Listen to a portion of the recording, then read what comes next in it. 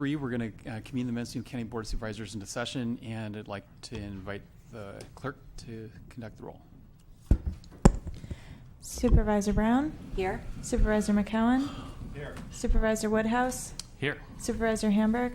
Here. Chair Jurdy? Here. And I'd like to invite David Jensen to lead us in the Pledge of Allegiance.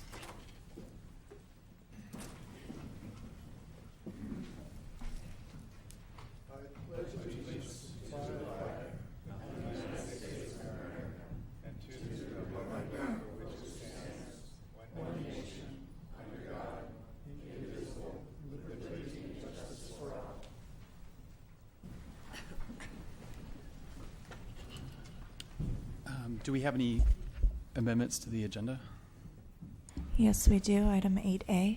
8A is being added or subtracted? It's been added to the agenda as an amended item. Okay. So 8A is consideration and possible adoption of a resolution to present to the voters of the County of Mendocino an urgency ordinance enacting language that allows the State Board of Equalization to administer the transactions and use tax that may be imposed by a voter-sponsored initiative on the November 8th, 2016 ballot. And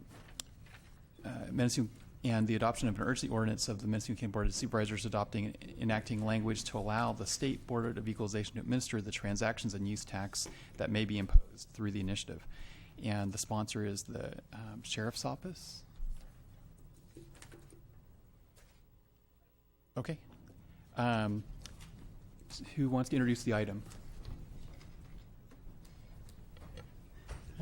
Chair Jurdy, I think we could start with Sheriff Allman, and then I know we have County Counsel Brina Latkin here to assist.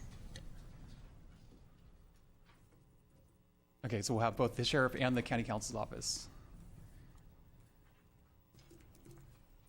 Morning, Chair. Apparently, when this was initially reviewed by the county counsel's office through the county recorder's office, there was a missection at some point. And so this is actually the language which would give the state the authority to collect the tax and reimburse it to the county. Is that fair to say, County Counsel? So when this came through, the thing that we reviewed for was only whether there was any particular illegalities about the item. This was coming from outside of our office, and so we didn't look in terms of implementation or anything along that line. It was brought to my attention that if this were to pass by the voters, this is unusual that it's a people's initiative voting in a sales tax.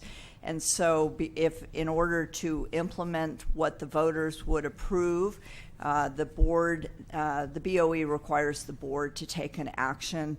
So we brought this forward. It would be a companion item to the initiative that's going on the ballot.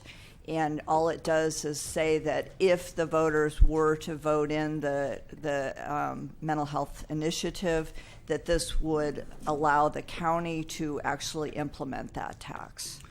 So we've certainly talked about the mental health initiative in front of this board before. I think that with 4,382 signatures, it shows the board and that coming from all the districts that the citizens are very interested in this. So I would certainly appreciate a unanimous vote on this to allow our citizens to make a decision on the prioritization of mental health treatment in Mendocino County. Thank you. Okay, thank you. Do we have any comments, supervisors?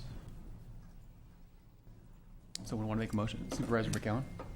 Thank you, Chair Jurdy. I'm happy to make the motion, and I think we should also credit County Counsel, who I believe discovered this glitch, and so this is simply correcting that so that the measure can go forward, and if it passes, the will of the voters will be fulfilled. So I move the recommended action. Second. Any public comments? Okay, not seeing any. We'll vote by the button. Motion carries unanimously. Thank you very much, with a special appreciation going to the maker of the motion in a second. Thank you both very much for this.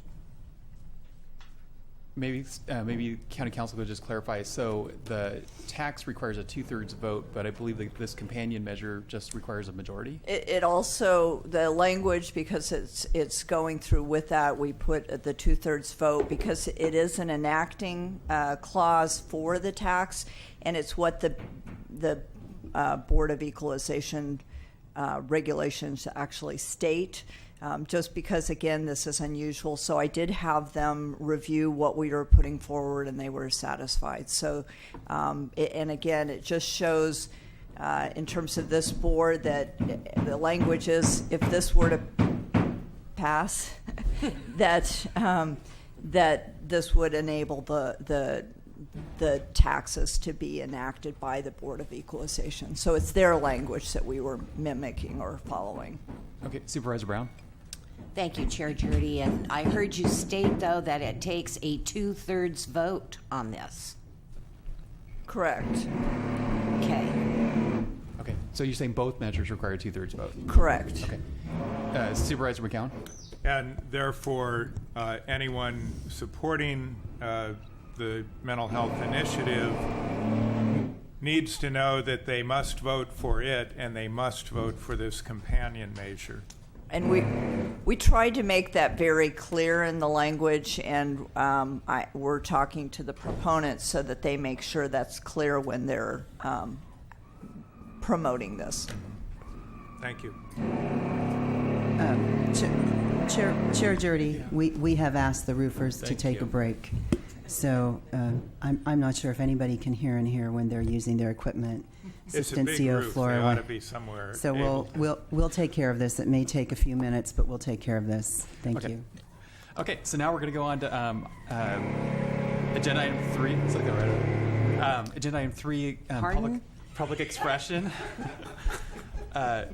So I've got a few comment cards here. So first one is Brent Huson.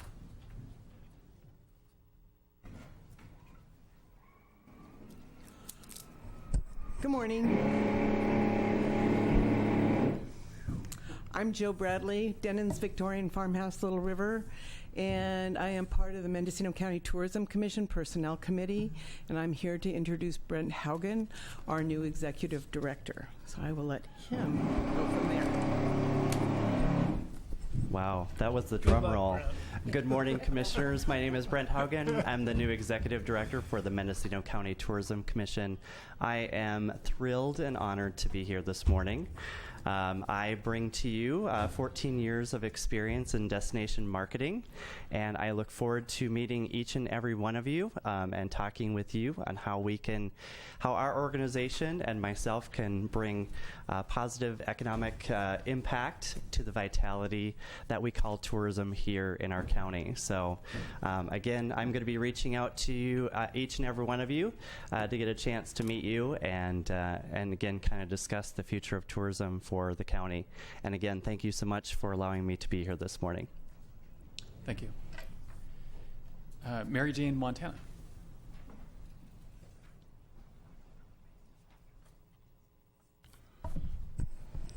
Good morning, Chair and Board. Mary Jane Montana, Interim Shelter Manager. I have this morning with me my volunteer and adoption coordinator, Amy Campbell, and a special guest, Mary Lou. Mary Lou is a long-term resident of the shelter. We wanted to get her out and get people to see her.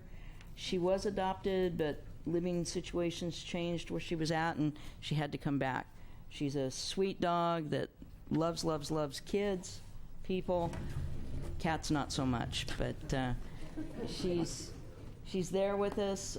We'd love to see her get in a home of her own. She's wearing flowers. And she's wearing flowers. Actually, the headdresses, we have several, and tutus and all sorts of things that were donated by a lady that makes these for, they help in the pictures and kind of soften the attitudes of some of the dogs when you're looking at them. So that's Mary and Mary Lou. Good name. And so please come down, whoever's watching this, and take her home with you, or anybody here. So thank you. I will have a formal update at the next board meeting regarding our goals matrix and where we are on that, along with a video showing the things that have been accomplished to this point. But I did want to bring you up to speed on an event that we just had, the Clear the Shelter event. We participated in a nationwide Clear the Shelter event where all fees except license fees for dogs were waived, and that day we adopted 45 animals. Pretty amazing day. Not something that we can do, obviously, every Saturday, but it was a great day. And so this month our adoption numbers are the highest that I've been able to find for a while, at 116 animals that were adopted out for the month of July. So pretty good month. Everybody's working double time to do things, get animals in front of the people. We have folks on the radio. We're running ads wherever possible. The local media is really stepping up, helping us with both print and on-the-air ads, that sort of thing. So I'd like to thank them and our volunteers and our staff. Our shelter, we're still close to maximum capacity. We still have quite a few cats left and no shortage of dogs, but we're trying to keep those numbers down, and you'll get the full update in 2 weeks. And I thank you for your support. Thank you. Cambria Milani? Actually, I'm going to have... Alicia Marin? There you go.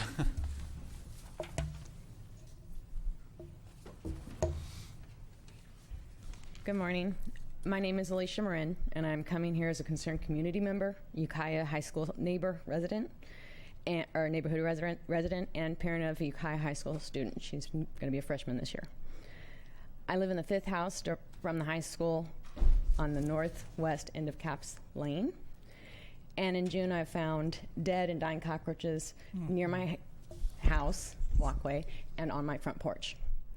Having heard of the Ukiah High School problems last year, and seeing one dead only the previous year in the summer, I decided this year I was going to start taking precautions and hired a local pest, or I already had one. I've upped it now to cover cockroaches with a local pest company to spray my yard for them.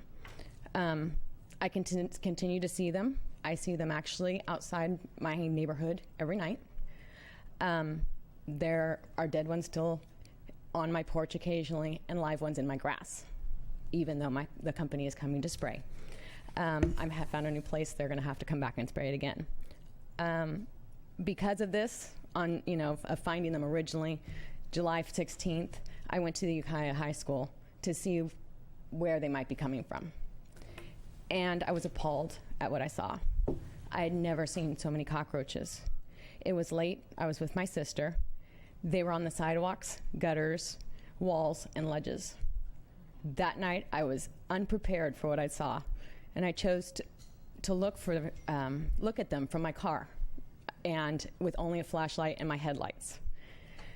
I was amazed and confused to see tents on the Ukiah High field track that night. The next day, I approached 2 campers who were out there in the afternoon, and they said they'd been there for a dolphin swim meet. I asked them if they were aware of the infestation. They said no. I had seen bags of food in front of their tents. I encouraged the campers to look through their stuff when they went home to make sure that they didn't take any home with them. I have since been back to the school on several occasions. I've taken my other sister, my mom, and other people and ventured further into the school. I'm amazed at the amount of cockroaches I've seen. I've taken photos and video of the grounds. It wasn't until my sister Cameron Ford posted the pictures and videos on Facebook that I was truly started to hear the stories about the cockroaches. The Ukiah High School has known about the cockroach infestation for years now. We have been told in the past they are doing everything they can to control the situation. I feel differently after seeing the same trash on the ground for 3 days in a row and a half-full garbage can just last night. My daughter, upon her assisting, she attended the Freshman Academy yesterday morning from 8 to 12. I gave her the rules, no bags, and told her to be aware of her surroundings. I asked her if she was given any instruction regarding the cockroaches or any preventative measures. She said that the cockroaches, all that was said was a teacher would walk through and said, don't mind the cockroaches. She'd walk through the classroom. There was one in one classroom dead on the floor and another in a different classroom dead on the floor. And that was all she saw during the day. The high school continues to spray inside the buildings, and they've posted signs, but the infestation's outside, and it needs to be taken care of. If they continue to breed outside, they're just going to continue to come inside.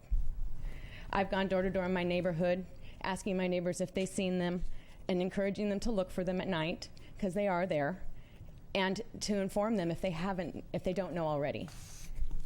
I'm making a community outcry. The high school infestation needs to be taken care of.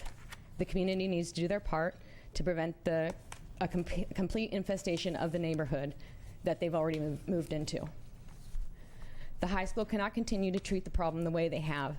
There needs to be some accountability, someone to oversee the situation, and not just the Ukiah Unified School District coming back and saying that it's being taken care of. I'm going to finish now. Thank you. Thank you.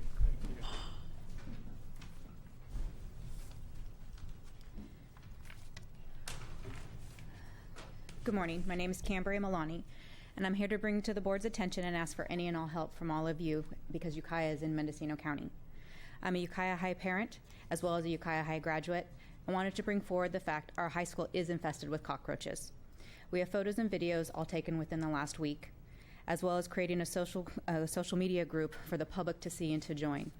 The media group was created last Thursday night by myself, and within 12 hours, it was over 1,000 members. I was absolutely shocked.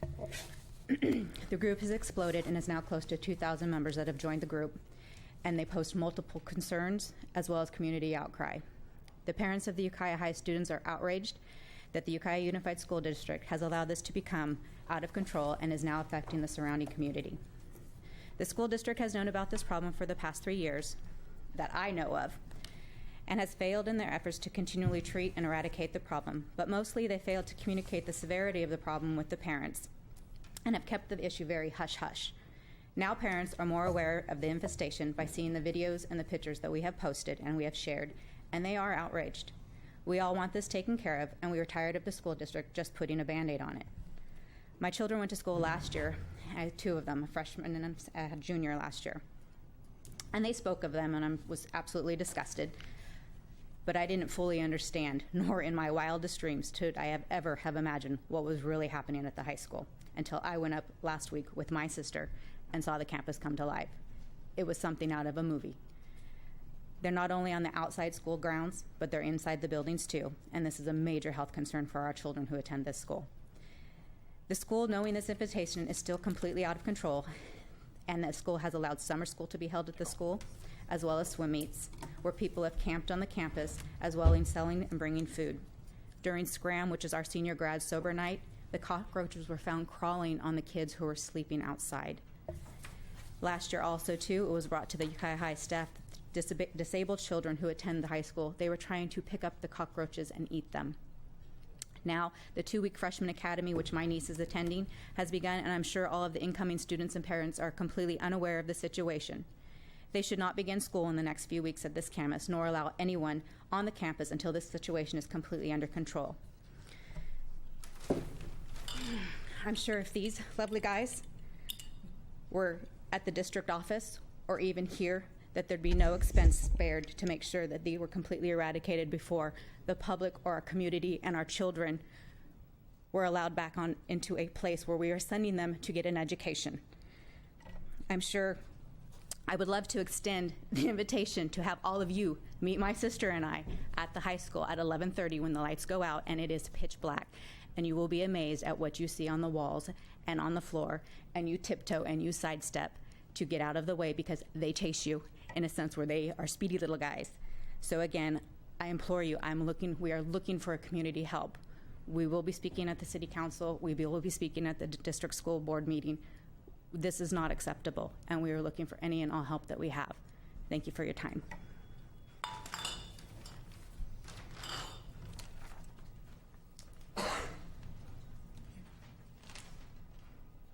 Chair Jurdy, we do have our environmental health director here, Dave Jensen. I'm not certain if Dave would like to make any comments.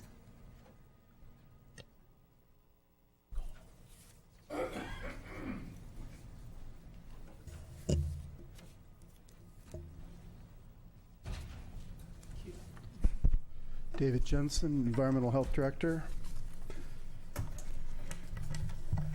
My staff are at the school this morning meeting with the school district staff, trying to get their arms around this problem. We've been working with them for the last year at least, dealing with the issue of the roaches inside the building.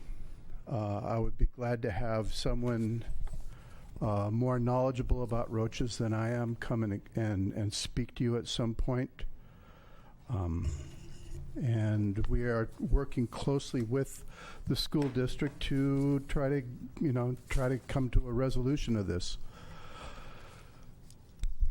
We require the cooperation of the school district insofar as our authority extends to the food facility portion of the school building, and it's my understanding that in the past year we achieved a high level of success with eradication of the roaches within the food facility. As a typical matter, my people don't have the authority outside of the permitted area of the building.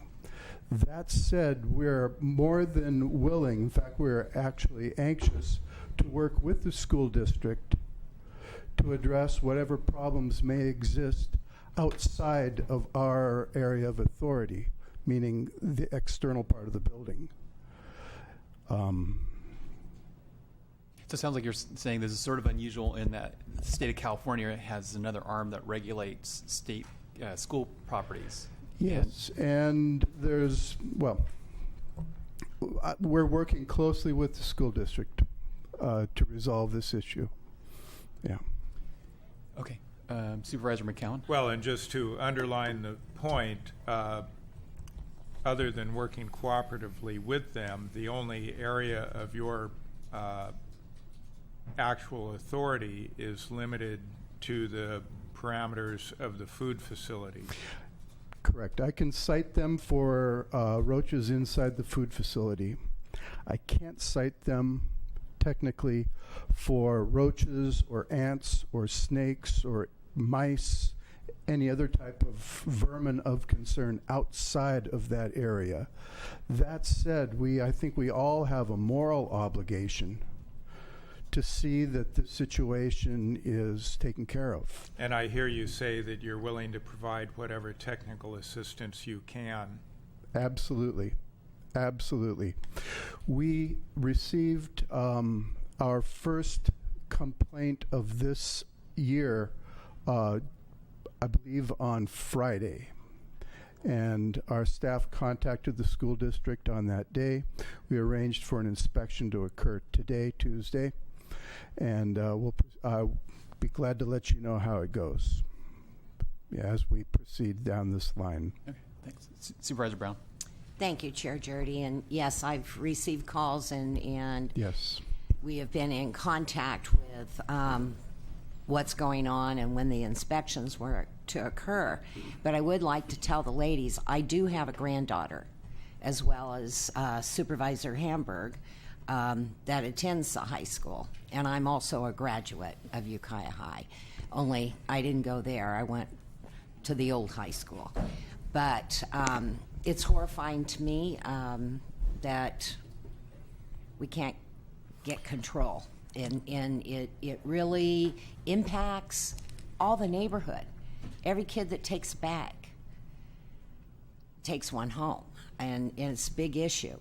The issue I've seen before that occurred had to do with when we had a landfill up Low Gap Road.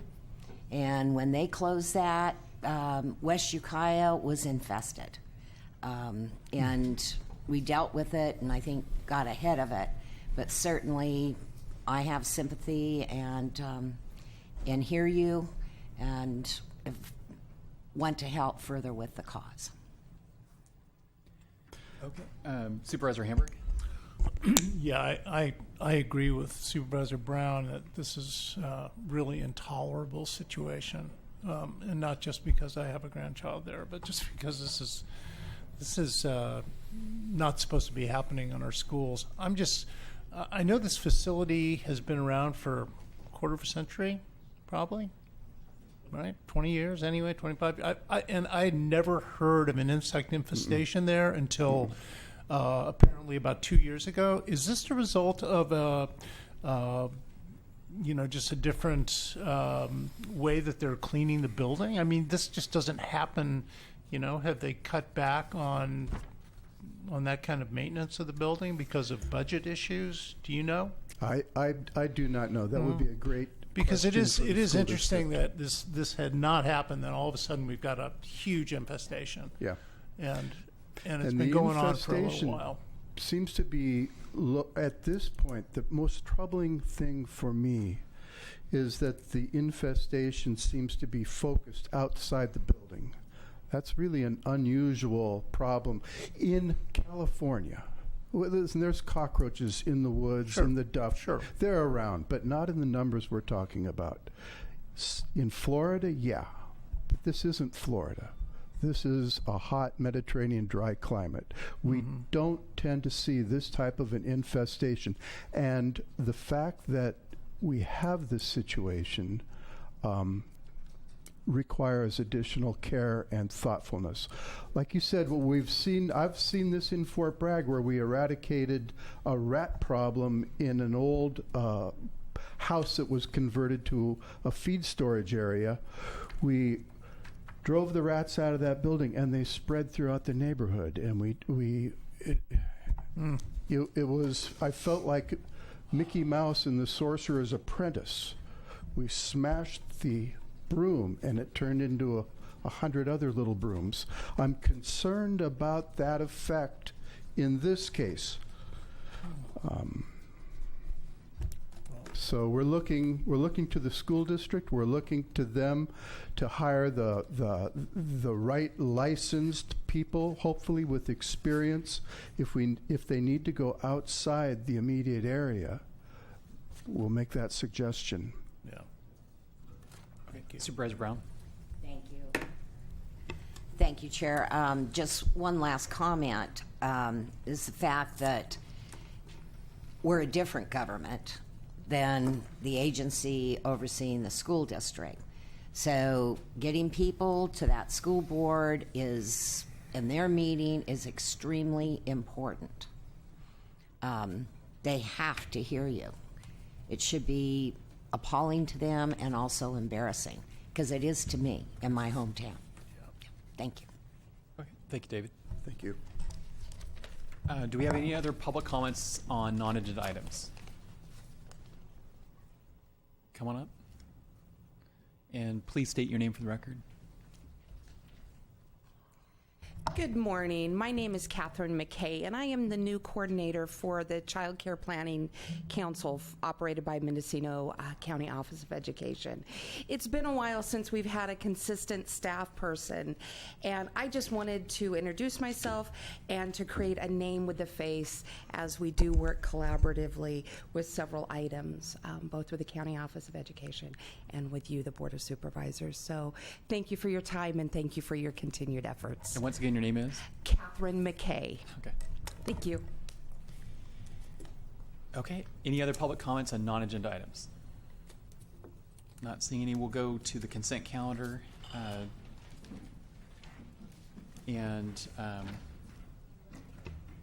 We do have, we're going to pull item 4H at least for discussion. No, I had item 4L. I submitted a memo 4L. Okay. to amend the recommended action, but I think we could do that as part of the approval. Okay. I think we need a separate vote on 4L. So it will be pulled. Okay. All right. We'll pull 4L. And Supervisor Brown?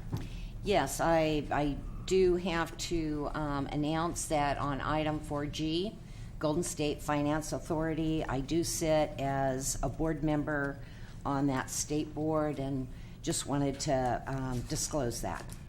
I did go to county council, and I can vote on it because of the type of item that it is, but I did feel it was important to disclose that.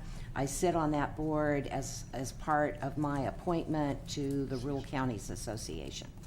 Okay. Supervisor McKay. What else? One other one, Mr. Chair, would be 4S that I'd like to pull for discussion. 4S? Yes. Okay. And that item is, let's see.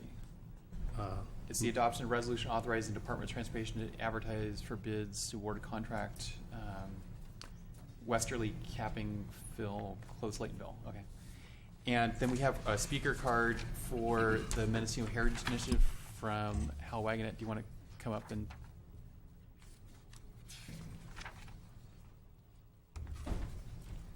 Good morning, Supervisors. Is this on? On your consent calendar is a proposed action to submit the Heritage Ordinance to the voters at the November election. The major problem with this ordinance is that it substantially amends the zoning code to permit marijuana cultivation in every single zoning classification inconsistently with the general plan. We believe that even you, the board, could not amend the zoning code inconsistently with our general plan, and certainly not without environmental review. You have three choices before you. You can adopt the Heritage Ordinance, you can refer the ordinance to the voters at a specific election, or, and this is what we urge you to do today, we urge you to implement Elections Code 9111 to refer the measure to the appropriate county agencies to evaluate the effect of the ordinance in 8 different categories, including the effect of the internal consistencies of the county's general plan and specific plans. If the Tuolumne Jobs case, which talks about CEQA and voters' initiatives, exempts this ordinance from CEQA, you still have the right and the obligation to review this ordinance before leaping to place it on the ballot. This may push the measure off to an election after November, but that's a small price to pay for the legitimization of cultivation and commercial activities where it is not currently allowed. However, you're operating at the assumption that this ordinance is exempt from CEQA. We disagree with that. But even if it is exempt, that's even more reason to prepare a 9111 report to review the environmental effects of this ordinance. Your failure to do so would probably be viewed as being reckless. Now, in case you folks have not actually read it and contemplated, I would just highlight a couple of small features. Every zoning ordinance, every zone that you have in the county would be allowed to grow marijuana in it. That includes public facilities such as the jail yard. This would throw all your setbacks that you so carefully put in place right out the window. You could grow right next to a school. You just really need to take a look at this. And so I do represent myself. I represent the Mendocino County Blacktail Deer Association and a number of other interested parties who mainly are in favor of legalization of marijuana, but not in sacrificing our entire general plan to this sort of casual. It looks detailed, but it is rather casual when you look at the impacts to the general plan. That's all I have to offer today, but we highly urge you to visit with County Council about 9111 and take a good look at this before placing it on the ballot. Thank you. Do we have any other public comments on the consent calendar? Come up and state your name.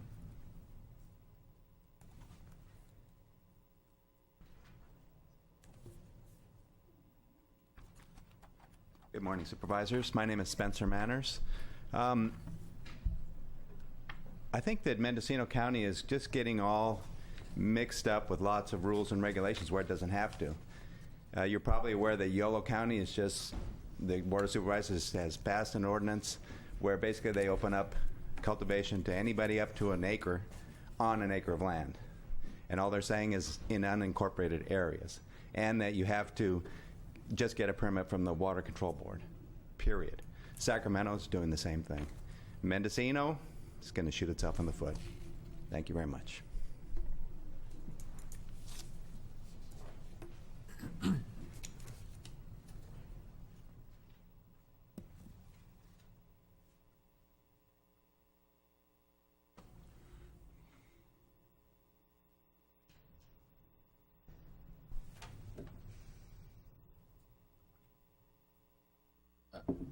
So this is a different item?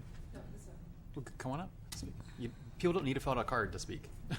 Good to know. Thanks. Good morning. My name is Sarah Bodner. I live in Mendocino, and I'm representing the Mendocino Heritage Initiative, which has now been endorsed by the Mendocino Cannabis Policy Council, the Small Farmers Association, and the California Growers Association as the most effective and comprehensive regulatory package to move the cannabis industry forward.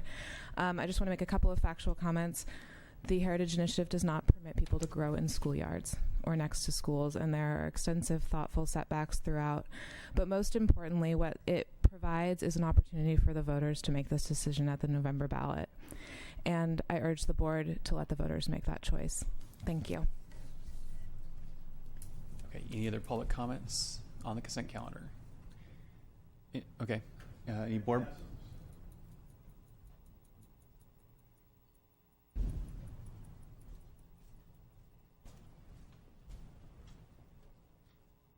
My name is Richard Mack. I live in Fort Bragg. First of all, I could say something about all these things on the agenda, but what I want to talk about is the mental health system and the fact that I'm locked out of services basically because I will not lie about my cannabis use. As I look around, I'm seeing all kinds of people making money off of cannabis. I'm trying to do things. I'm locked on Social Security trying to get off it. Started Green and Sober Incorporated because I can't get services through the mental health system. So I have to start my own program, which kind of bothers me to no extent. Now, here's a few things that I have a problem with. I have a problem with the fact that the Department of Health and Human Services holds the patent on cannabinoids, patent number 6630507.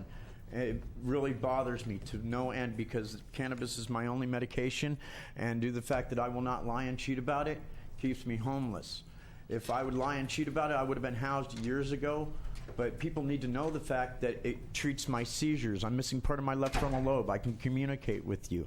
The reason the Department of Health and Human Services holds a patent is because they say it's good for antioxidants and neuroprotectants. Missing part of my left frontal lobe. I can communicate with you. That should say something. I think we need to look into cannabis and not poo-poo it, shoot ourselves in the foot like was said.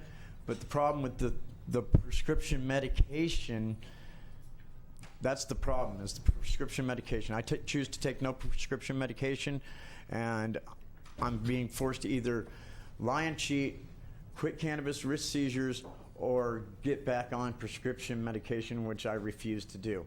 So I went to their board meeting at the Hospitality Center, and I told them I needed to take it to the county. And on my way out, Anna Shaw said, "Good luck." So my response was, she thinks she's impervious. The whole thing has been a pure money-making venture, and it's pretty bad when a client has to get up and start their own program to get services that they require because the services that are supposed to be being provided by the mental health system aren't. And I have been sending emails all the way around and not getting responses, and so I had to come and say something so people would possibly listen, because this is just atrocious to me, and I don't see how people can morally let this happen. That's about all I have to say. Thank you.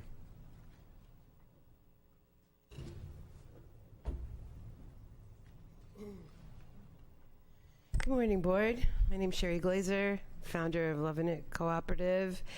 And as far as the Heritage Initiative goes, it seems to me there are many provisions in there that refer to the third-party inspectors, which is a really important industry and will provide jobs, employment for lots of people because we're going to have lots of inspections going on.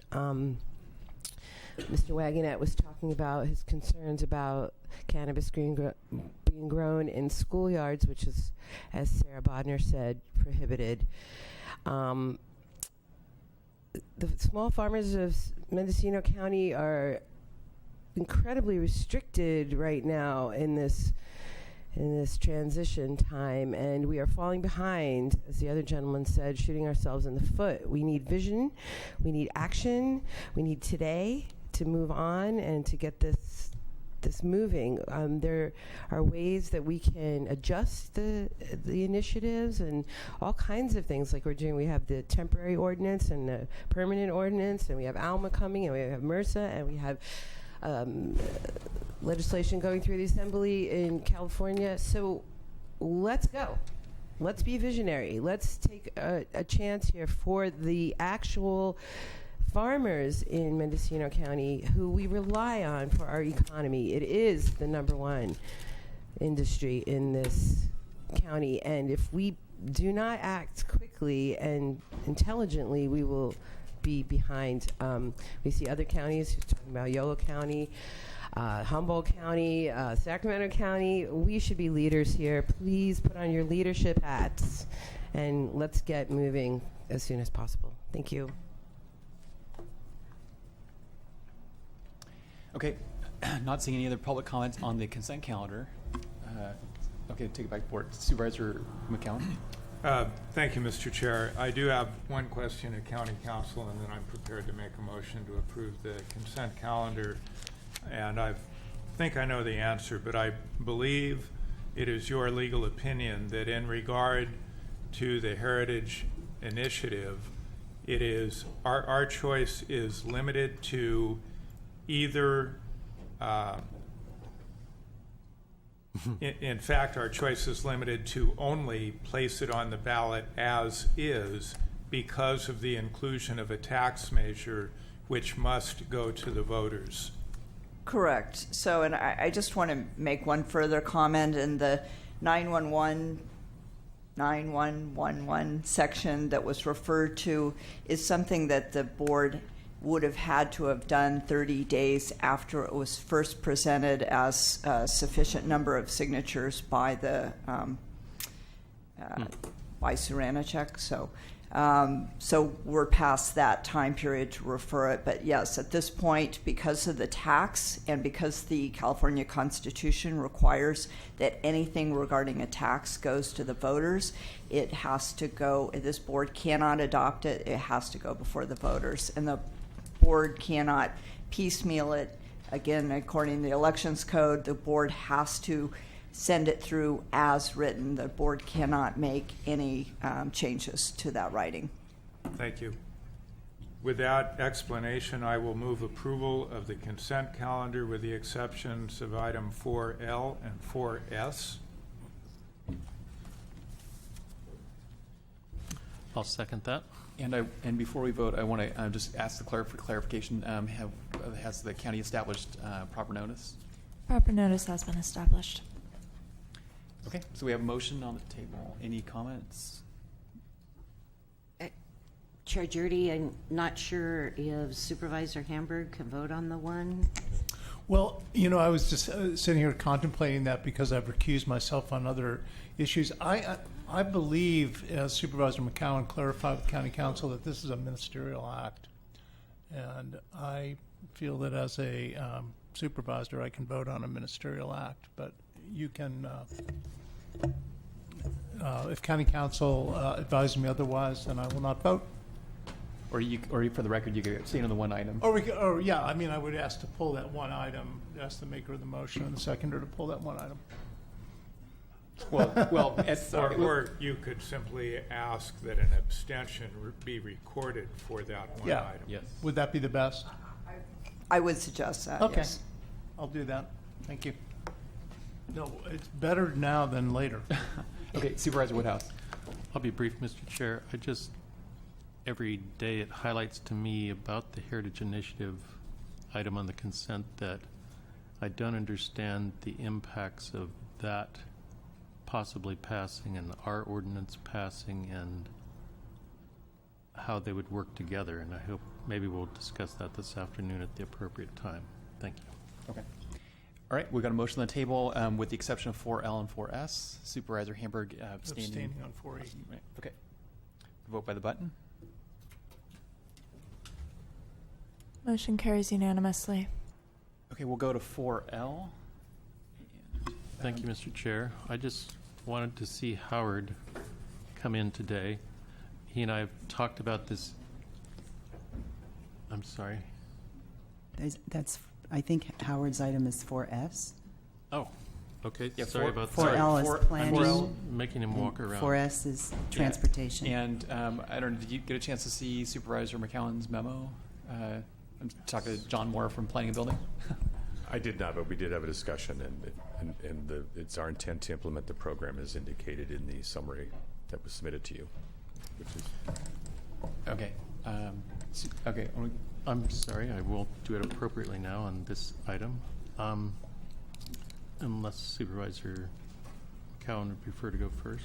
Well, just briefly, my item, and I believe Mr. Moore has just confirmed that my suggested language is in line with the intent of the department. It just provides maybe a slight bit of additional clarification. So I'm suggesting that to the recommended action, we add the phrase, as stated in the summary of request. And I believe the summary of request includes the essential elements of the amnesty program and is consistent with the intent of the department. That's correct.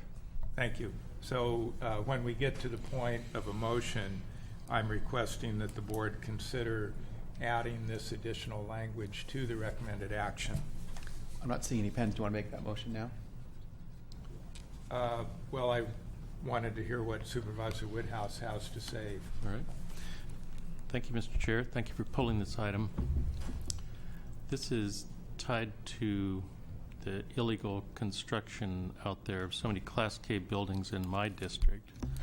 And I want to be clear that I've spoken, made my thoughts clear, I think, to the board and our CEO that I'm not happy with the performance of planning and building, but I want to be very clear. I go in there, I went in yesterday to get a building permit for a roofing thing, and they're so nice to me. I need to be clear, I'm criticizing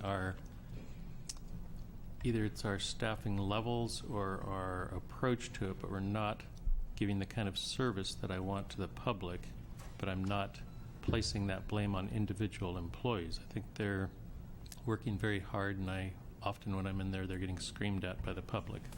So I'm very supportive of the hard work they do.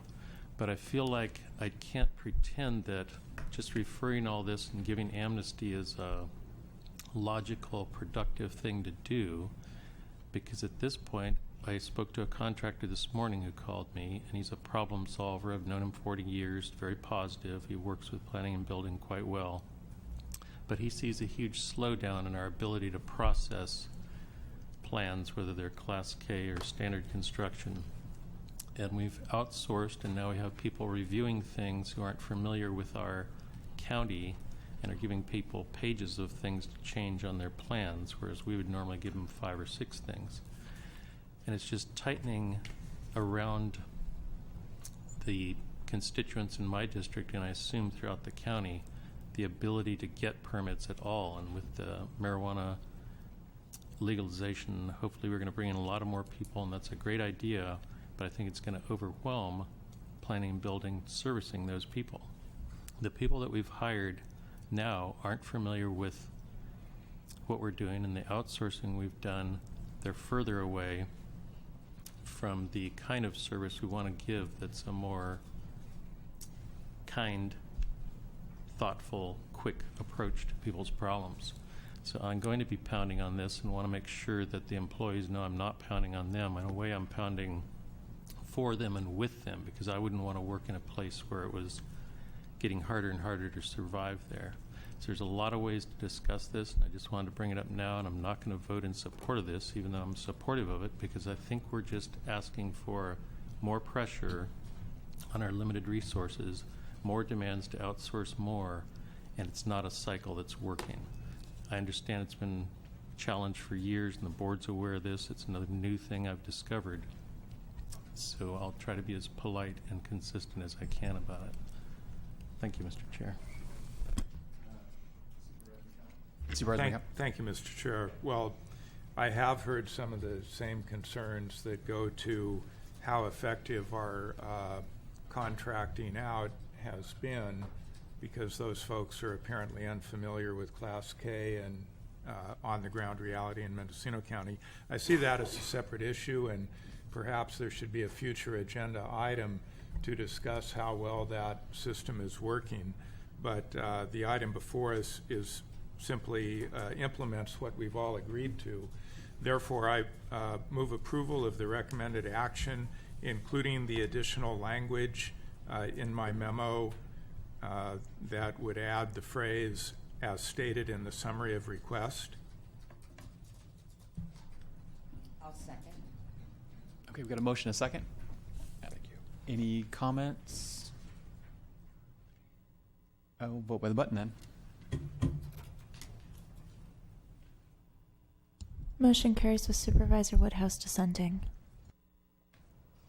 Okay, now we're going to move on to item 4S, which is the Laytonville project. Supervisor Woodhouse. Thank you, Mr. Chair.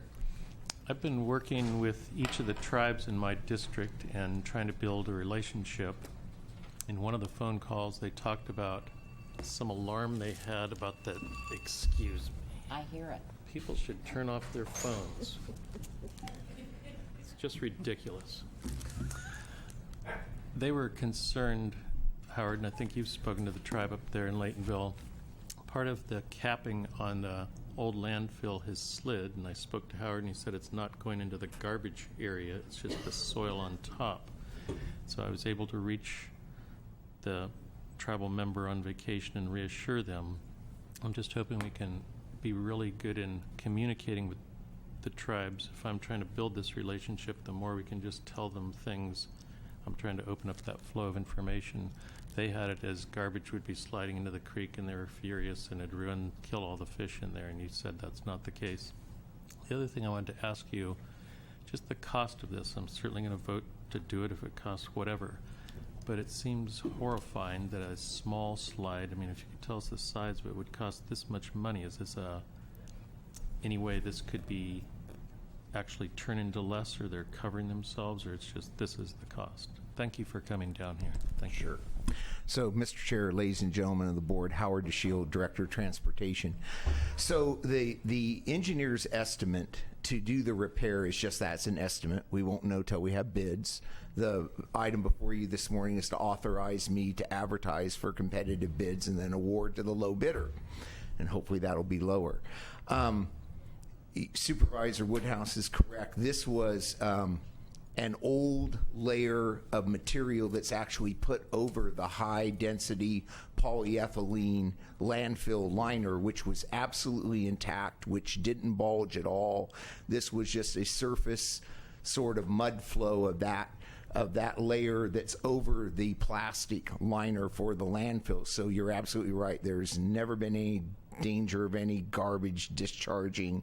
It's very similar to what happened in 2006. We had a similar sloughing and we repaired that with a rock facing. We're going to do the same thing. You know, it's my design. I basically fix the landfills the same way I fix the road system. You probably noticed that. We get a slide on the bank and I put rock in it. It works. I can't tell you why something that's there 20 years decides last winter to slip. It just happens. As you know, we have 1,000 miles of road. We have banks that sit there for years and then slip in a given winter. So we just see it as sort of a normal maintenance thing.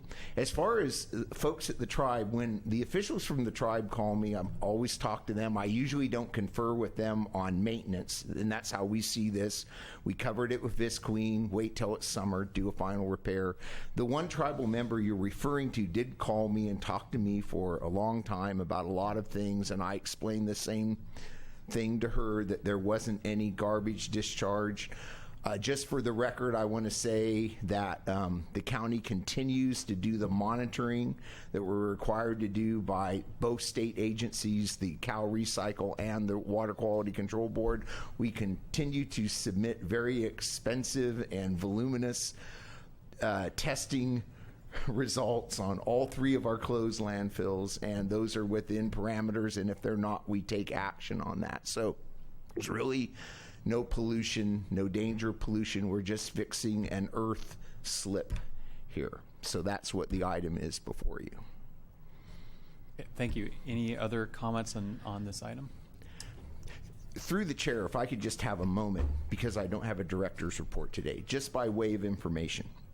When we did the pavement maintenance project this year, I thought wisely I put in the contract requirements that they do North State Street on Sunday mornings early before 10 o'clock.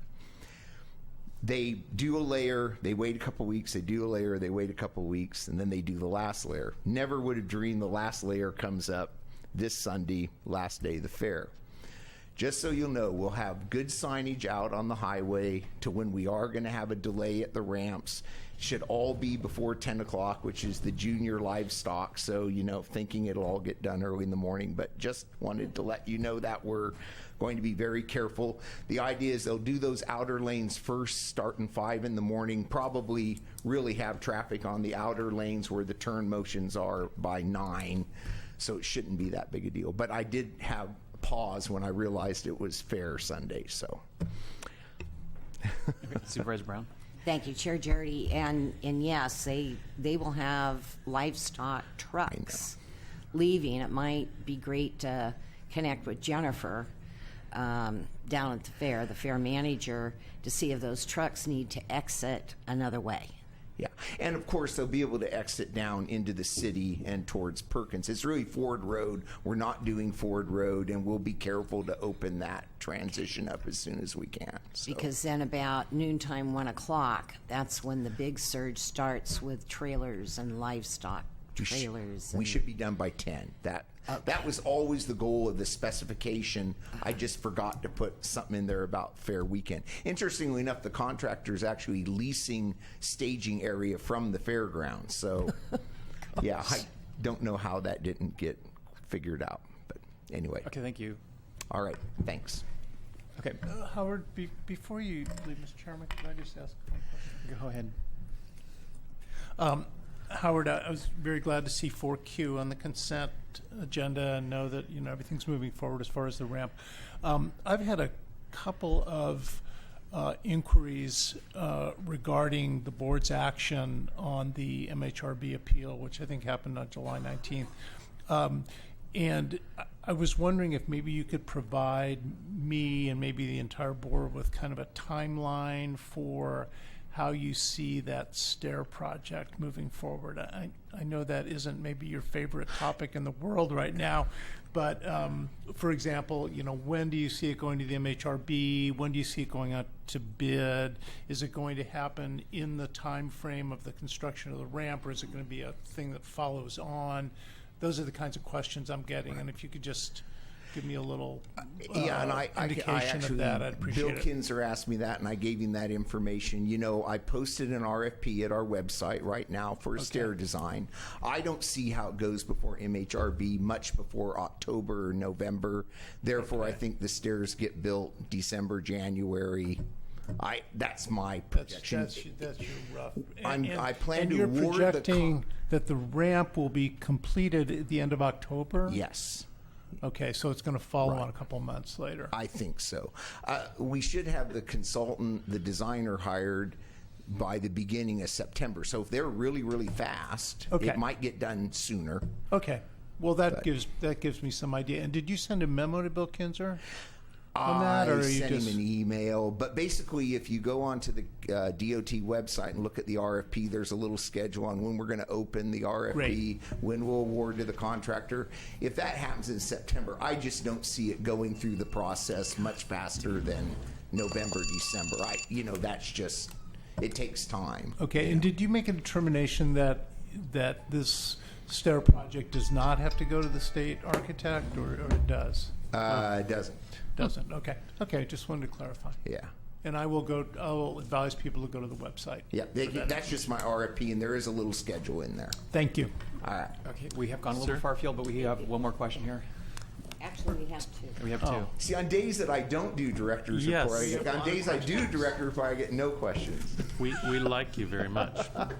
I just wanted to make a comment that after the last meeting, I thought about you and this project working around my house, and wasn't sure if I was clear enough, but the reason this is being resolved is because of your courage and your initiative to make things happen, and then you go through the firestorm of whatever happens. I just wanted to tell you how much I admire that and appreciate your work, and if I haven't been clear enough, I respect you quite a bit. Thank you. I'm good at firestorms. Okay, Supervisor Brown. Thank you, Chair Jardy. Mr. DeShiel, since you're here, it does have to do with the turn off Hahn Creek up to the transfer station, But right on the road, it's a blind because the brush is out. So instead of emailing you, could you have the Ukiah Yard, Sterling, check on that? It's a blind turn, and you have traffic coming out of the dump that people don't see on that turn because of the brush being overgrown. So I'll have him look at it. it's just something I received the other day. Great. Thank you. Okay. Okay, thank you very much. Thank you, Mr. Chair. Okay, do we have a motion for item 4S? I move that it be approved. I'll second. Supervisor Brown. Okay, Supervisor Brown seconds the motion. Okay, so we'll vote by the button.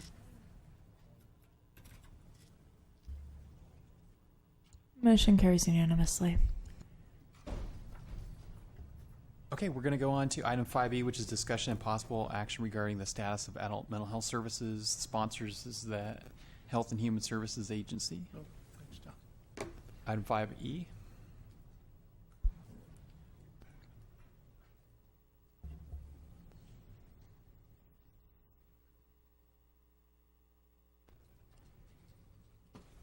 It is.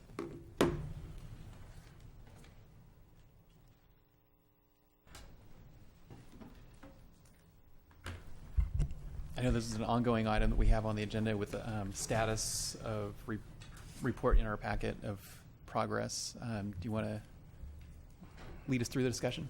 Sure. Good morning, Chair Jardy, members of the board. Tammy Moss-Chandler, your Health and Human Services Agency Director.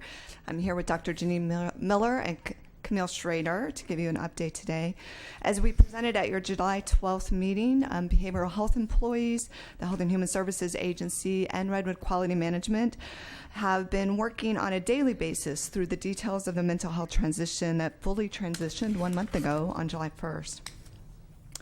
You'll find in your package today that we've consolidated the matrix of the transition activities regarding the tasks and the activities that you've been updated on regularly throughout the last several months.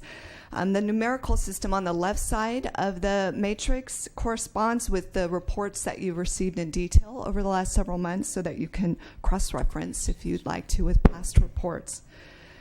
At the top, you'll see that the matrix was updated a week ago on July 26th, so it reflects activities through that day. As I mentioned, activities are occurring daily through Camille's leadership and Janine's leadership with their respective employees. So they'll provide you an update and can answer any questions if you have questions about the activity that's occurring and continuing to be updated.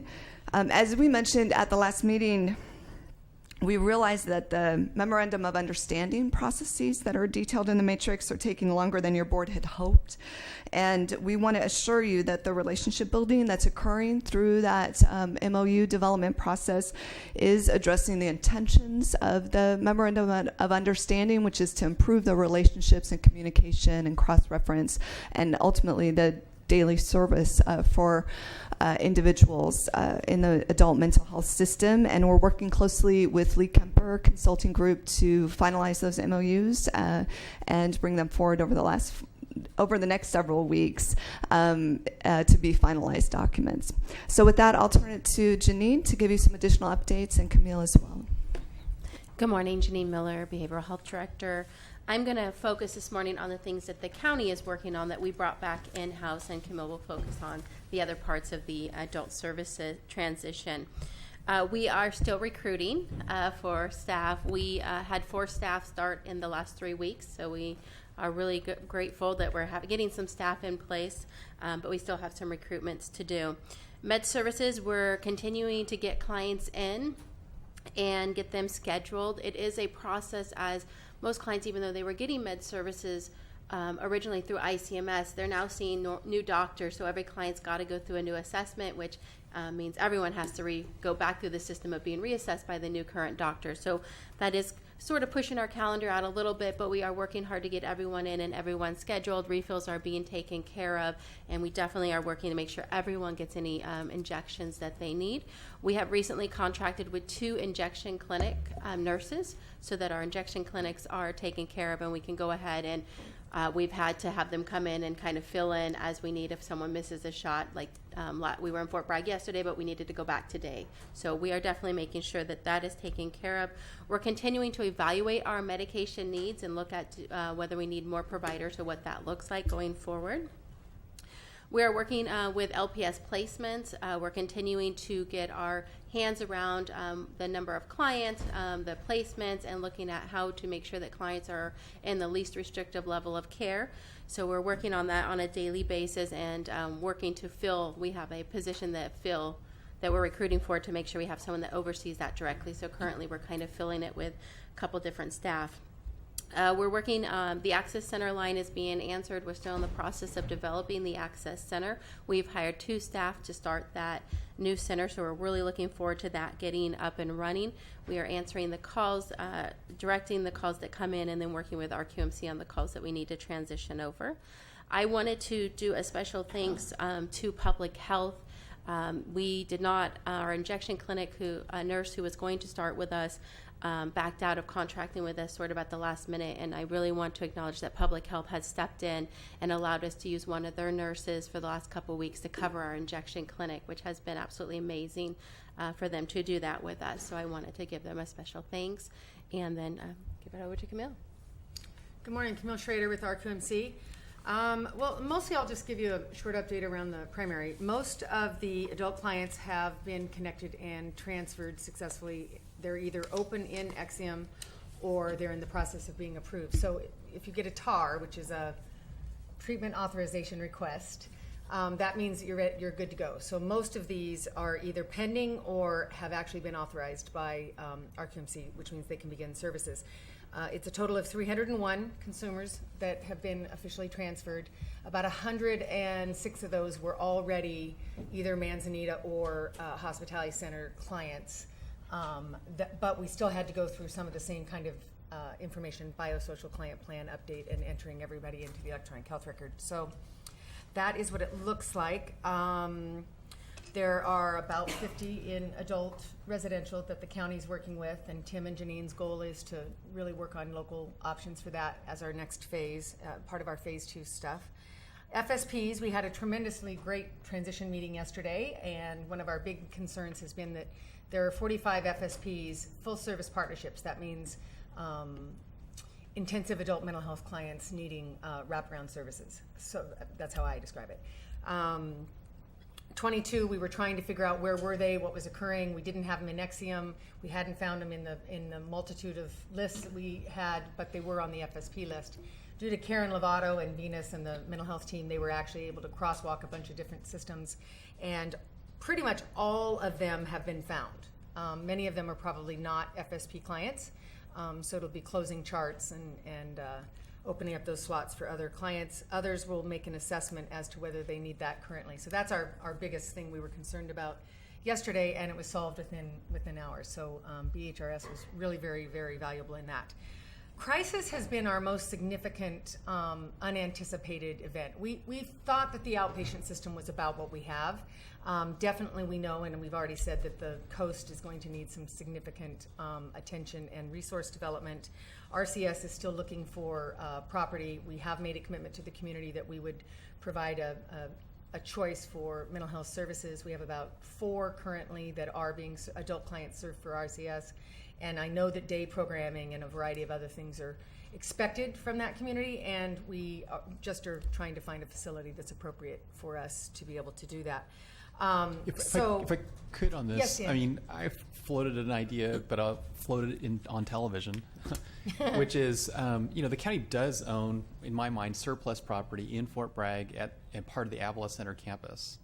And there's land there that the county is never going to use in the foreseeable future between the sheriff's substation and the existing buildings. And what I wonder is, could there be some sort of partnership where, maybe RQMC builds on the county property, has some 99-year lease. I don't know how that would be arranged, but basically it would, the land's already zoned public facility.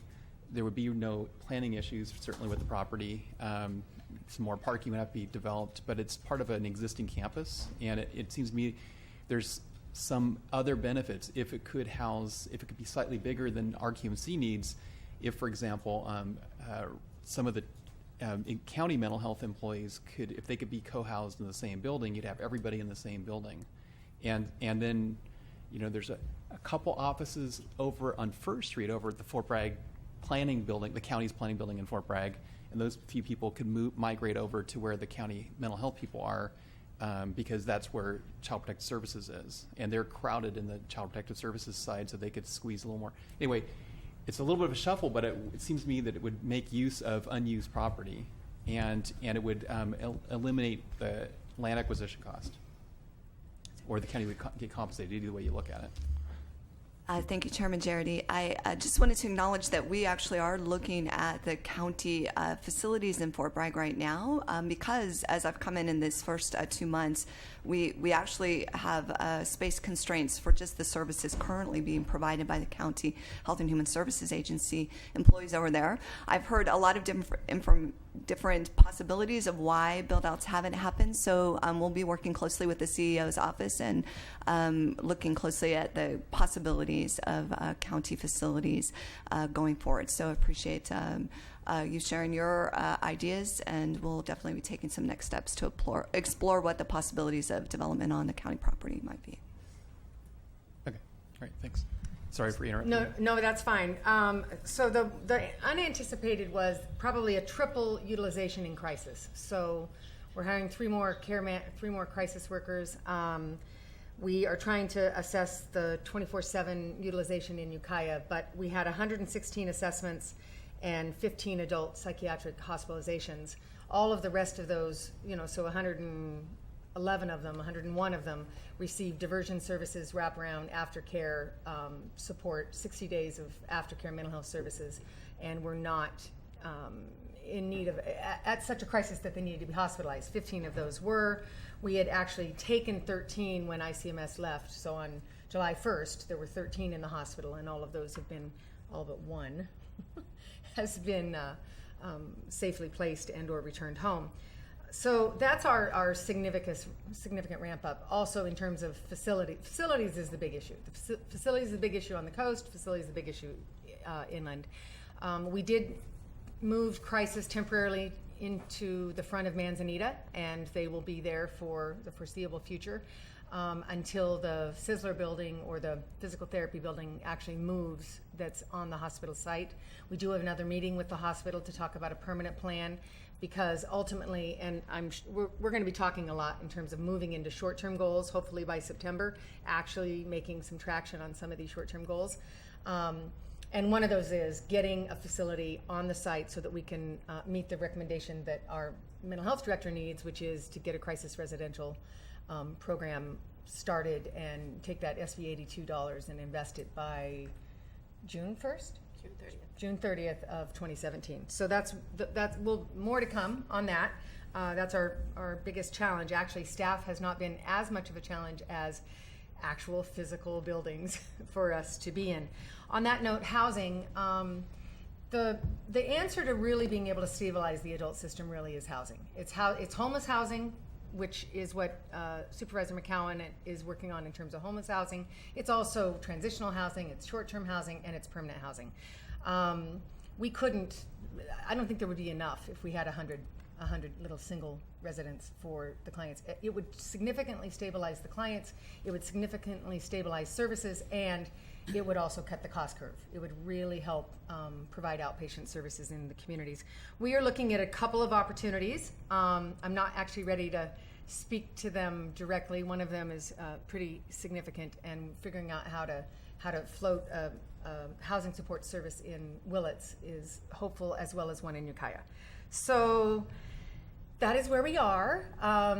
Exium has been, our electronic health record has, all of the billing goes up weekly for the children use system. It does not go up weekly for the adult system. This matters to you because of cash flow and also maximizing the leverage of federal financial participation, which has been one of the hiccups previously.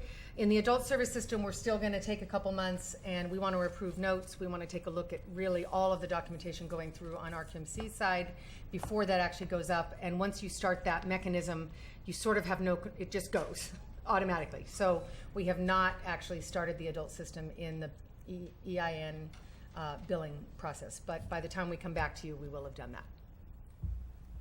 Okay. Any questions?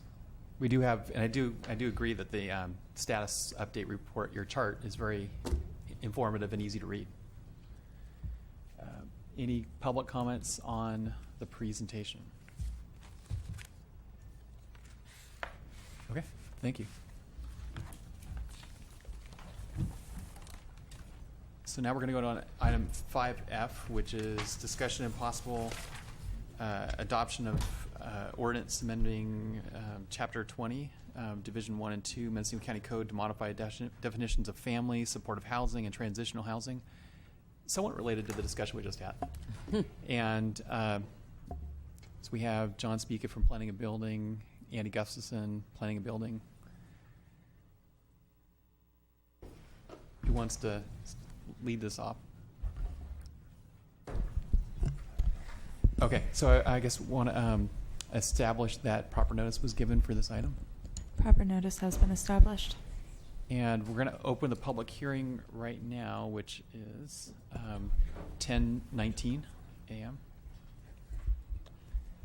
And then now that we've opened the public hearing, do we have any additional correspondence on this item? None. Okay, so now we'll go into Planning and Building for presentation. Thank you, Chairman Jordi. John Spica, planning staff.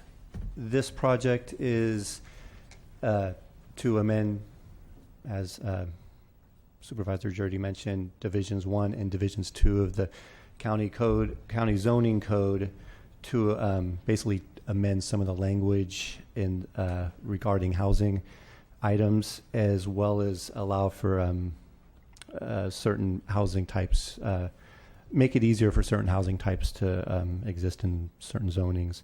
This was driven by the 2014 housing element, which there were certain action items in there that did direct the county to implement such changes to conform to state law, and specifically SB 2 that was passed back in 2007. So we're trying to match everything up and conform with the state language.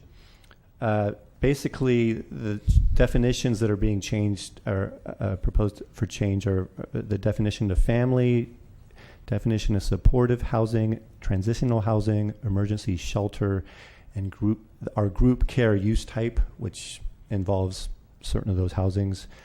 Our housing element has an action item 4.1D that directs the county to change the definition of family to, again, mirrors the state language. It's slightly different in both our coastal Division 2 zoning code and our inland Division 1 zoning code. So this will put those, make those consistent as well to read what the state law requires. Supportive and transitional housing will also be changed as directed by action item 4.3H of our housing element. And in that process as well, we'll be making allowances for those types of housing to be consistent with certain allowances for residential uses in the same districts.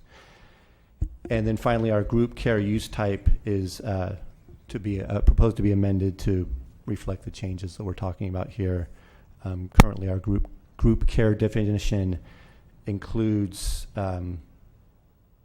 it includes more than it includes some of these transitional housings or supportive housings that we're separating out to make them more consistent with what we're proposing to be changed. And then finally, emergency shelter is also to be amended to match the state. Actually, that's not required by state law, but we're proposing to change emergency shelter to mirror their language in case any future issues pop up where we would have to make a change in the future. The second component then of the amendment refers to allowing for transitional and supportive housing to be held to the same standards as other residential uses in the same districts. Again, action item 4.3H of the housing element directs the county to implement this. We are proposing for our inland zoning code that those that are Chapter 20.152, which is general provisions and exceptions, allow for supportive and or transitional housing subject to administrative permits.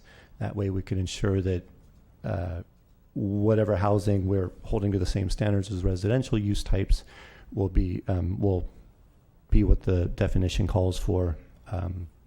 Otherwise, nothing will really change. That's just kind of a safety check on planning's part. And then similar in the coastal code, we're going to require a coastal development use permit to, again, ensure that those definitions are being met for those types of housing. And on that line, since we are proposing a change to the coastal zoning code, the Coastal Commission does require for a resolution to be passed or demonstrating that the board authorizes such changes. That's why you see a resolution in the board packet as well that just addresses the coastal element portion of this request. And the final component of the proposed amendment is to it's 4.3J of our housing action item of our housing element, directs the county to allow emergency shelters by right in C1 and C2 zoning districts. State law requires that at least one district in the county allow for emergency shelters by right.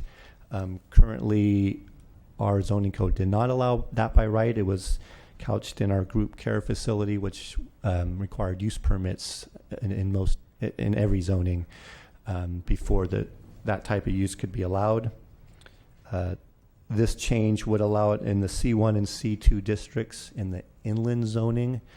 We're not proposing to change the coastal zoning code because this would satisfy the state law by allowing it by right in an inland zoning code, which is also right up against the coastal zoning line near Fort Bragg, so it can accommodate some of the populations on the coast as well. And we just determined that this would be an easier avenue to appease the housing and community development in this area. And currently, and again, our group care definition would be changed to our group care definition, which includes emergency shelters, would be allowed in those two districts. That was sort of the short and sweet version of what you've probably already read in your packet. If you have any specific questions, I'd be happy to help. Supervisor McCown. Thank you. I guess I'm missing the part about our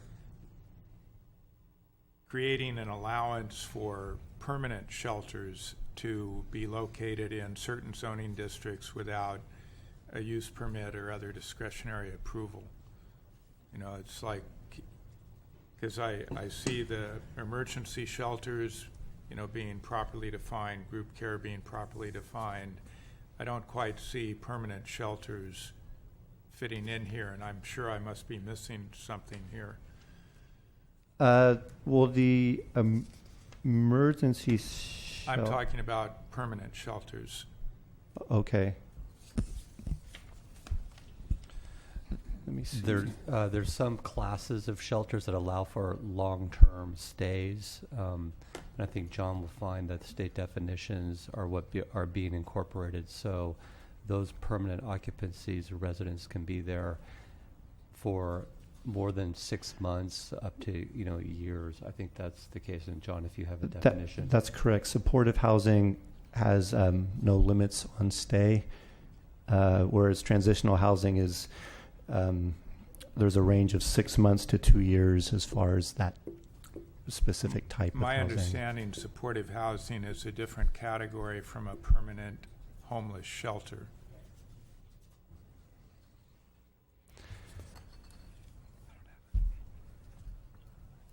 And then we would have to look into that if that category was a type use that we need to include. We were directed by our policies and HCD to bring these amendments forward.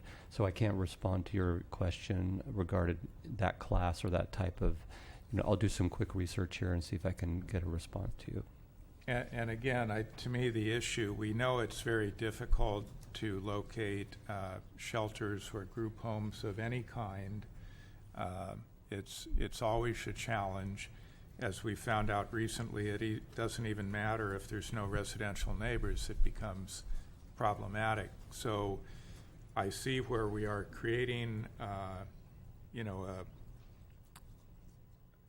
more straightforward pathway, I think, for, some of these types of facilities, but I don't see that we're creating it for permanent shelters.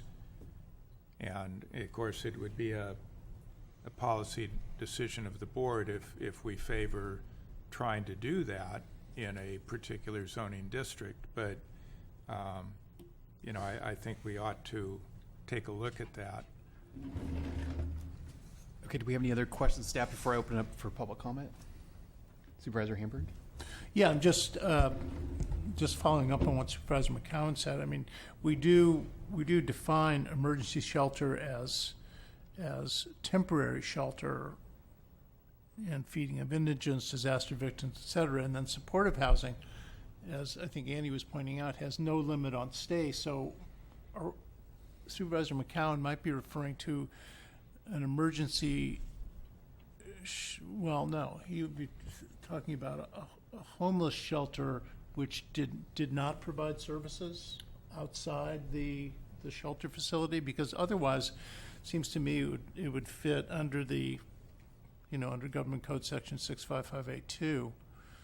And it seems to me that most of those kind of facilities I know of do provide some kind of services along with the facility to house homeless folks. So I guess I'm a little confused. Maybe we're all a little confused. Okay, I do want to open for public comments, but go ahead, Supervisor Well, McCowan. to follow on that, I think that's obviously desirable if you are providing services, but if you aren't. But I'm just, we've had the model previously where we weren't necessarily providing services. Services were available, for instance, at the previous Buddy Eller shelter.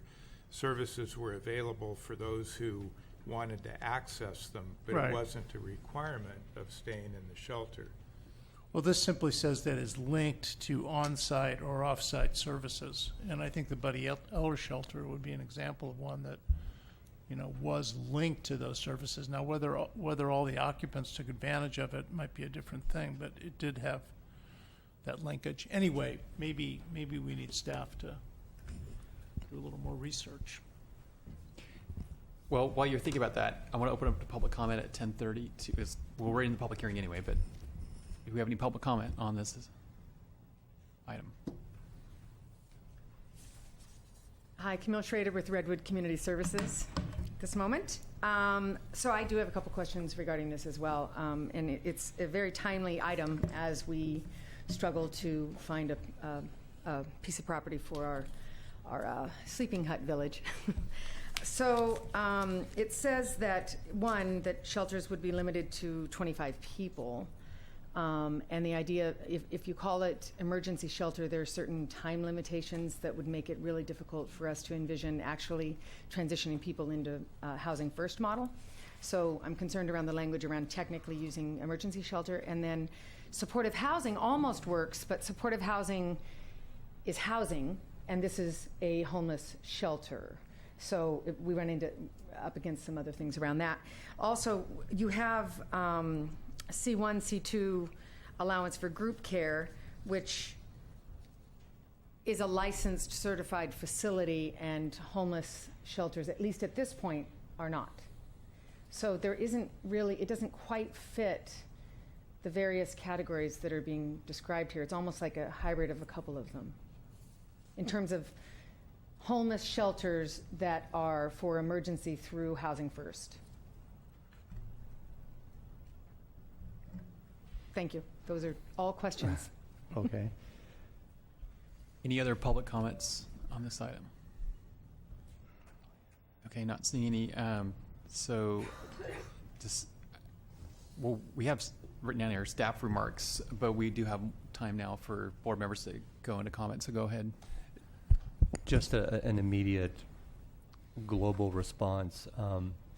We're bringing forward changes that are a part of SB2 state law that have defined sort of the scope of the amendments we needed to bring forward today. There may be suggestions that are being discussed that go beyond that scope.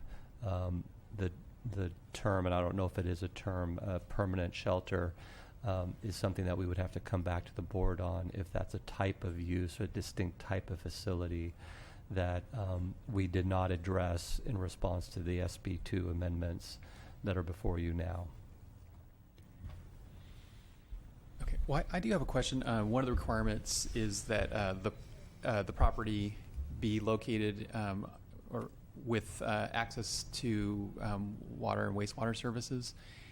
And while I think probably 90% of the time that would be sort of a given, it seems to me that the more important issue is assuming a property could support the facility, you know, with the determination from environmental health. It seems to me the more important issue is the property in proximity to transit and other services, rather than whether or not it's hooked up to a municipal water and wastewater system. Because theoretically, you could have a property that has the perking capability to handle the septic and has the water without being connected to both water and wastewater services but yet have access to transit and other services. So I don't know, what's the thought on that? That, as Andy noted, the action items kind of spelled out kind of the parameters of what we're trying to accomplish through this amendment. That might need to be further explored if that's the wish of the board to go further on that end. But the direct parameters were based on what the housing element required. So for now, it was in the sewer district and the water district because that's what it listed in the housing element that was adopted. So, and I'll add to that, our C1 and C2 districts are located in places where one might find services. It may be that some of those sites are better connected in terms of what's available in the immediate community. I would imagine a C1 and C2 close to Fort Bragg in the coastal zone would benefit from the services that are available in the city and in the county in that more densely populated area. A C1, C2 location located in Boonville would be less connected. And this doesn't compel these facilities to locate in the various locations. It's really creates an opportunity for those facilities to be placed where those services exist. So Boonville might not be a place we would expect the services to be gravitating towards, but they could be there if there's a need. Okay, Supervisor McCown. Just a clarification, it just occurs to me that the definition of emergency shelter may still work for a, quote, permanent shelter, but the occupants would be limited to no more than 6 consecutive months of occupancy for any one occupant, but the use could be ongoing. Is that consistent with your understanding? Yes, absolutely. And I agree that maybe that our earlier confusion, these aren't temporary facilities, they are permanent uses, but the occupancy, as you just stated, is limited so as to serve the need. Mm-hmm. Thank you. And I'm not sure we've captured, Camille Schrader had one other concern possibly. So the question was limiting it to 25 residents. Yeah, currently our group care is defined, the range is 7 to 25 persons in a facility to be considered group care. The next step up from that would be over 25 and is considered a major impact facility according to our zoning code.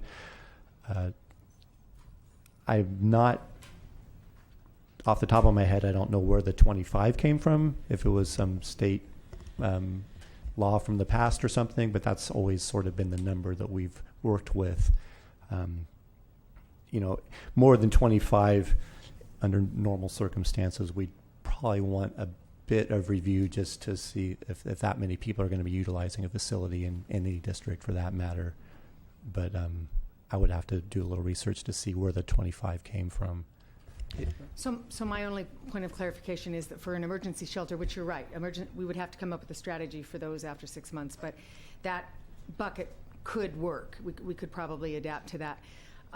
But emergency shelters are not licensed facilities. So the 25 is for a facility, which I completely understand, and even 25 is large unless it's a hospital or something. But it's not a group care model. Right. It's transit. It's an emergency shelter, and so maybe that gives us a little bit of room. Okay, so you've directed that question to the board? Sorry. Yeah, okay. Yes, board, that question. Staff, any feedback on that? I did ask for public comment earlier, but come on up. I'm sorry, it's just something got said afterwards. My name's Alien Vincent DePaul. I just want to advise that we should definitely consider not just conforming with HCD and what their requirements are, but what our requirements are as a county. As far as we just had a pit count that counted 1,300 homeless people in the county, and then we're trying to protect our streams and our wild areas from the impacts of camping. At the same time, HUD is about to start coming down and refusing to allocate grant money from McKinney-Vento homeless grant money. I'm sorry. And that hasn't happened yet. It's an advisory thing at this point. So HUD is actually mandating that COCs go to elected officials and educate them on the criminalization of homelessness. And what they consider criminalization of homelessness is laws that criminalize, and I'm sorry, this is a little off topic, but it's not really, it's very connected.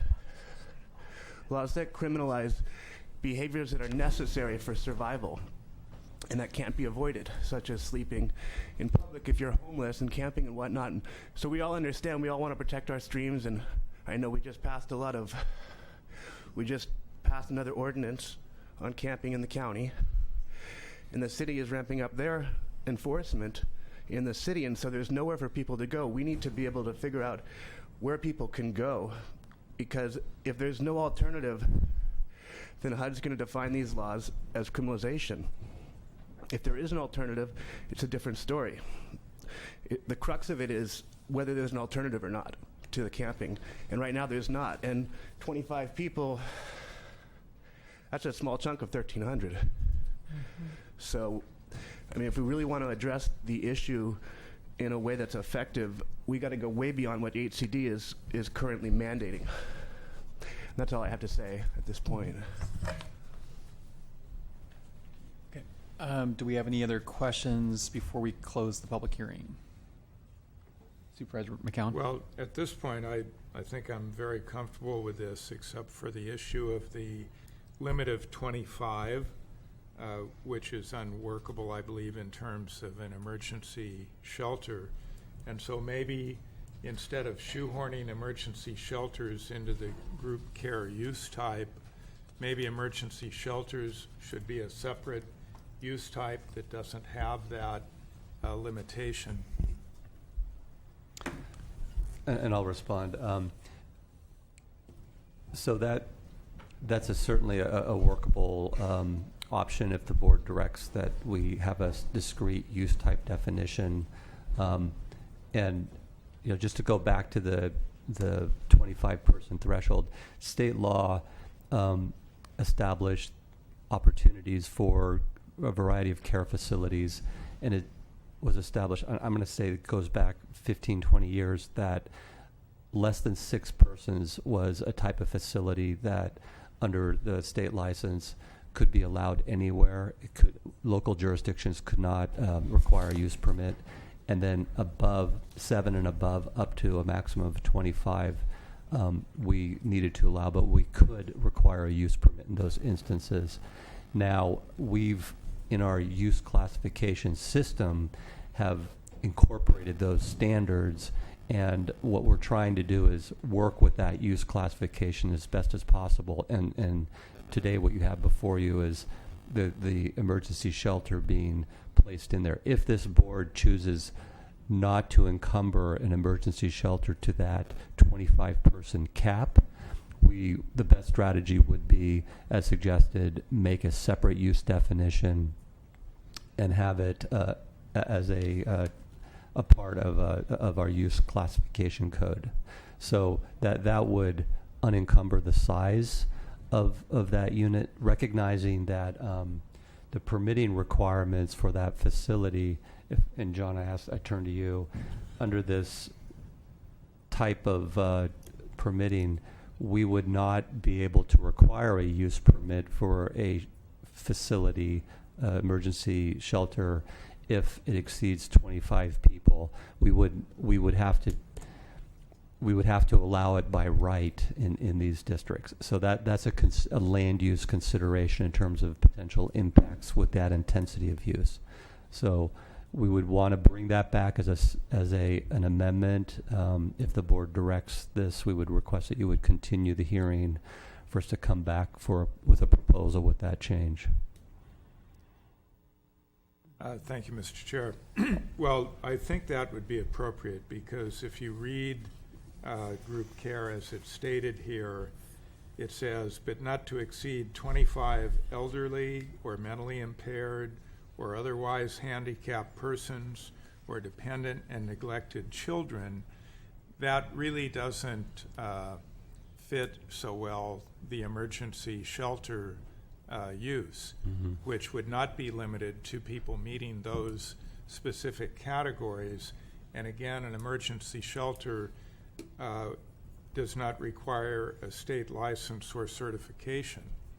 So it seems that the emergency shelter ought to be a use type of its own and is not a good fit under the group care. So if the board concurs, I would appreciate staff bringing something back that would reflect these comments. And then I suppose the question is, would that also trigger it needing to go back to the Planning Commission?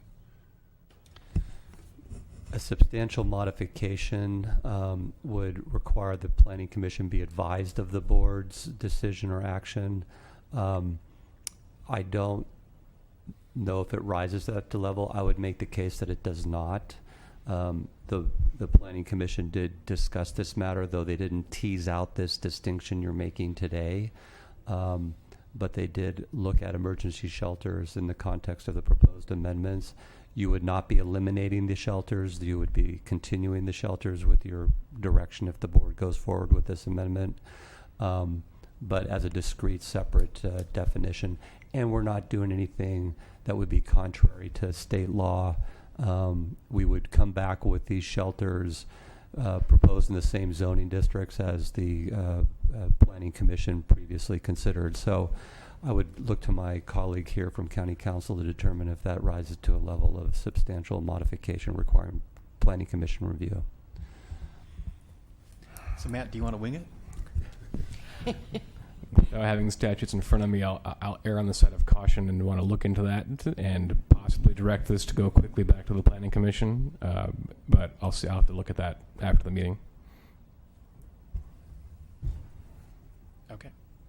So do we have a motion from staff, or from the board, for direction of staff, or from the board? Supervisor McCowan, yeah. I'm just addressing this to you. I understand that what you're looking for is a more inclusive definition of who these people are in the 7 to 25 range. That, you know, this definition does not meet all of those who might be needing group care. I'm actually looking for a separate use type that would be specific to emergency shelter. Okay. And are you asking for any change in terms of at what level a use permit would be required? No. Okay. Just that a separate use type for emergency shelter be defined. Okay. And so that would supersede the definition that's now in Section 3. Well, I think it would simply remove emergency shelter as an example of what fits under group care and set it aside as its own use type.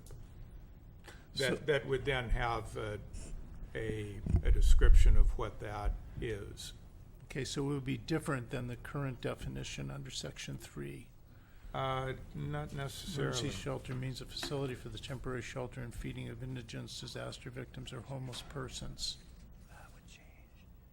Yeah, I'm not looking to change the definition, but to set it aside as a separate use type, which I think would clarify the right to establish an emergency shelter without a use permit. Okay.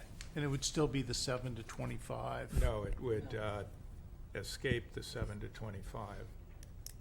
Because I think 25 is too restrictive for the typical model for an emergency shelter. But it would not eliminate the use permit requirement for over 25? It would, in my mind. Okay. But it would still be subject to departmental review to make sure that all the appropriate health and safety and so forth standards were being met, I believe. Well, without a use permit, it would not. It would. I mean, it would be a licensed facility. Have to go back to the commission. No, it's not a licensed facility, so it doesn't have the same level of state review. Well, well, excuse me. Don't they still have to meet whatever standards the fire marshal would set, environmental health would set, and all those types of health and safety things? Right. Yes.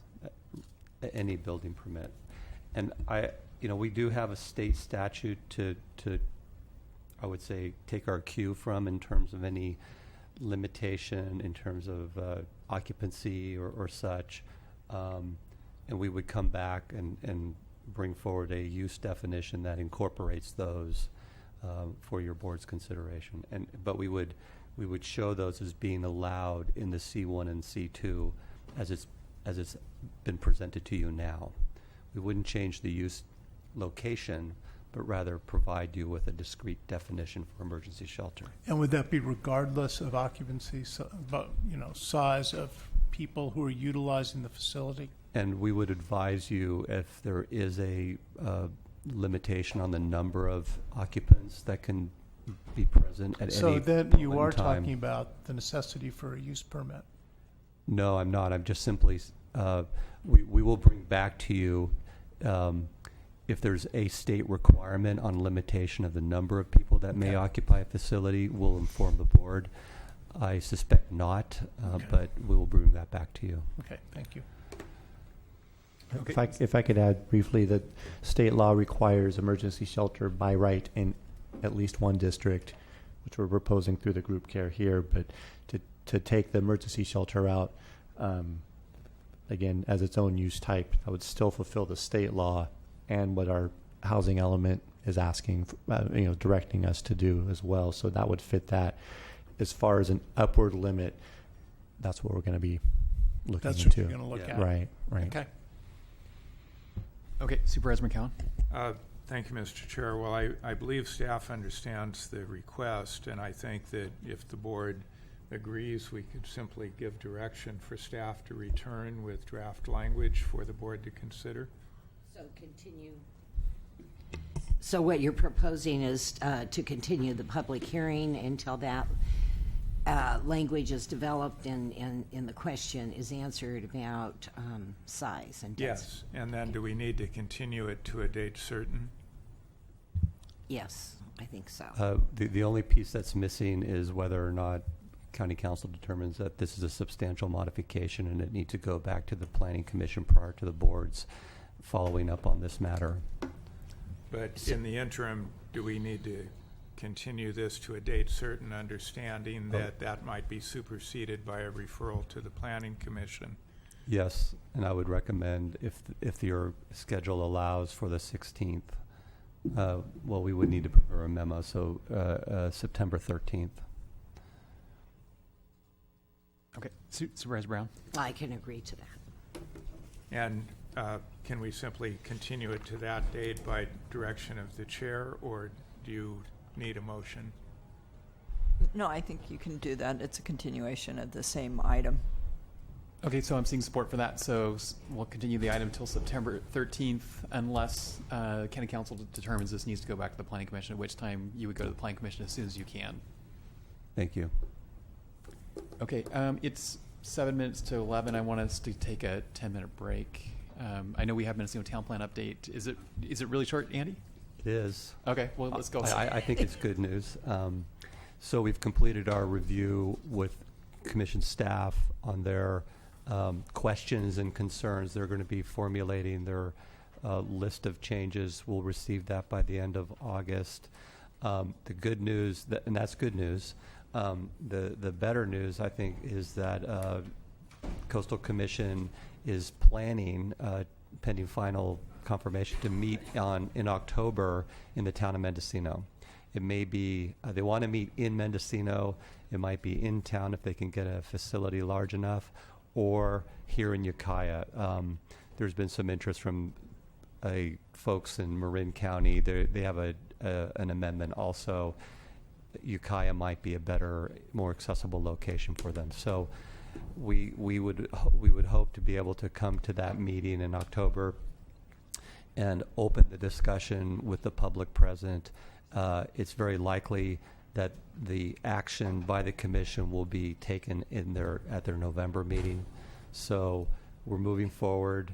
Our plan is to bring the Coastal Commission's recommended changes to your board as soon as we can in September, recognizing its tight time frames. We'll work with the ad hoc committee to figure out what the best way to stage that to the board so that you can comment prior to the hearing.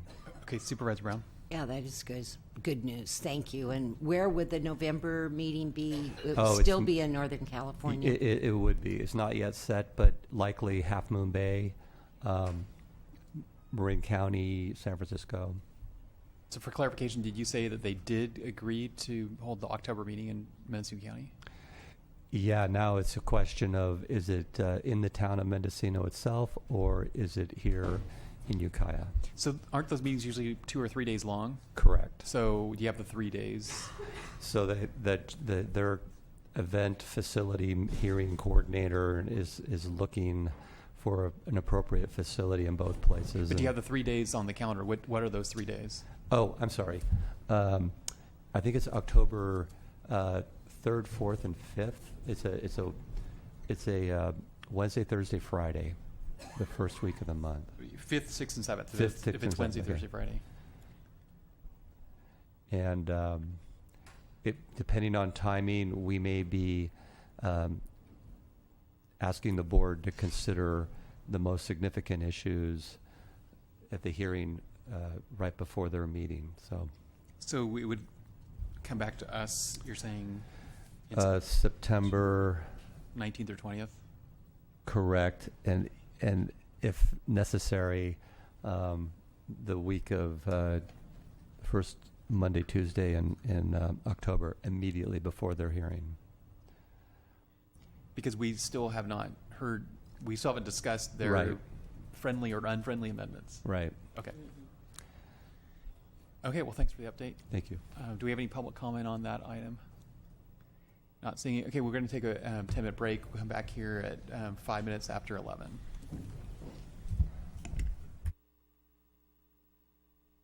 And we're going to go straight to item 5C, which is discussion and possible adoption of resolution requesting that the Sonoma Clean Power Authority act as the community choice aggregator on behalf of the county and implement the Sonoma Clean Power Community Choice Aggregation Program within the unincorporated areas of Mendocino County. So, Chris Shaver. Good morning, board and members. Good morning, chair and members of the board. Christopher Shaver, Deputy CEO, Executive Office. What I have before you today is an item with Sonoma Clean Power. I have Cordell Stillman and Kate Kelly with Sonoma Clean Power representing and are available to answer any questions that you may have. The recommended action is to adopt a resolution requesting that Sonoma Clean Power act as the community choice aggregator on behalf of the county and implement the Sonoma Clean Power Community Choice Aggregation Program within the unincorporated areas of Mendocino County, and then authorize the chair to sign the same, and introduce and waive a reading of an ordinance authorizing the implementation of a community choice aggregation program. As you may recall, on July 12th, via public comment, and on July 19th, 2016, via the CEO report, the board received an update to Sonoma Clean Power's answers to the next possible steps the county will need to take in order to formally declare interest in joining Sonoma Clean Power's Joint Powers Authority.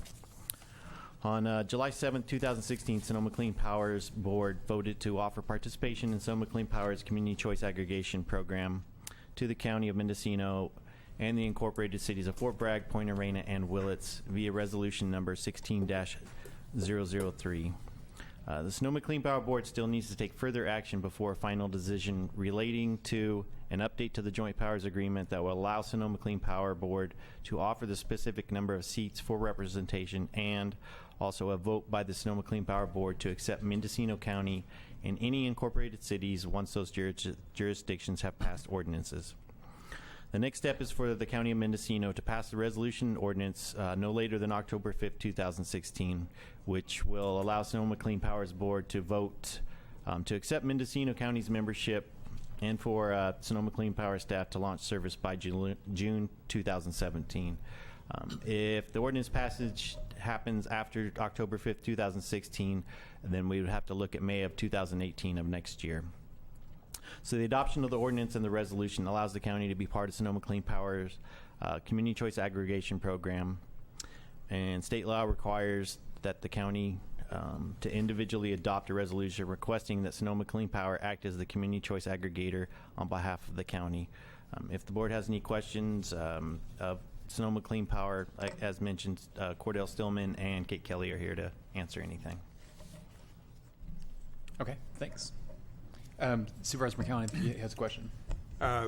Well, I will get to a bit of a question, but I just wanted to point out that I do support this action. I have submitted a memo to the board and suggested draft language for the resolution, which are kind of at the bottom of the quay of details to the item. But it is my understanding that representatives of Sonoma Clean Power, as detailed in your memo to us on July 12th, and also public comments on July 12th, well, and here they are, have indicated a willingness to consider a seat for Mendocino County, provided we are accepted for participation, and to consider a second seat for Mendocino County, provided all eligible cities agree to participate. And further, that they would consider mutually beneficial local partnerships and equitable and proportional use of funds.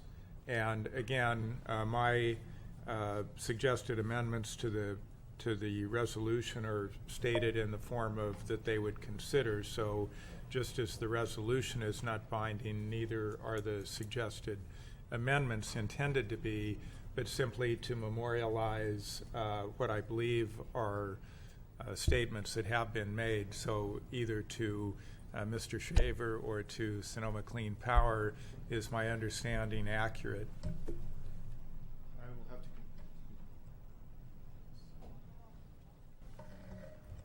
Thank you.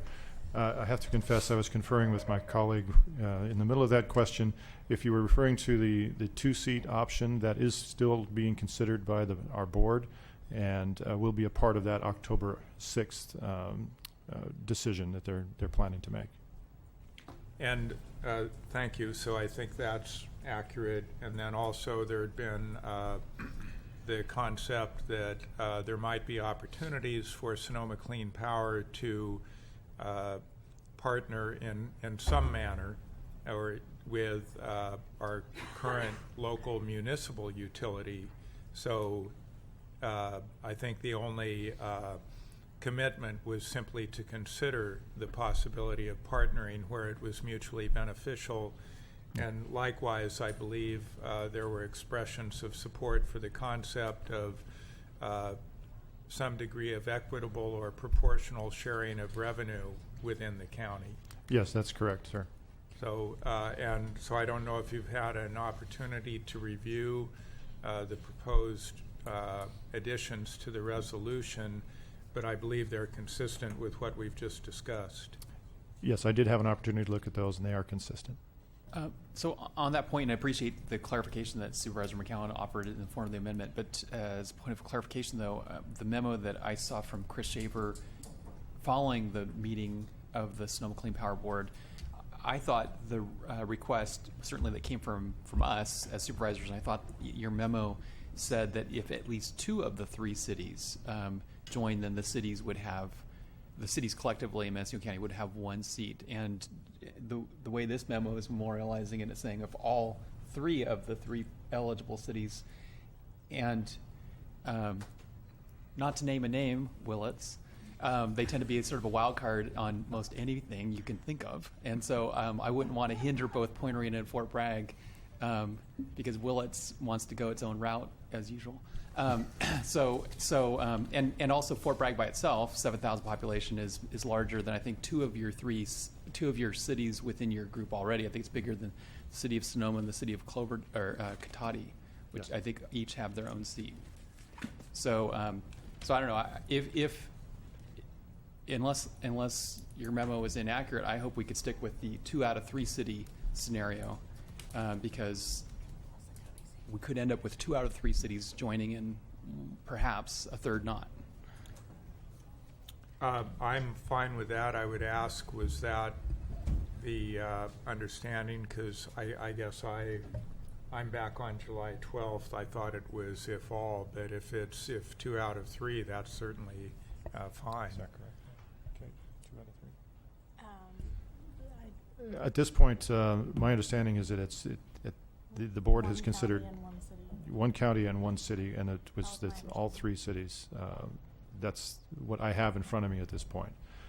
If you want to consider something further than that, we'd have to do some more negotiation.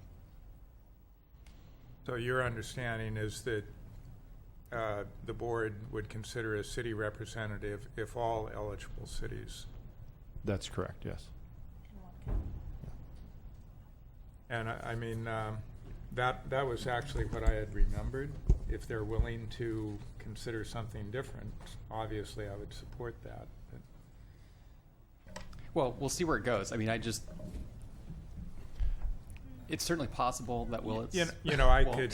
I think we could kind of find a middle ground and simply strike the word all, so it would read, if eligible Mendocino County cities apply. That doesn't preclude that LCPA could consider it either way. Is that? That's reasonable. But at this point, all I can do is represent what our board has put forth. Right. So again, striking the word all leaves it open. Sure. And I just would like to say that I think Supervisor Jordy makes a really good point when he mentions that 2 of the cities are actually smaller than Fort Bragg. So, I mean, I think that's, I don't think it's a deal breaker at this point, but I think it's important to this board that we have 2 seats, if at all, assuming we have at least 2 cities, and maybe Supervisor Woodhouse has insight that the rest of us don't in terms of where the city of Willits might come down on this. I know there is quite a bit of interest in the Willits community in this, but, again, I don't know where the city council is going. But it does seem to make sense to me. I don't know how it breaks down in terms of overall numbers of customers. I think your overall number is several hundred thousand. 450,000. What is it? 450,000. Yeah, 450,000. So, we may not make it on that basis, but on the basis of the relative size of cities, Anyway, I support Supervisor McCowan's suggestion that we leave that at least open so that we can make that case down the line. I would just urge that the board of Sonoma Clean Power be flexible, because I think, getting that second seat could be a carrot to get both Point Reyna and Fort Bragg to join, and it'd be a shame if they join. And I'm forecasting here, but if Willits held out, it'd be kind of unfair to Fort Bragg and Point Reyna. So. Yeah, understood. Okay. So do we have any more questions? Supervisor Woodhouse. Thank you, Mr. Chair. Just a careful statement that I couldn't predict what my hometown would ever do. Look what they've done in my case. That odds are relatively high that they wouldn't quickly agree to much of anything. I think that's safe to say, and that's all I could guarantee, but likely it would be quite a delay before anything would happen. That's the hint I get. Okay. Supervisor McCown. Thank you, Mr. Chair. Well, I think this program is advantageous to the county, whether we have 1 seat or 2 seats. I don't want to get hung up on that. I think it's actually somewhat generous to offer a second seat if all eligible cities were to participate, given the small population base of those cities. Even if you add all 3 together, the city of Santa Rosa has 1 seat. Unincorporated Sonoma County has 1 seat, if I'm correct. So ideally, all 3 cities would agree to participate, and we and Sonoma Clean Power would offer us 2 seats. But again, I don't want to prejudge what any city may do, but I think we strike all. We do leave it open, so, and we can go forward. Okay. We do have some speaker cards here, so I think I'd rather like to go to that first. So one on the top here, Joel Chabin.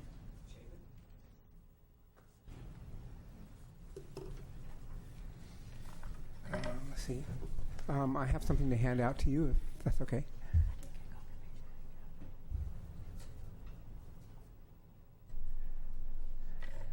This is a flyer sent out, ironically by PG&E.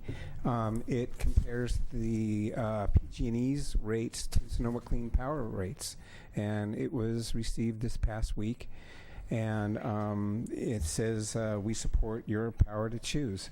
It gives you, well, basically you'll see that Sonoma Clean Power rates are lower in almost every case than PG&E, along with their provision of renewable clean energy. One of the things that's not on there is how Sonoma Clean Power pays for net energy metering, which is people that have rooftop or frame solar on their house. Sonoma Clean Power, you might make a note, while PG&E pays the wholesale rate, whereas Sonoma Clean Power will pay you the retail rate plus 1 cent. Which is really advantageous for those who have rooftop solar. Let me introduce myself. I'm Joel Chabin. I'm from the southern coast of Mendocino, and I'm a member of Power Local Mendocino Coast. We are an organization that encourages rooftop solar. We've had several workshops, and we've encouraged probably 20 to 30 rooftop solar installations on the coast. And we're in favor of your adopting Sonoma Clean Power to serve Mendocino County.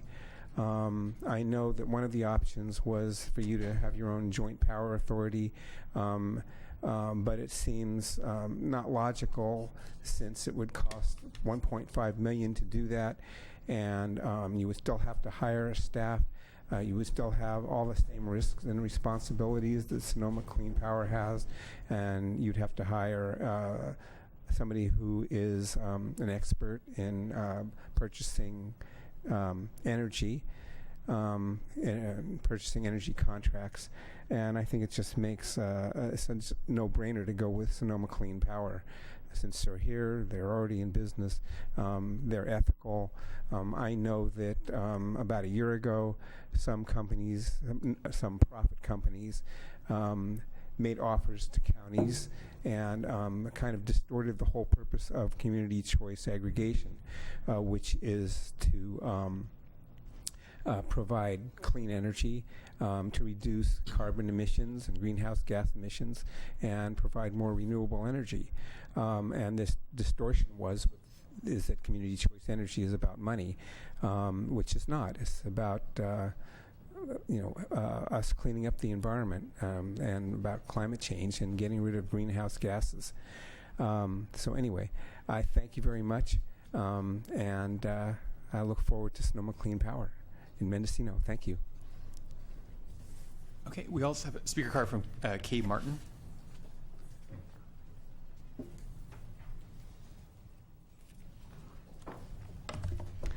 Good morning, board members. My name is Kay Martin. I'm a resident of the Sea Ranch in Sonoma County, but I'm speaking here today in support of the staff recommendation on this item, and I do so kind of wearing two hats.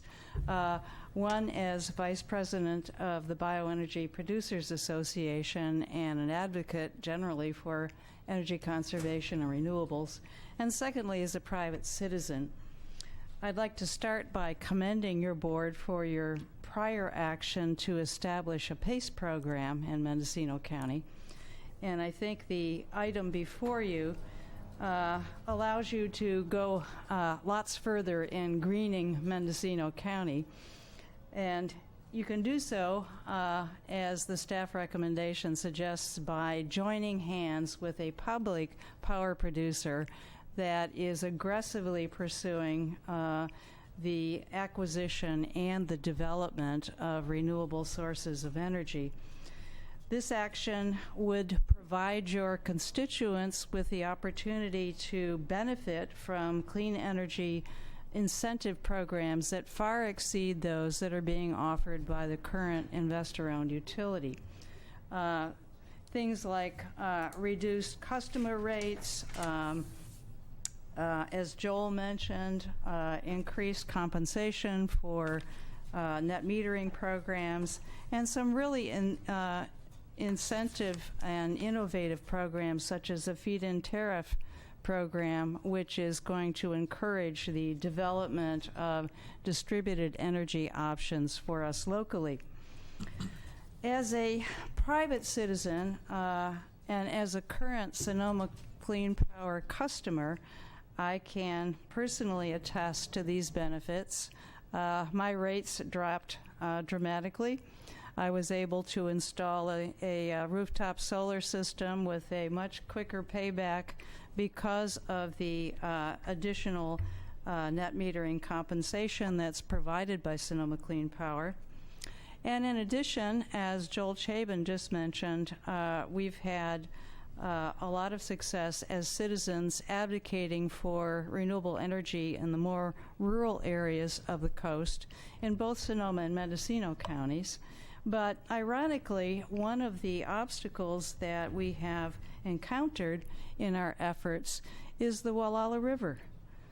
We found that customers in the residential and commercial sectors that are located south of the Wallala River can benefit from the opportunities and incentives that are provided by Sonoma Clean Power, whereas businesses and residents north of the river in Mendocino County cannot. And so I think by your affirmative action today on this item, you can help to remove this artificial barrier and provide equal opportunities to your constituents to access lower utility rates and to participate more fully in our clean energy future. Thank you very much. Thank you. Jim Kugel.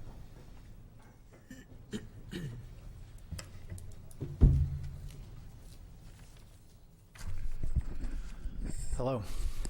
Jim Kugel, Mayor of Point Arena. I'm here hand-carrying the unanimous and enthusiastic support letter for your resolution adopting a relationship with Sonoma Clean Power.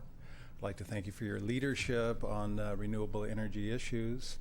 And just make a simple statement that this is a opportunity for the board and Mendocino County in a simple and elegant way to make a major effect on one of the major problems that the planet is facing, which is climate change. So I encourage you to pass this resolution, and thank you very much.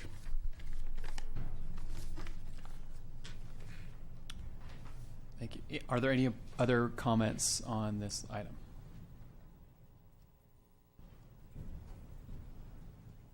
Okay, not seeing any other. Do we have any kind of concluding comments from staff or Sonoma Clean Power? Well, I'll just say very quickly that we're thrilled that you're considering this item today. When we were starting this program several years ago, the thought of expanding into other areas came up several times, and it was always felt that the best place to expand would be to the north. We've had a relationship with Mendocino County on a number of resource issues over the years. We're part of the North Coast Resource Partnership. It made sense to go north, and we're thrilled that you're considering this. Sonoma Clean Power has been very successful. 88% of our constituents have chosen to stay with Sonoma Clean Power, and we've saved our constituents over $17 million in the first 2 years of operation. So again, we're thrilled and look forward to working with you in the future.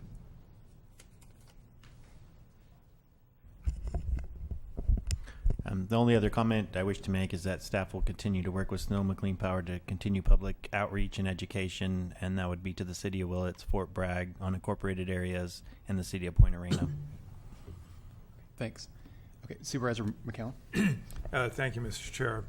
Well, I appreciate the comments from Sonoma Clean Power, and I'm sure we all welcome the opportunity to work with you. This is certainly the best available and possibly the only available opportunity for us to put in place a CCA program for Mendocino County. So I really appreciate your willingness to consider our participation, and I would defer to my colleague to make a motion, and hope that he would incorporate my suggested amendments to the resolution as modified. Thank you. Thank you, Supervisor. And I also want to emphasize the building on the partnership with Sonoma County, which we've had a number of initiatives in addition to the North Coast Partnership, where our local jurisdictions have worked very well together, and this just furthers that. Yeah, I totally agree with that, and I think I've said it before that I think there's sometimes been a little bit of controversy between our two counties, but I think those days to a large extent are past, and working cooperatively on many issues I think is the way forward, and I think this is a great opportunity. I just want to say a couple things about the work ahead. I mean, we have this issue to decide about representation and and finalizing our partnership, but as you mentioned, Cordell, you have an 88% participation rate. I think Marin Clean Power is similar, hovering around 90%. And it's going to take some effort in this county. And, I know Chris spoke to it, that we need to continue to really do an educational process so that people understand what the heck we're talking about here. I would bet the penetration of understanding in this county of what a CCA is probably 1 or 2%. I know even after Sonoma Clean Power was underway for more than a year, one day talking to the chairman of Sonoma Clean Power at the time, Mark Landman, said people were still coming up to him in the post office and saying, what is this Sonoma Clean Power thing all about? And probably it was from somebody who was part of Sonoma Clean Power. But, in fact,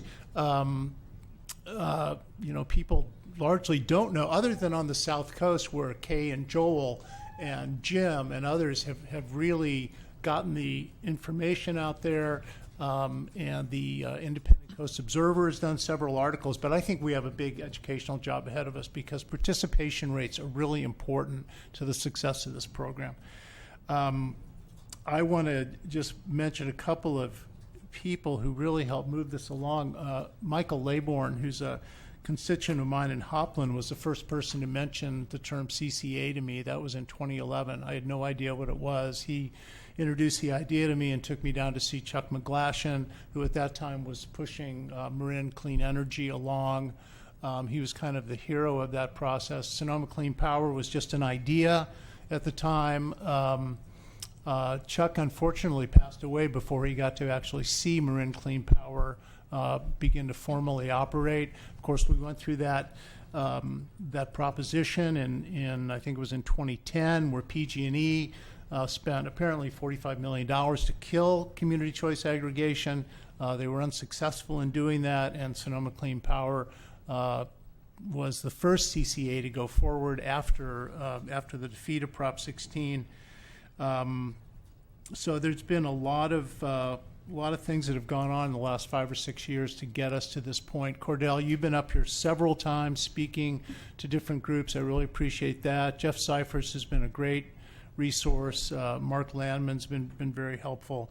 And I also want to thank my colleagues on the board who have looked at this issue of CCAs from several different angles and seemingly come to a conclusion that our best future in terms of energy conservation and offering some better options to our ratepayers is through joining up with this JPA and Sonoma Clean Power. So thank you. And thank you to Mr. Shaver as well for all your work on behalf of the Executive Office. Thank you. You're welcome. And with that, I would like to offer a motion, although I don't have it in front of me because my computer shuts off when I'm talking. Just give me a second here. Okay, so I would like to move that we adopt the resolution requesting that Sonoma Clean Power act as a CCA on behalf of the county and implement the Sonoma Clean Power Community Choice Aggregation Program within the unincorporated areas of Mendocino County. Authorize the chair to sign same and introduce and waive reading of an ordinance authorizing the implementation of a CCA program. Also incorporated in this motion is the adoption of amended language as suggested by Supervisor McCowan. And that language is included in a memo and resolution revisions, which is in our packet. And for clarification, this would be the language as discussed in the meeting, which Yes. would remove the word all. Right. I realized there was that slight shift, but I hope that the clerk has that language. Yeah. Yes. She's Okay. nodding yes. So is there a second to the motion? That is the motion. Second. Okay. There's a motion and a second. And I also want to extend a thank you to Sonoma Clean Power. I think this is a great choice for the people of Mendocino County. I think it will take some time to get people to understand all the benefits. But I look at people who don't use a lot of energy and for whom it may not make a lot of sense for them to put solar PV on their panel, on their house. This is a great opportunity for them to reduce their carbon footprint and actually at no cost. At a savings. At a savings. I'm not trying to oversell it. But the way I look at it is certainly at no cost, and they can reduce their carbon footprint. But for others, putting solar PV is becoming cheaper and cheaper all the time, and that's an option. And it's great to hear that Sonoma Clean Power's program actually exceeds the PG&E program. So for those who over time want to transition to going to PV, it's going to be even easier for them to do it with Sonoma Clean Power. So thank you very much. And we've got a motion. Any other comments? Okay, vote by the button then. Oh, we did have a second from Supervisor Brown.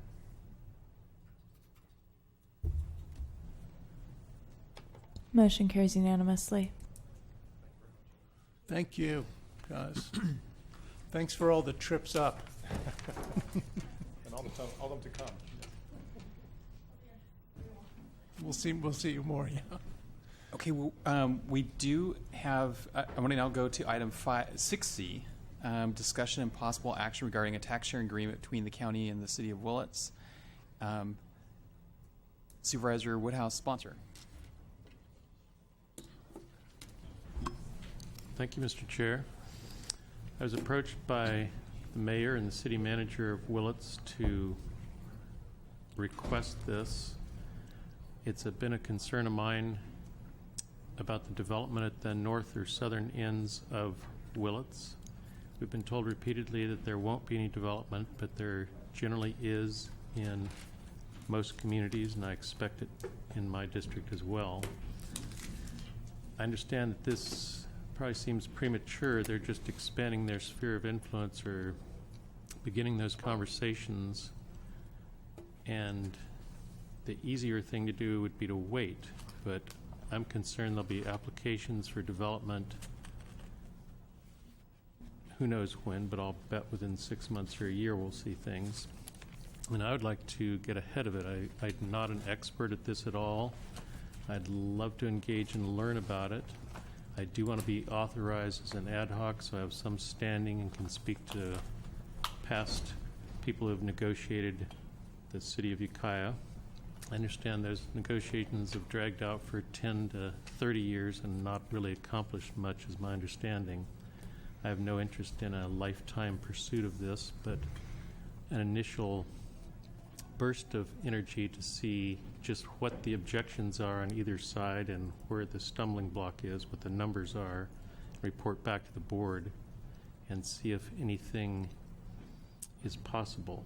I don't want to be in the position of having an application for development outside the city that the city is against, when it is my intention, and I think the board's intention, to encourage development.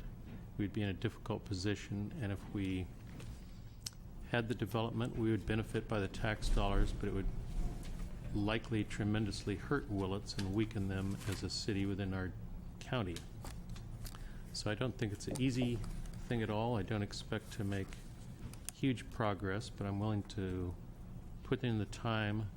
The city seems very motivated at this point, and so looking at everything just totally logical and wading through the process, I think, is not appropriate. I think the intent is there and the relationships are there where we can identify some clear, simple options for the board to look at and say, no, Tom, we couldn't consider that at all, or what about this or that? I think it's possible just because of starting early. So that's my request, and I appreciate you even considering what must seem to be premature, but I think waiting is not the answer. Thank you. Supervisor McCallum. Well, thank you, Mr. Chair. And I understand the concern about possible development principally around the north interchange. That's really a zoning and land use issue. It's not necessarily a tax sharing issue. And the purpose of a tax sharing agreement is when you are considering annexation. So I have not heard that the city of Willits is in a position to annex this area. I think it's a bit beyond their current city limits and sphere of influence. So I'm not opposed to having a discussion about how do we reduce or eliminate the negative impacts to Willits of possible development around the northern interchange. But again, I think that would involve land use considerations more than a tax sharing agreement. So it's not only that I think this item may be premature, it may be the wrong approach to address the problem unless there's more that I don't quite understand. Do you want to respond now, or do you want Supervisor Brown? I'd like to hear from Supervisor Brown. I do agree with Supervisor McCowan on this. I actually talked to Holly Madrigal yesterday at LAFCO, and I asked, what's the incentive? Where is the annexation or proposed annexation? Is it in your sphere of influence? And so anyway, she was not able to offer me, a lot of comment on it. I didn't know what discussions the city of Willits had at their council meetings, if they had looked, as Supervisor McCowan spoke to, the zoning. and what development could occur or not occur on the north side or the south side where the interchanges are. I do realize City of Willits is looking at a business core that is in their downtown, and now with the freeway not knowing what to expect. But I do feel it is premature.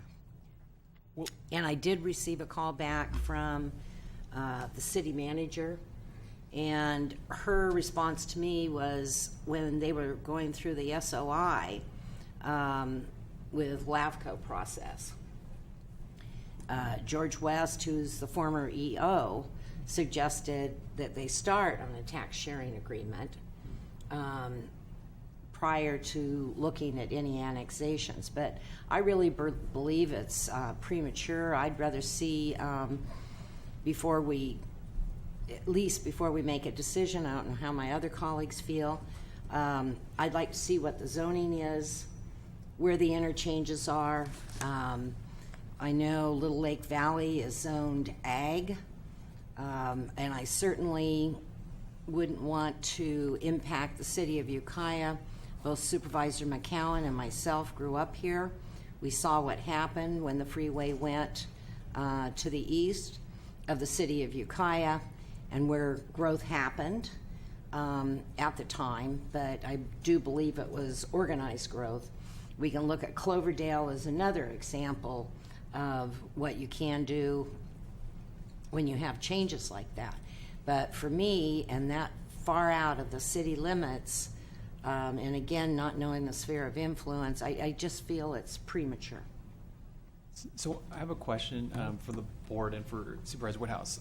It sounds to me like what is triggering this discussion that you're having with probably all the council members in Willits is just concern out of what could come from the bypass, and as it may or may not impact the city of Willits. And one possible outgrowth of that would be a tax sharing agreement, but perhaps not, because perhaps City of Willits won't be interested in annexing up there, and it may for a number of reasons.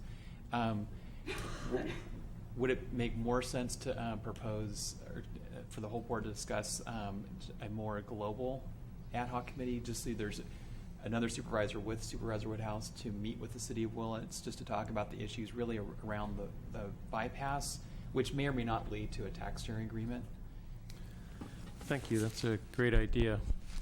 I just brought this to you knowing that it would take some discussion and cooperation from you all. What we've done in the past to think about, say, Willits trying to limit the zoning of the parcels they're afraid of would not be promoting growth for any of us. So we've fought over things and nobody's benefited from it. So I'm trying to do it a different way where we somehow come up with a compromise that allows us to have the growth that we all need. And there are, I think, Sonoma County's trying to work on plans that include all cities and try to get a bigger picture of this rather than struggling over this one development like we've done with Costco and not accomplished anything. I think there's a lot of room now. Willits is very motivated, and it's just a matter of how practical they're willing to be. They are going to push to put this in their sphere of influence. They are going to have a change on their board very soon. The growth is going to happen there. The conflict is coming over it. And it always seems like getting to know the partners, gathering the information, seeing the challenge. We have to try something different if we want growth in our area. If we're coming into a downturn, how can I come to you and say, don't allow this growth there, it's going to hurt Willits? I'll have to allow whatever's there, whatever comes. So I would appreciate that if we could. If it's not form an ad hoc now, I can get the maps and the zoning and provide more information to you all at the next meeting. But I would like help guiding this towards something that leads to growth and jobs, because we have to do it somewhere. And maybe taking what could be a big conflict for years and turning it into a positive step, I think that's doable.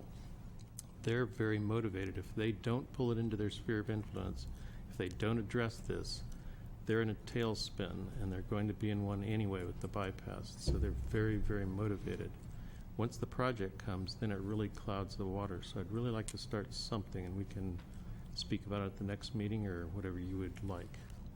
I can't give up on the issue. I have to proceed somehow, and I'd like to do it with your guidance and the authority to give it some chance of reality to make it work for all of us. Supervisor McCowan. Thank you, Mr. Chair. Well, I think Chair Jurdy may have suggested a reasonable way forward, because the item as presented for a tax sharing agreement doesn't seem to fit the situation, because a tax sharing agreement is a companion to annexation. If there is no annexation, there's really no need for a tax sharing agreement. That's how that works in my experience.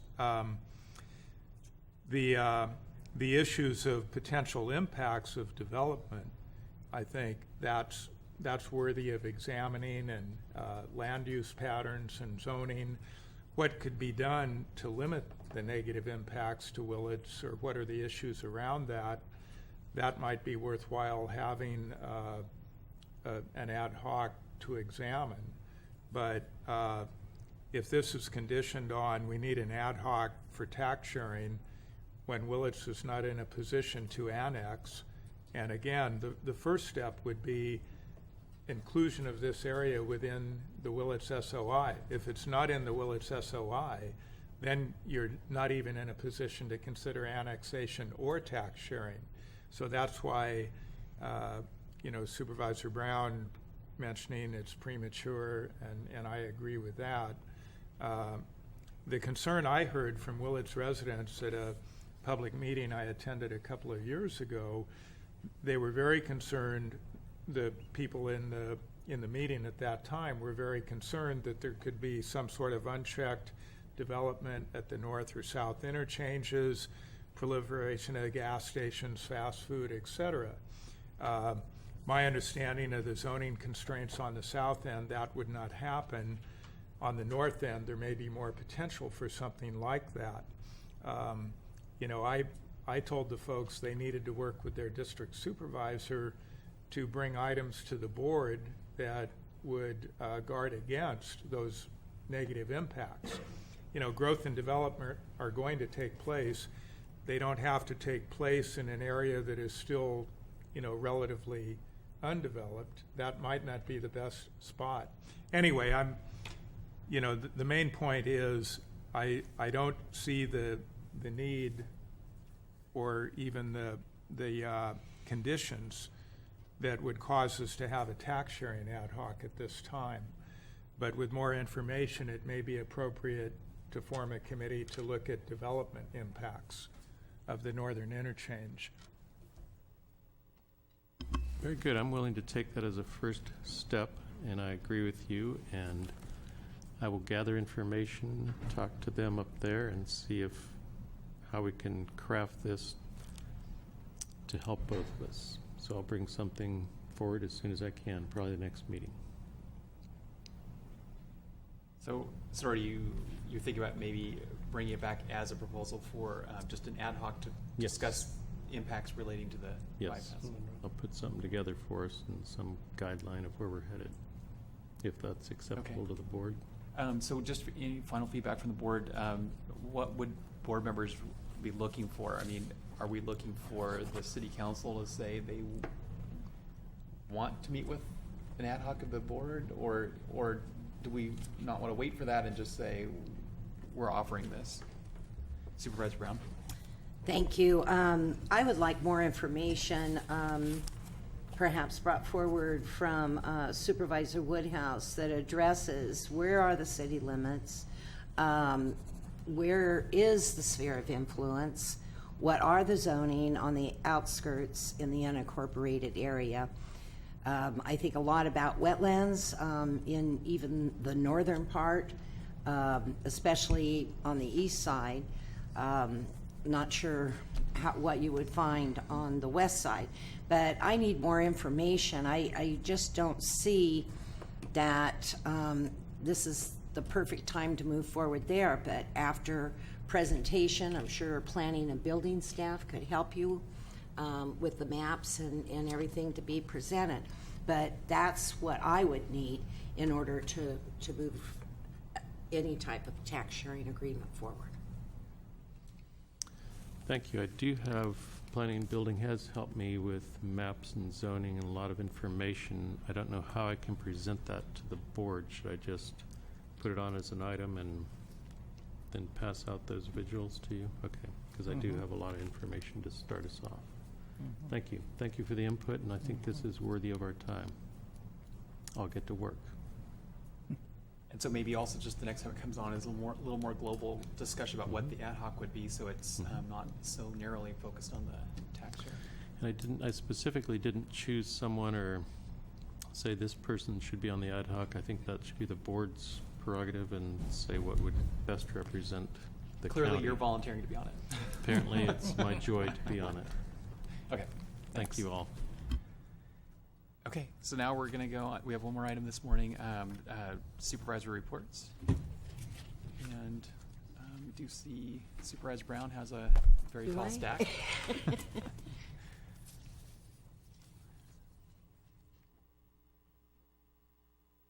Golly. Okay. I don't know if any other supervisors have received information from Supervisor James Gore.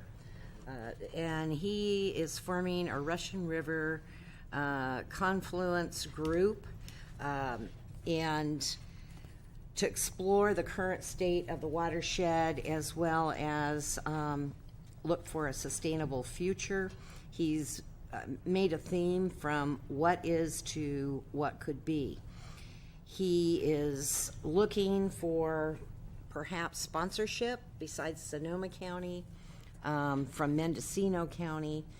I just did not know. I didn't really read this close enough, and I do have information if any of you are interested, but I would like to hear if they would like Mendocino County to be a part of this or a sponsor, so to speak. And I can share the information with you, but I don't know if it's of interest to bring it back again to see what participation might look like. So I can... Just curious, if I might, Mr. Chairman, about Supervisor Gore's participation on RRWA and whether, and what are the differences between what he wants to look at and what RRWA is in business to do. I'm sure there are some differences, but I'd like to look at what they are. Okay, I think if you remember back, and this is when Supervisor Gore was actually working in D.C., and I think he was director of, can't think which agency, but the Russian River Compact started. Right. And it just kind of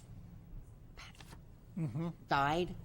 And I think this is his initiative again to get the RCDs, the RRWA, everyone involved, any entity, whether it's a incorporated city or the unincorporated areas, along with environmental groups, anyone interested in the watershed itself.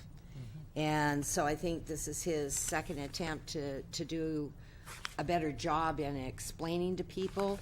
And there will be activities that will happen, and they will start August 24th, 25th, 26th, 27th, and that's a Headwaters Reach Paddle is what it's being called, from Lake Mendocino to Cloverdale. There'll be a middle reach event as well as a lower reach, so that those in the upper watershed can understand what's in the lower watershed. And it's paddling and camping, and I think they're going to hold a press conference at Lake Mendocino to kick it off.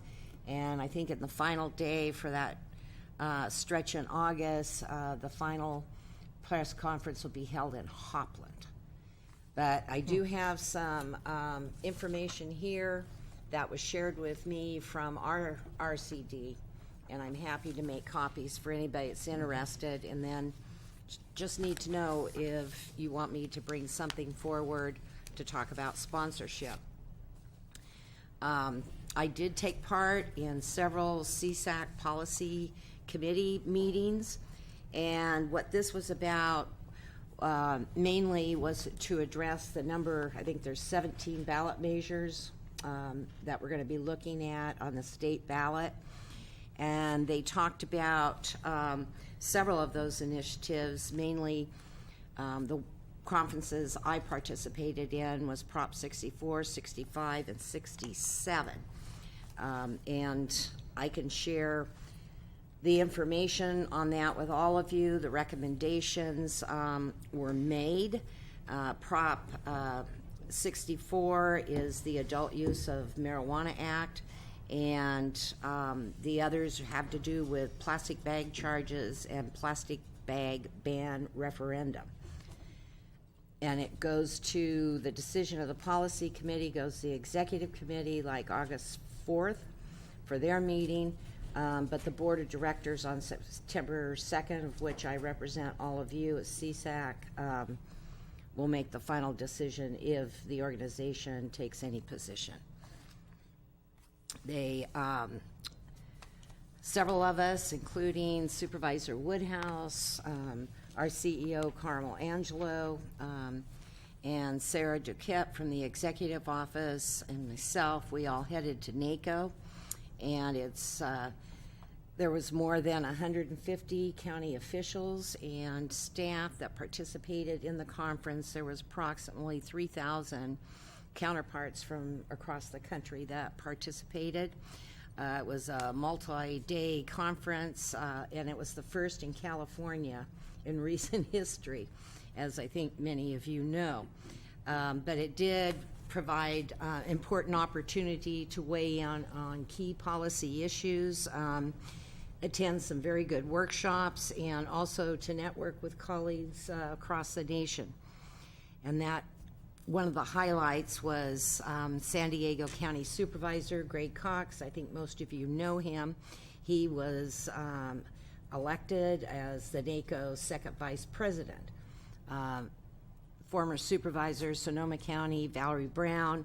It's been a few years back, but she went through the seats at NACO and was their president at one time. But it has been a while, but Greg will do a great job. He's been in office for 26 years, Carmel, and he is termed out. This will be his last term, but the man has a legacy in San Diego County that's really unbelievable. And the nice part about it, it's going to put him in a position where if we've got some national issues that we want to be heard, he's one phone call away.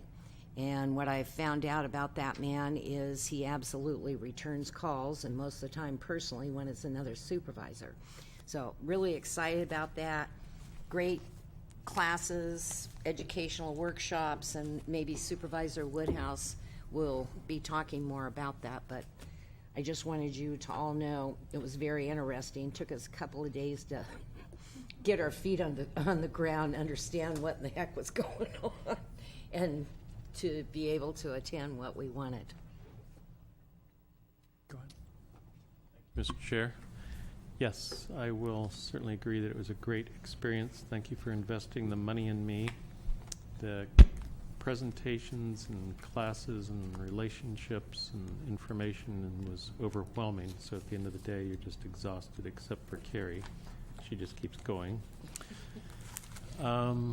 Mainly, what I got out of it was a surprise to me from people that I met from North Carolina, where I was a young boy, lived in the same town, supervisor there, and Idaho and Montana and Florida and Texas, and they're all over.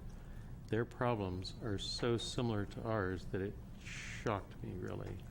The exact same list of things that we deal with: marijuana, roads, youth, suicide, everything is identical. And so talking to people that are meeting their challenges in different ways, some of them are behind us, some of them are ahead. It's very exciting to see what doesn't work, what does work, their ability to hire staff, and it doesn't matter if they have more money, less money, it's across the board very similar issues. Since I was elected, felt like, oh my gosh, we have to solve these problems right here. This is my responsibility. So learning that there's all of us together working on it took some time to relax a little bit. And learning that the problems are so nationwide is fascinating because we can learn from others. We don't have to reinvent everything ourselves. So it was a privilege to be there, a beautiful place to go, and I don't think I'll be going to Minneapolis or Detroit or wherever they go next. But this was quite a privilege and expense that you put out, and renting the car was much cheaper than paying a per mile. We have a very good relationship with the car rental people, so we're saving money. And I appreciated the ability to go. In my district now, I'm going to so many things, from kids clubs and working with the school on CTE training and everything that we see as the problem in adults. And mental health seems to go back to the kids when they're younger and give them proper training. So we're meeting with the new superintendent, new principal, kids club people in the city, and working on tennis courts and swimming pools and just maintaining what we already have that's falling apart. So it's very challenging. Every day is packed with things, and I can't go to all the opportunities that are out there. But Covelo and Laytonville have enjoyed having me be as engaged as I am, and it's been a real privilege seeing how many of our employees are out there doing tremendous work, reaching people in huge need, and it all does matter. So thank you. I'm happy to be here. Supervisor Brown, do you have a few other things? Just final, I came home with information from NACO, some of it very good, Stepping Up program information, and there was others that we can buy in bulk and have some ideas with emergency services and other needs for law enforcement. And so I'm going to try to engage in the next week with those departments and share the information that I gained. Just briefly under Supervisor Reports, I just want to mention that at the last Mendocino County Retirement Association meeting, I think we're making good progress on a number of things, and that the Administrator James Wilbanks is doing a great job. I did want to mention, though, that it was asked by one of the board members, what's the status of something that the board did agree that we wanted to do research on, which was the history of the counties adopting different benefits for the county employees, for the retirees, making sure that documenting what exactly was done by the county over those years. And I did mention at the meeting that probably every other time I talk to the county council, she volunteers and brings up the fact that her office is looking into this, but that they have had turnover and they get lots of other issues coming up. But I just want to mention that question, I think, is still out there. The board obviously wants to get to the bottom of it, and so I think when we can get this back on the agenda, that would be great, along with some of the other questions that the board had when we had our joint meeting with the retirement board, which was, for example, this issue of I would call it the loophole for county employees with more than 30 years of public service here or anywhere else, that they no longer pay into the plan. So I think we do need to bring all those things at some point back to the board for a public discussion, so the public can understand what's the issue there, and can the board do anything on any of those fronts? If we can, then it's up to the board to decide. If we can't, we need to make sure the public knows that, because we've posed those questions in public. So I'm just looking forward to when we can bring that back to the board, when you guys have crossed all the T's and dotted all the I's. So any other board reports? Supervisor McCown. Thank you, Mr. Chair. Not so much a report, but I've drafted a memo regarding item 6B, which we will take up at 1:30, and I've asked the clerk to distribute that to us. Ideally, you would have an opportunity to review it during lunch, so that can be part of our discussion this afternoon. So with that, I would request that it be handed out. Okay. Any other? So you said 6B, Supervisor? Yes. Yeah, Mr. Chairman, just a couple of quick reports. I attended the Redwood Forest Foundation annual meeting, which was at Nelson Ranch on July 23rd. One of the real highlights is that the Usal Forest is now going to be managed more internally by REFI. the Campbell Group is no longer going to be doing the active management of that 50,000-acre forest. And there was a lot of discussion about that change to self-management and what that's going to mean for REFI. We also had an interesting keynote speaker from the California Academy of Sciences who talked about the problem of the invasion of the barred owl into northern spotted owl territory in the Usal Forest, and it was quite a graphic demonstration. I won't get into the whole thing, but he had stuffed birds. But there's oh right, Dan, I forgot you were there. Right, yeah. Dan and I were representing the board that day. There were also 3 volunteers, Jim Larson, Lee Ryder, and Don Kemp, who were especially recognized for their efforts. An interesting thing about REFI that I think we forget is that they have 1 permanent staff person and 2 part-time staff people, and the rest is pretty much volunteers and of course some contractors. But they're a very lean organization, and I think they deserve a lot of kudos. There were many luminaries there, in addition to Chair Jurdy. Richard Wilson, of course, the former director of the California Department of Forestry, was there. Steve Smith, who we're all pretty familiar with from his forestry work here. Former Supervisor Kendall Smith, Madeline Holtkamp was there. Bill Heil, Linda Perkins, a lot of people. So it was a good day. Also, I just want to sort of catch the board up a little bit on activities in the broadband area. On July the 21st, we had the follow-up meeting with AT&T. The original meeting had been on May the 5th in Sonoma County at the Sonoma Administration Building. And one of the interesting things about that meeting is that they specifically did not invite staff to participate. They wanted supervisors and CEOs only, and Carmel actually designated Trish Steele to go in her stead. Trish got to the meeting and was told that staff were not going to be allowed inside. And an interesting thing about that is on July 15th, when Commissioner Sandoval was here, she had actually heard about this and had a little side conversation with Senator McGuire and advised Senator McGuire to not let AT&T push him around on things like that. And so this meeting we had on the 21st specifically included Trish Steele and any other staff from the 4 counties that were asked to participate. So anyway, this 4-way meeting on the 21st was Lake County. This is not our 4-county broadband consortium. This is a group of counties that are getting improvement to their infrastructure through the Connect America funds, and those 4 counties are Humboldt, Lake, Mendocino, and Sonoma.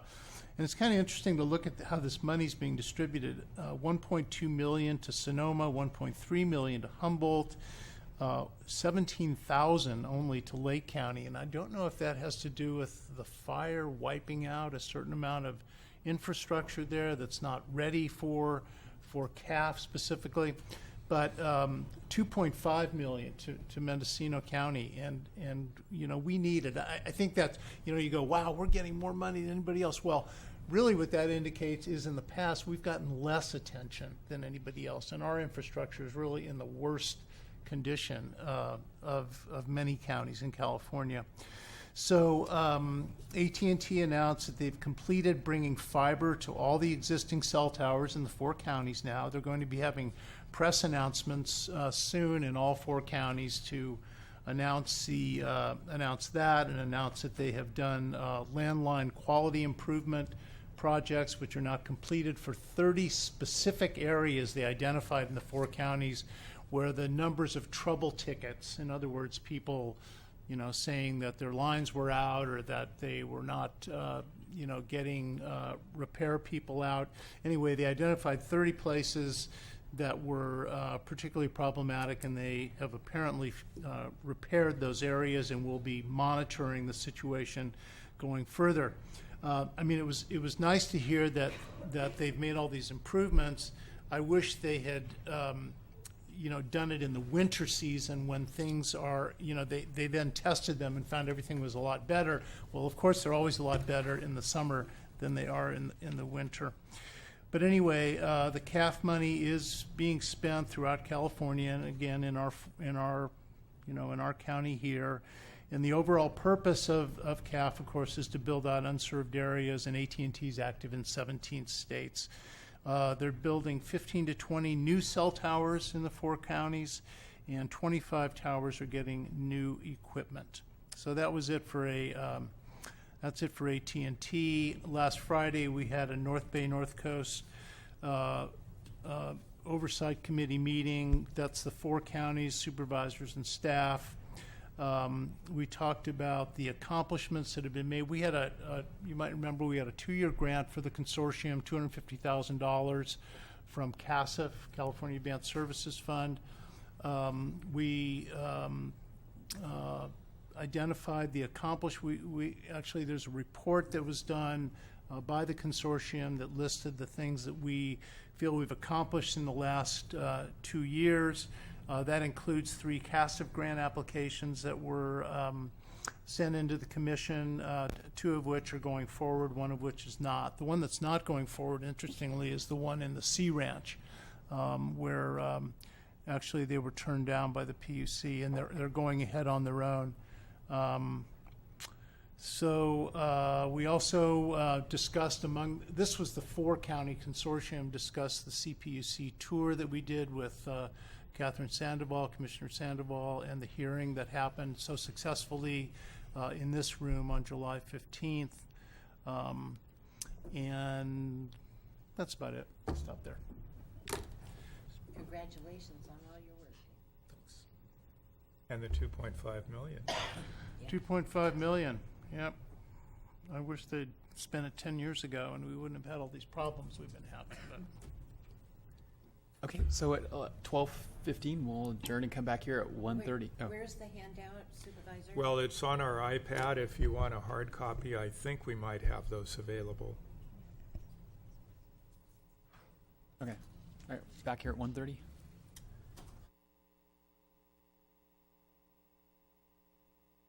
And we're going to lead off this afternoon with item 6B. Might I even have a couple people in the audience here for this agenda item? Discussion and possible direction to staff regarding a draft medical cannabis cultivation ordinance, draft medical cannabis cultivation site zoning regulation, and commencing a California Environmental Quality Act project description and initial study. And this is continued from the July 19th Board of Supervisors meeting. And of course, the sponsor is the General Government Committee, Supervisor Brown and myself. And I think we'll kick it off with staff. I don't know, Chuck, Ag Commissioner, are you going to lead this off, or Andy Gustafson, planning staff? I'll lead it off. Thank you. Thank you, Chair Jurdy, members of the board. Chuck Morris, Ag Commissioner for the county. As you said, staff's returning here today on this continued item from July 19th to seek direction from your board on a possibly providing us direction so we can move forward with the analysis needed to develop CEQA project description and initial study. After this short introduction that I'm providing here, I'll turn it over to Chief Planner Andy Gustafson to present different alternatives to the Table 1 that's... Sorry, excuse me, Chair Jurdy. Go ahead. But before we proceed, I think, again, the announcement of why Supervisor Hamburg is not present. Do you want to announce it? Yes, so he has recused himself on the marijuana issues ordinances because of the fact that he has a family member that's involved in this. So, thank you.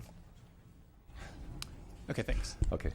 So I'll be turning it over to Andy Gustafson to review different versions of the Table 1 that's embedded in the proposed zoning ordinance that accompanies the cultivation ordinance at this point. Those will be documents entitled Attachment B in your slew of documents for this item. Documents entitled Version 1, Version 2, and Version 3 are what Andy will be covering. And there's also an Attachment C, which just provides findings and general information to support the zoning regulation. We're hopeful that the 2 alternatives that we present today will represent viable options that your board members can move forward with, and hopefully come to a position where the draft zoning ordinance is stout enough to move forward as part of, it's an important element of us moving forward with the analysis that's needed here from the environmental side. After that, I will review the draft 10A.17, which is its current code section. It's the Cannabis Cultivation Ordinance. There is an updated version for today. It has 8.2 draft diagonally across it. That's attachment A in your slew of documents. There also were a few items at the last board meeting on the 19th. The board asked us to come back and revisit, and we'll do that. And I think staff has a couple of points we also want to bring forward for your consideration as well. This process, what I'll be doing is further developing the cultivation ordinance, and the process is not done by any means. There are things that I know that I want to try and address inside the cultivation ordinance side of it, but I think generally speaking we have a pretty sound framework at this point in time, and hopeful that what we have today or what we come out of the meeting with today would be representative as well of a good framework that can move forward as a basis to determine baseline and start the analysis and initial study. So, okay, thanks. Without further ado, Andy.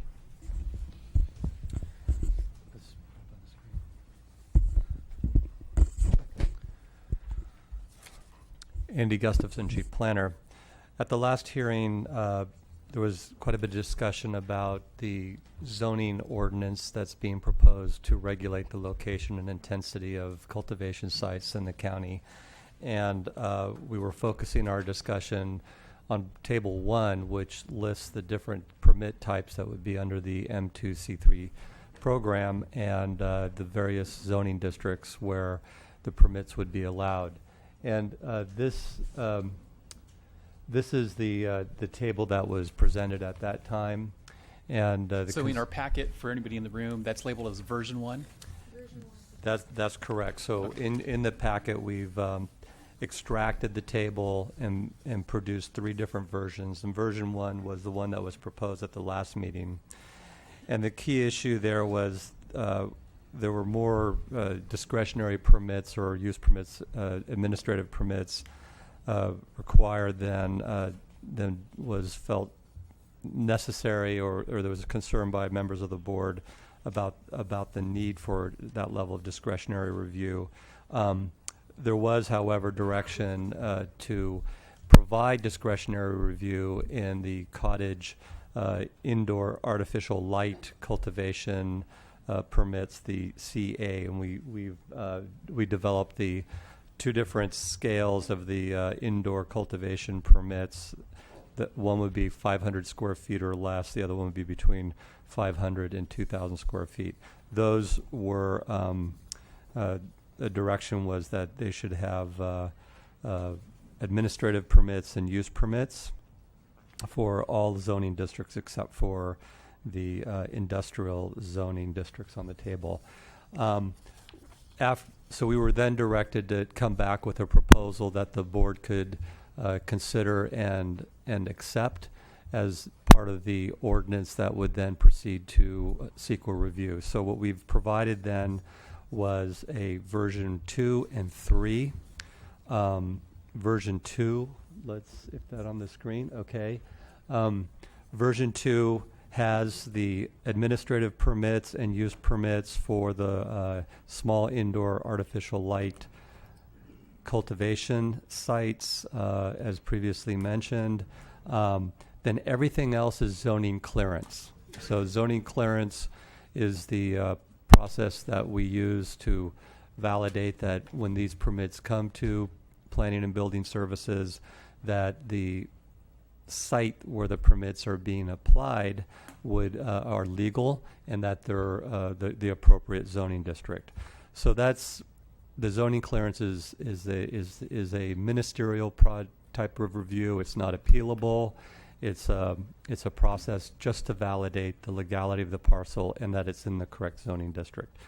So that's what we have up on the screen. Version 3 is a hybrid for the board's consideration. What it does is it tones down the level of discretionary review. It doesn't eliminate it entirely. What it does do is replace the use permit reviews with administrative permit, and then the types of cultivation permits that previously required administrative permit, those are rolled back to zoning clearance.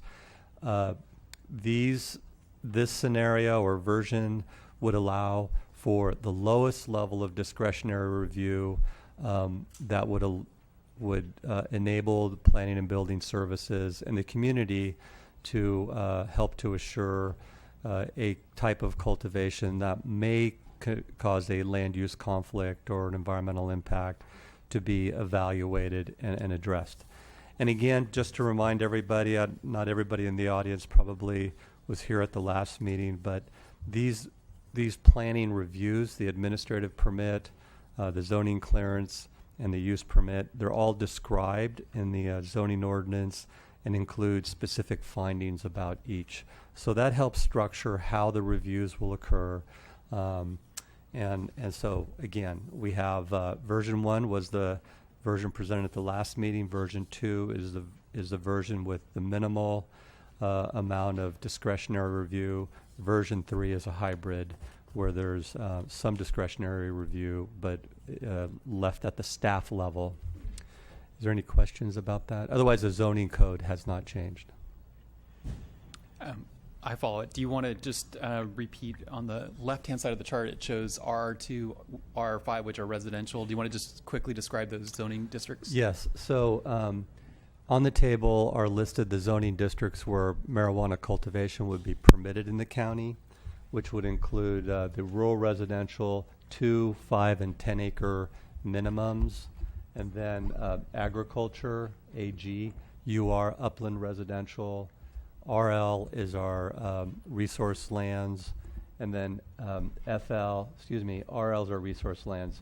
We do also allow cultivation to occur within the TPZ and the FL in another section of this ordinance, subject to closer review with the with CAL FIRE. So this is the table 1 lists the zoning districts where cultivation can be permitted without any substantial outside agency review. Other than maybe the Water Resources Board? I should say without CAL FIRE review. Okay. Yeah, thank you. Yeah, it's Okay. clear. All right. Do we have any questions for planning staff? No. Okay. Are we going to hear from either Sarah or Matt at this point? There's a highlighted distinction here. We believe, we got direction that under the small indoor artificial light that there was a desire to have it split into these 2 categories, small and large, and we reflect that there's a 501 to 2,000 square foot indoor cultivation limit, if you will, or class, but it results in a gap. It's not collectively exhaustive. In other words, we have a 500 square foot gap between the next category of uses. So we wanted to clarify if that's really the intent. And we were given direction previously by the board to cap indoor small at 2,000, but it was brought up at the July 19th meeting that there was this discrepancy, and is there a will to just push the cottage indoor to 2,500 and mirror the other 2? That's why that's highlighted for your consideration. Well, at the last meeting, I was wondering if in the cap, a nursery, an on-site nursery for cultivation is included in that square footage. Maybe it would make sense to move it to 2,500 just because there's going to be some square footage on-site in most cases for cultivating plants. That was just my opinion. So I don't know. Any other thoughts on that? Or so don't speak up all at once. There. Supervisor McCowan, do you have an opinion on that? I'd rather just share the presentation Okay. for now. Okay. Could we possibly revisit that then at the end sometime, Sure. just to find out if it's consensus or not with the board? Sure. Thank you. So I will review just a few things inside the cultivation ordinance. One of the items that was talked about last time that we really didn't come to a conclusion on was, again, in the cultivation ordinance, it's attachment A, draft cultivation ordinance.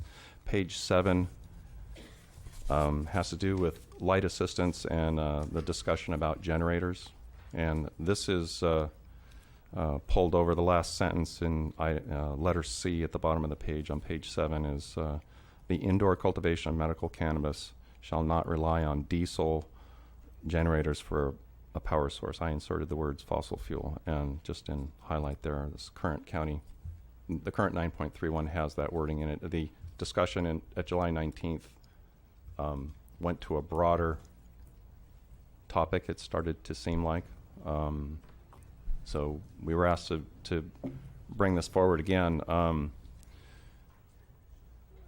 There's a couple competing ideas around the generator usage. I think one is general usage overall, and the concept of possible size limitations or generators. I know there are many aspects to this, so I wanted to bring this point forward. I don't have a solution. My recommendation would be to leave it in as worded, delete the word diesel, and insert fossil fuel, and leave as is. Okay. Supervisor McCowan? Well, another way might be to state it alternative shall rely only on on-grid power sources or alternative energy such as solar. Is this the primary, secondary verbiage to think about? Is that what you're proposing? Well, I didn't mean to complicate it, but, the point is, I think we've all agreed previously that we do not want to see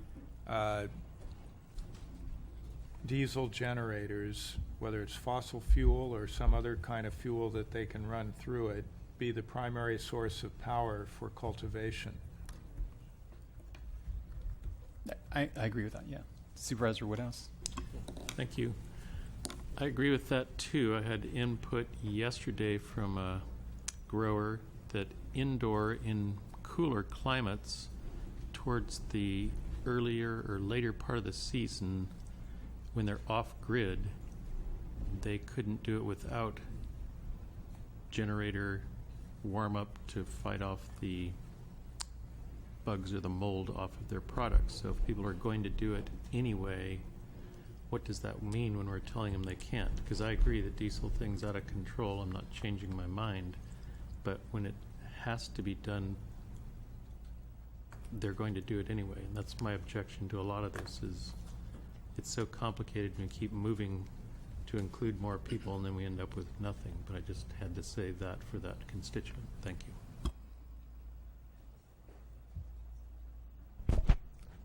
Okay. Supervisor McCowan? So maybe it's consistent with our discussion if we strike fossil fuel and it says shall not rely on diesel generators for a primary source of power.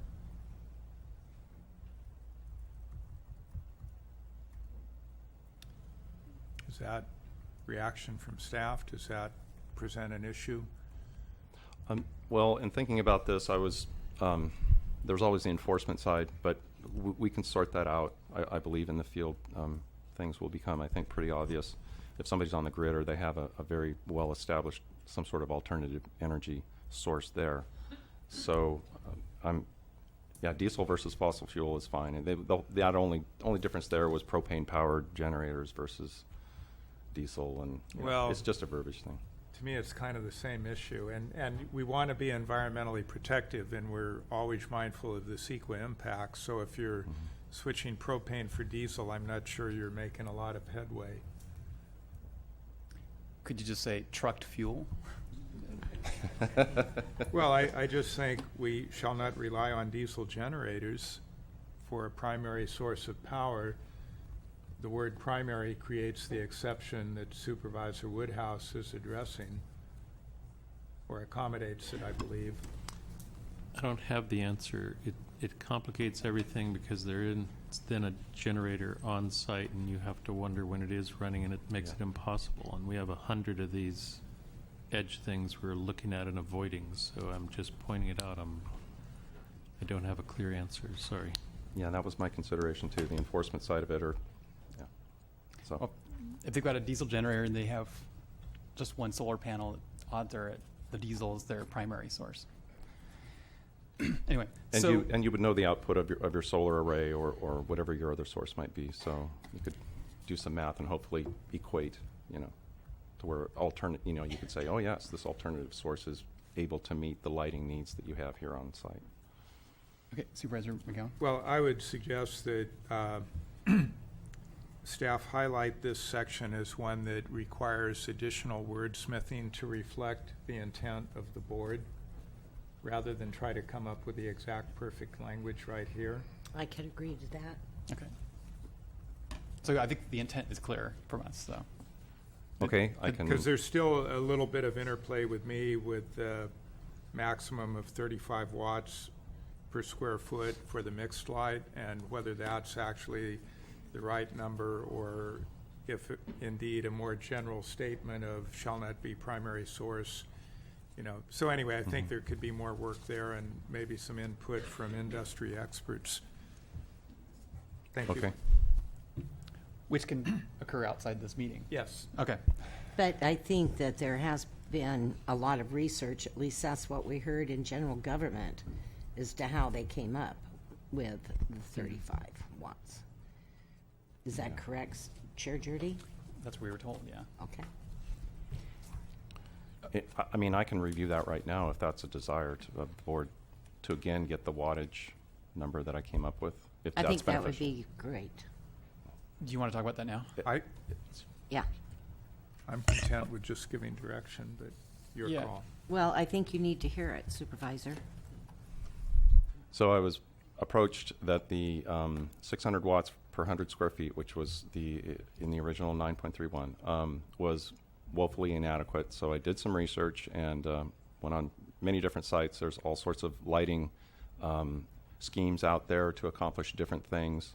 But generally speaking, at the end of the day, it was felt that roughly 20 watts per square foot for just the vegetative, bringing the plants up vegetatively, and then when they start flowering and start maturing, that you would want to ideally throw as much as you can at them without damaging them and burning the place down and everything else. But the number that was thrown out as a legitimate for flower production was 30 to 40, and in independent discussions, in reviewing some of my notes, I realized that Mr. Keats, when he was giving public testimony, he threw out the number 40 watts per square foot, which at the time, that was prior to my research, at the time seemed very high. And then I did this research, and they were coming in at between 30 and 40.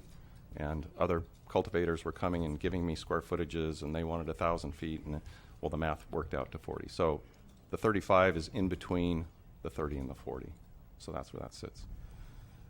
That's how I came up with it. What I would say is I think what is appropriate for indoor and for mixed light may be different.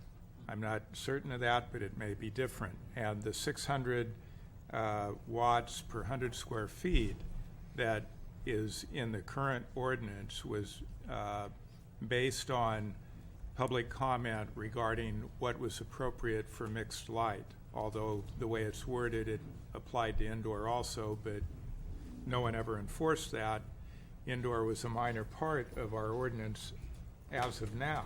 There's no more than 100 square feet that's compliant with our current ordinance. But so anyway, I do think this needs a little more refinement. Maybe there needs to be a different standard for mixed light versus indoor.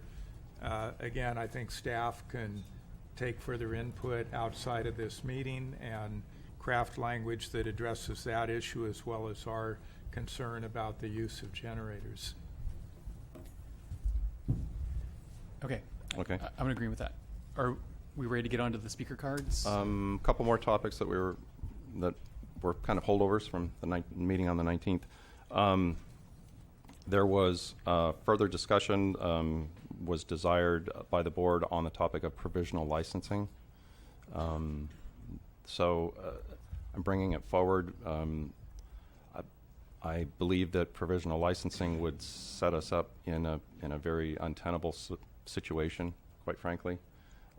We would possibly be in situations where a required element of the program is never really attained, yet we, at some time in the past, provided a permit for someone to go ahead and start cultivating, and then at some later date we might have to come in and actually do enforcement actions or whatever it might take if the permit is never granted, that or whatever that requirement was being sought can't be attained or is being delayed or for whatever reason. So and that's my personal input. I mean, staff's welcome to.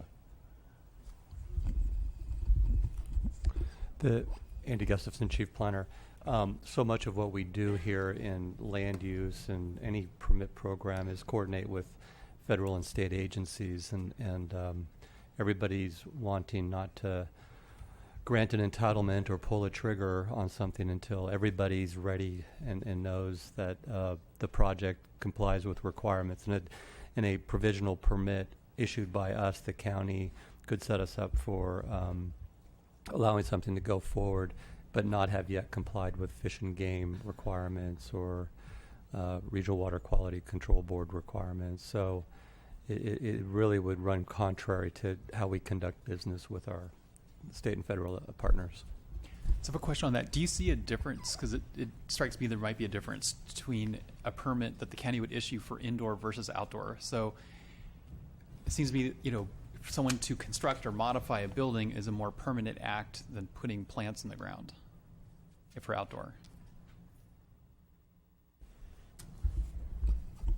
Yeah, I mean, the examples I gave that come to my mind are those that have resource impacts with outdoor cultivation or the construction of a new building or some activity that would have a direct impact on that resource. So if we had an existing building and it's a conversion of a use, those type of resource impacts may not occur, but that would be on a case-by-case basis. I guess I'm wondering how permanent is the act if someone planted plants in the ground for an outdoor grow. I mean, so then their permit is not renewed the next year because they failed to get their state water license permit. Well, a planning review, if for instance there's a use permit or administrative permit is granted, that runs with the land and would not cease, unlike a license that might be obtained under the M2C3 program would be an annual But I thought we were talking about a provisional permit. So a provisional land use permit is, there are few such permits granted. We have temporary permits for carnivals and fairs, but in each case we make sure that those type of uses are complying with any other requirements, such as an encroachment permit with the state of California, Department of Transportation, or and typically they are only granted if there's no other resource-related issue, a stream alteration agreement, or that kind of thing. Okay. Is that it, or are we ready to go to the speaker cards?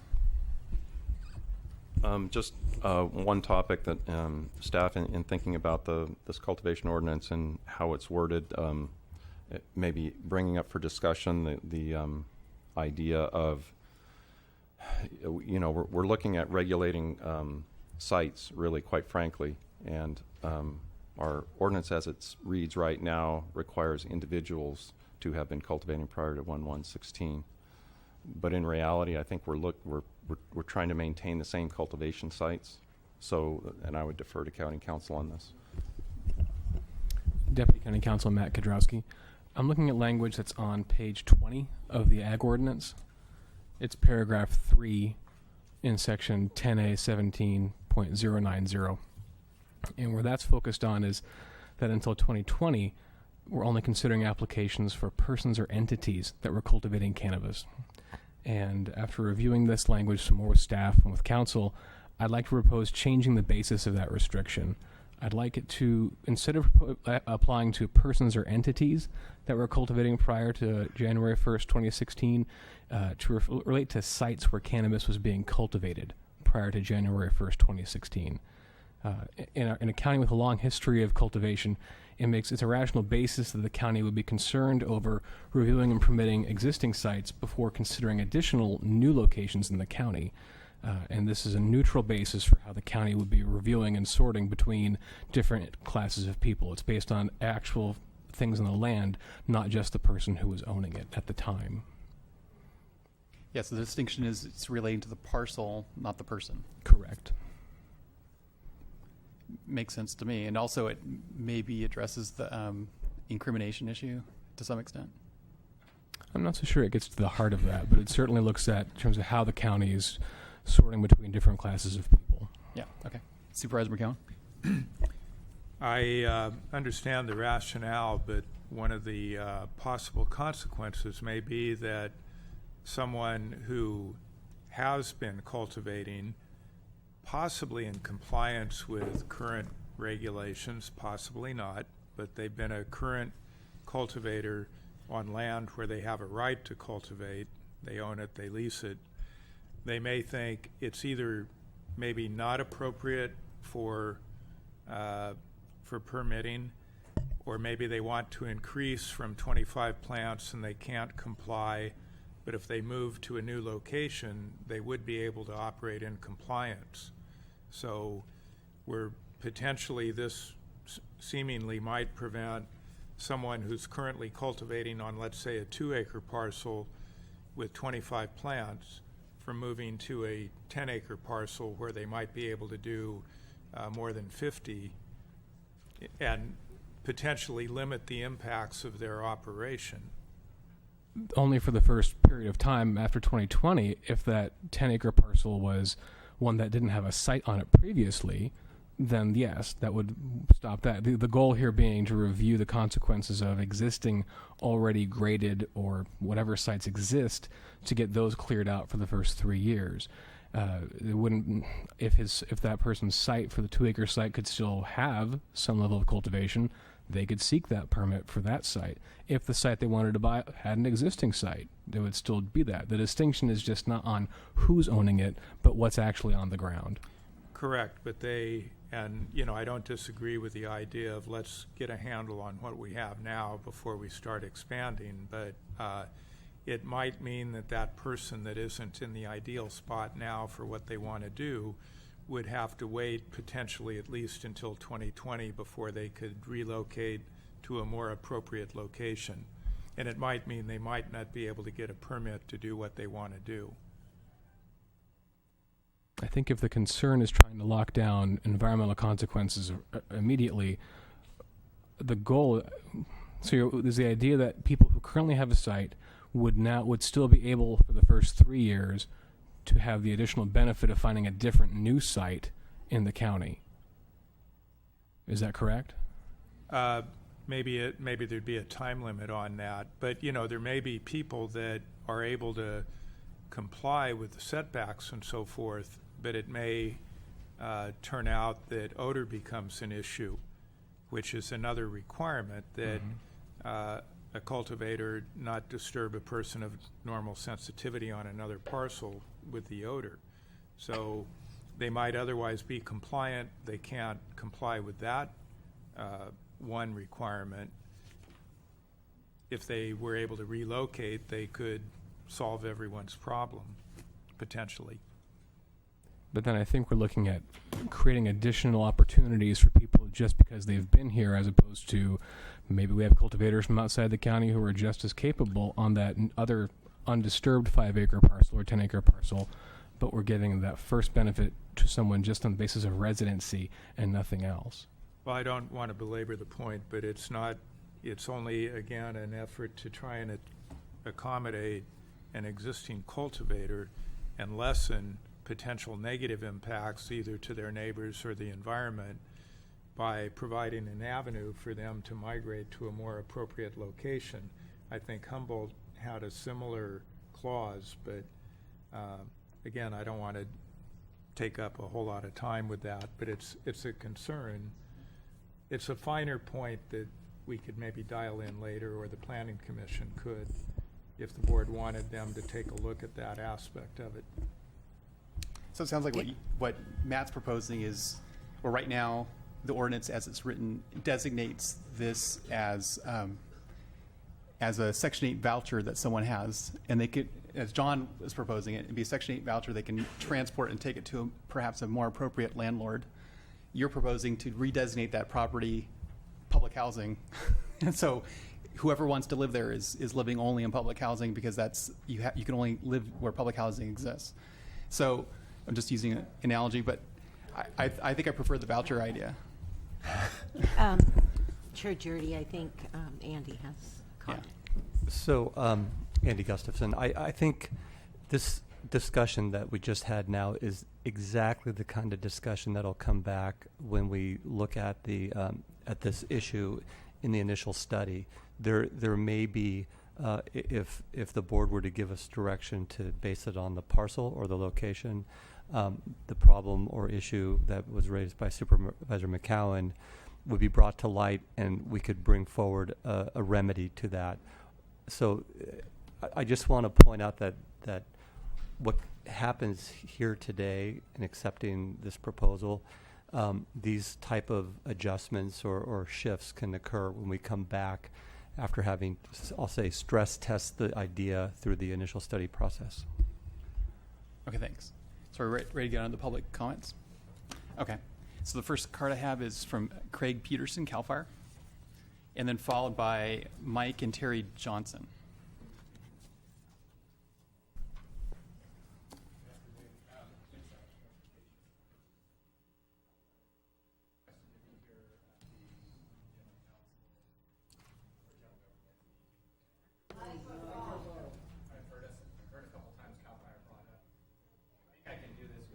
Wait, your microphone may not be on.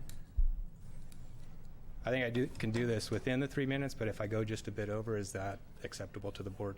Thank you. I gave a packet. Hopefully you have that in front of you. And the first page, the top of the first page is just kind of going over what I just said, why I was here originally in the first place. The next couple of pages are excerpts from both the forced practice rules and the Public Resources Code as it pertains to CAL FIRE's involvement here, or our authority and jurisdiction. So the first point, there's really kind of three primary points in there that I want to go over. The first is the fact that I brought up before is that CAL FIRE looks at whether or not timber operations are proposed or conducted on timber lands, and zoning does not influence CAL FIRE authority or responsibility. The second is that the county, by implementing a permit process, CAL FIRE believes becomes the lead agency for that project. As such, CAL FIRE encourages the board to appoint an authorized designee to review and propose timberland conversion and certify that conversion conforms with all county regulatory requirements prior to submittal of a harvest document to CAL FIRE. That kind of keeps things in order as far as CAL FIRE is concerned.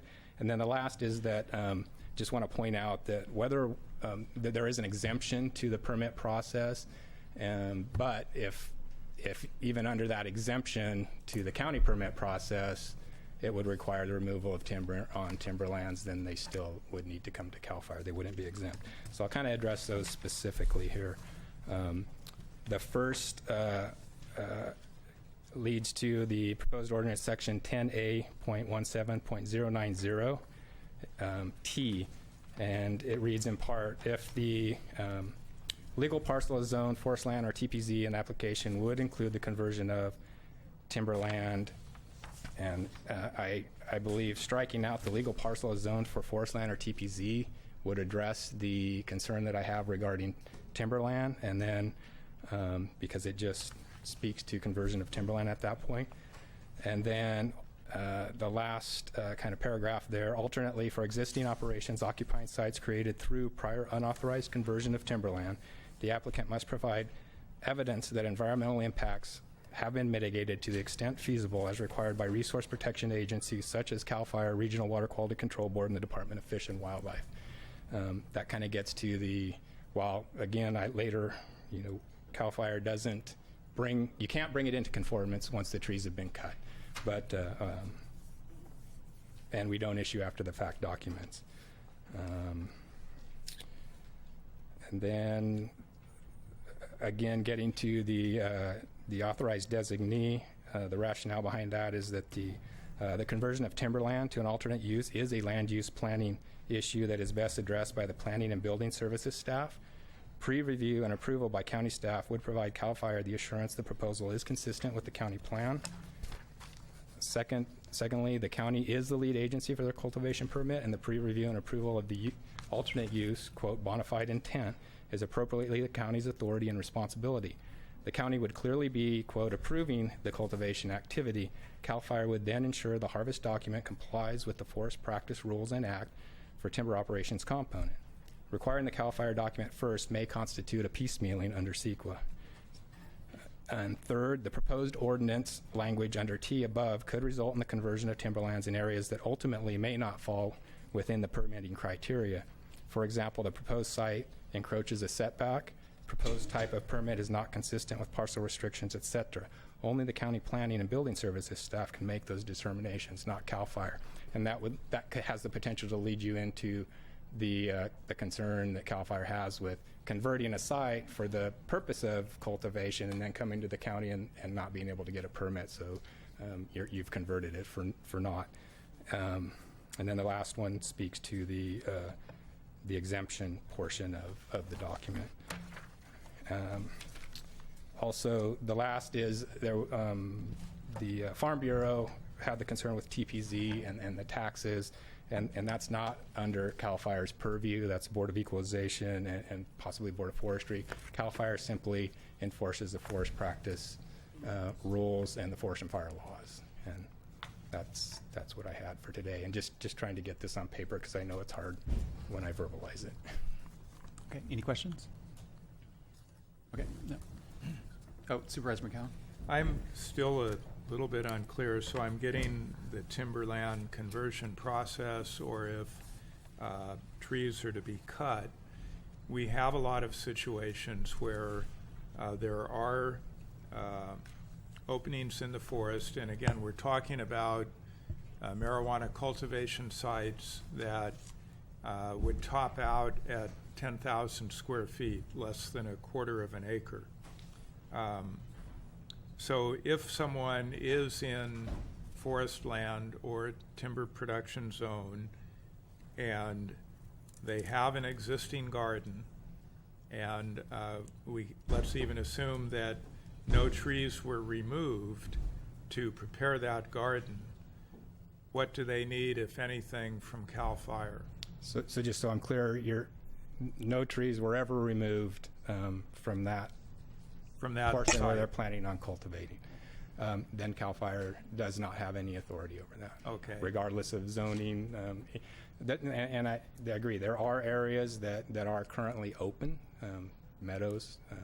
So it only, again, gets back to whether or not timber operations are occurring on timber lands. And so for timber operations to occur, it's the cutting and removal of trees or forest products. And so we are dealing with, currently, we're dealing only with existing cultivation sites. Some of them we're talking about allowing them to expand somewhat, but again, only up to a quarter of an acre. So we're probably not talking about removing existing trees. If there were a situation where it becomes evident that a clearing was made in the forest and certainly marketable trees were removed, but that happened at some point in the past. They have their garden now.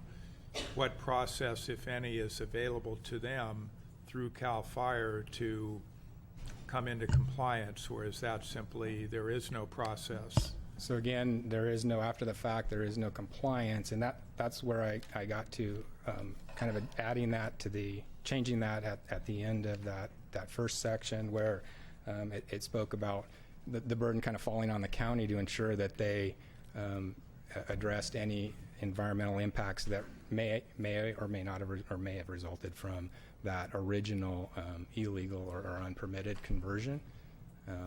And then if CAL FIRE becomes aware of it, we do have legal authority to pursue it criminally or civilly and/or civilly. So it's still a little unclear to me, and potentially a previous owner may have cleared an area, but it sounds like if CAL FIRE becomes aware that there was, in effect, timber conversion without an appropriate permit, that's a violation, but it's a violation for which there is no remedy to achieve compliance? Yeah, there may be, again, if there were a lot of times when folks, and not just for cultivation, for building a house or for whatever purpose, we run into a lot of conversions that occur without permits. And a lot of it requires fairly significant grading. It may be adjacent to or within a watercourse of some sort, either fish bearing or not. So there may be some mitigation measures that could be done or implemented in order to reduce those impacts. So that's, while it doesn't bring it into, quote, conformance, it at least addresses ongoing, potentially bleeding sores. The CAL FIRE, again, we have criminal and a civil process. Criminal, we're sort of at the mercy of what the judge decides in terms of remediation or penalties for them. And the civil process, it has a complaint proposed order and identifies what the allegations were, and there's monetary tied to that. There is a potential for a settlement, and if you get into a settlement, then part of that settlement could be mitigation as well as monetary. And again, it sounds like the main concern would be trying to remedy environmental damage that might have been created. Correct. And then there's a penalty for not following the appropriate process, because otherwise folks wind up with an advantage over those that do it legally, correct? And then, again, we have to approach each case as it comes to us, and, some we can go, we can prove a case, and then we'll take it further to legal action. Some we may not have the evidence there to support that case. It's just on a case-by-case basis. Thank you. That clear it up for you? Yeah.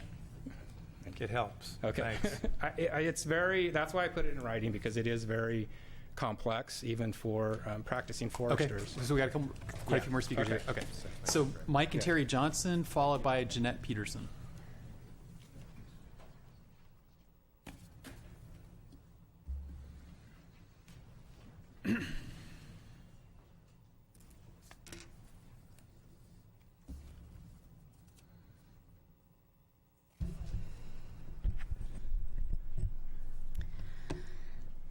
Good afternoon. I'm Terry Johnson. I'm here today to give a statement that was written by my husband Mike, but he's too ill to give it himself. I came here today to be the face of medical cannabis. I want to begin by saying to all, when your body is full of tumors, driving that ludicrous string of potholes referred to as East Side Potter Valley Road is an excruciatingly painful experience. Is there any road in our county that doesn't need attention? Is there any part of our budget that couldn't use a boost? The people of Mendocino County have already paid their dues. With 5 decades of Wild West growers, abusive law enforcement, trespass grows, clear cutting, environmental poisoning, home invasions, and all of that. We paid our dues. So let's seize this opportunity to get something out of the dues we've been paying for decades. Let the people prosper.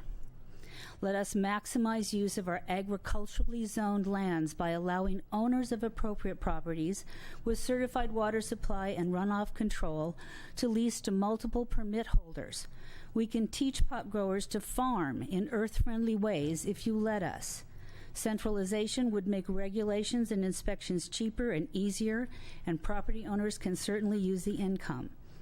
There is a lot of ag land in Potter Valley with water. It's not being used, which is a shame when farmland is so rare and hard to find. There are 140 acres adjacent to our land that haven't produced anything but weeds for decades, even though the irrigation ditch runs through the properties.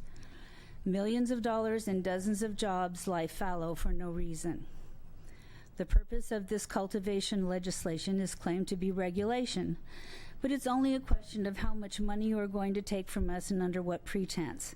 Let us make lots of money so we can pay the fees, provide more jobs, and our county can prosper and we can fix some roads. Came back to the roads. We can make this county prosper if you just let us. Lastly, medical cannabis has been the law in this state for 20 years. And I'm extremely sick and tired of hearing John McCowan say to my face that medical cannabis is a sham. It has kept me alive for years, John, and I'm sick of hearing from both your faces that medical cannabis is a sham. An honest man with your inflexible opinion about not obeying state law would recuse himself instead of using phony threats of CEQA interventions as red herrings to stop legitimate discussion. Thank you. So Jeanette Peterson, followed by Mike Sweeney.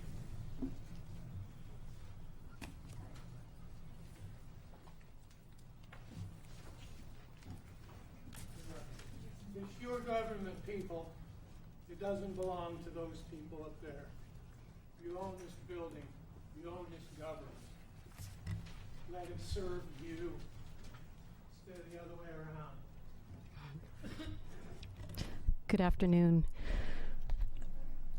There should be packets I'd like you to review, please. There are images. Today I continue with my message concerning the absolute need to address potential environmental impacts related to the medical cannabis cultivation ordinance in the form of requiring CEQA analysis, whether via a use permit or whatever form, to adequately address all the components of CEQA. It's always been my professional mantra that repetition leads to being heard, particularly when I can provide a different representation of the same idea.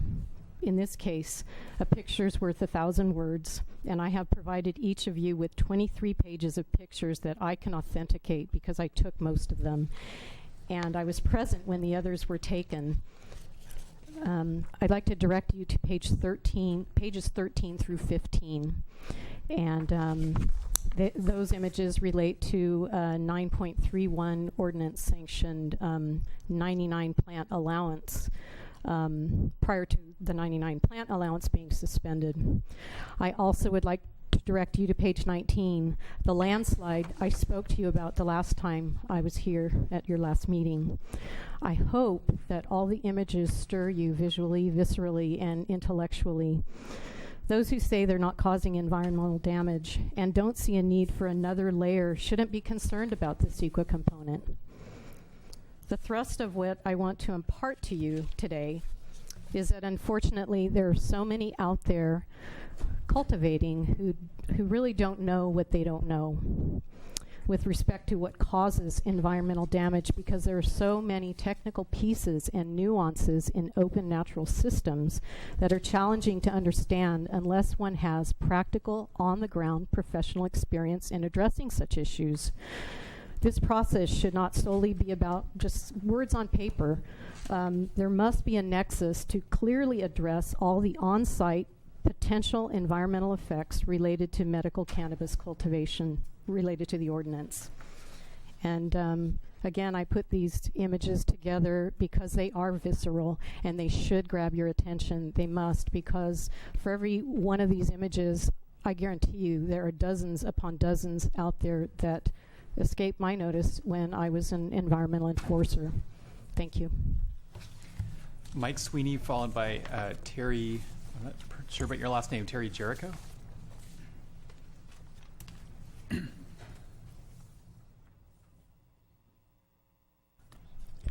Mike Sweeney.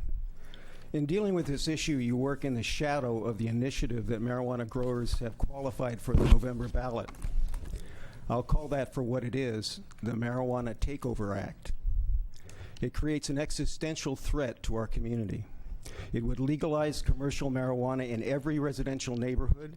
Marijuana plantations of up to 1 acre of plants could reach within 30 feet of a neighbor's property and within 100 feet of a neighbor's house.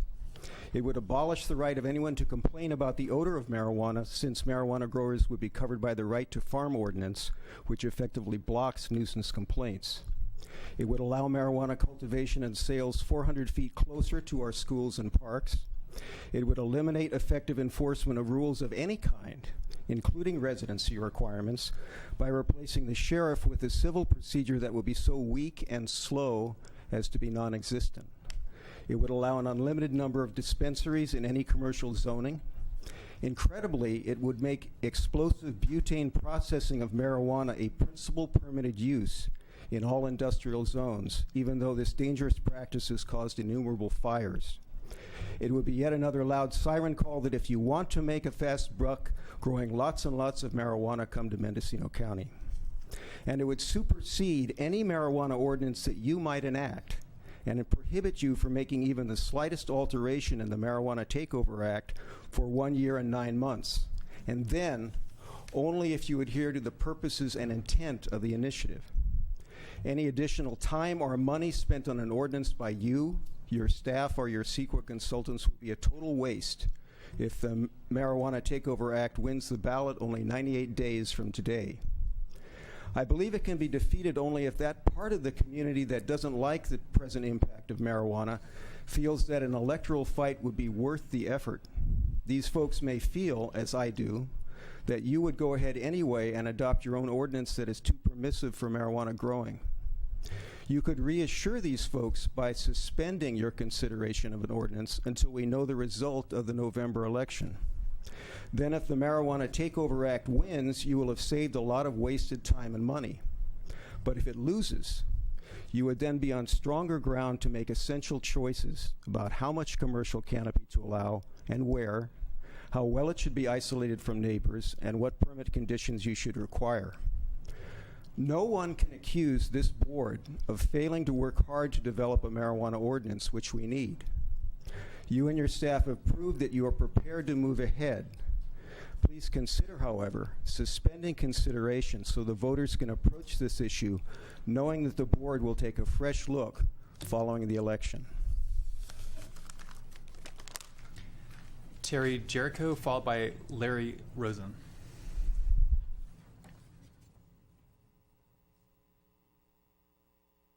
So I'm Terry Guerrero from Laytonville. I've lived in Laytonville since 1981. Retired from Cal Fire after 30 years. I'm a commissioner with the County Fish and Game Commission.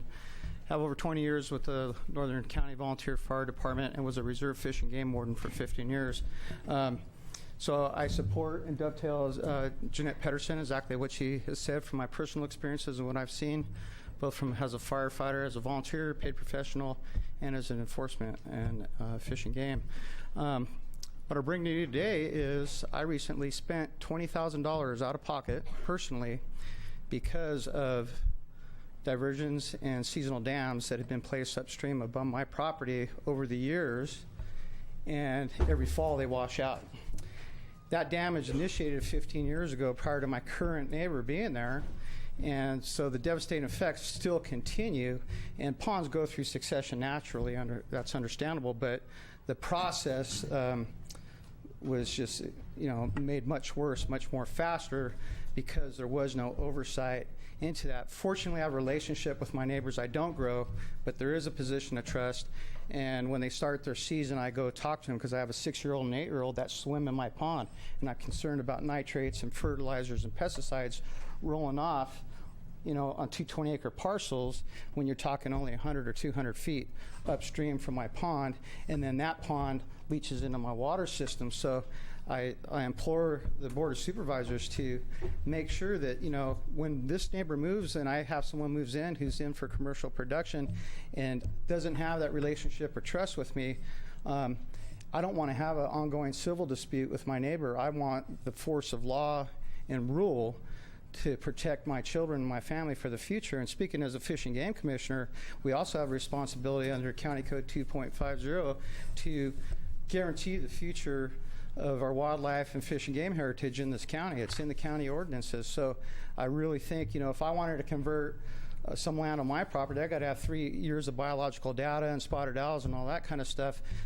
If I wanted to convert it to rangeland or log my timber or something like that. So I'd really think we need to be responsible. We need to protect our future generations, our children, our wildlife for the future. And it's just incredible. I spent over 18 years in Cal Fire Aviation, and I'm going to tell you, those little tiny clearings, you fly back after the fall, the next spring, and you just see the decimation they cause, not just that year, but for years to come. And that's what I've been experiencing on my personal property at great personal expense. So anyhow, I appreciate your time, and I hope you would consider that. Thank you.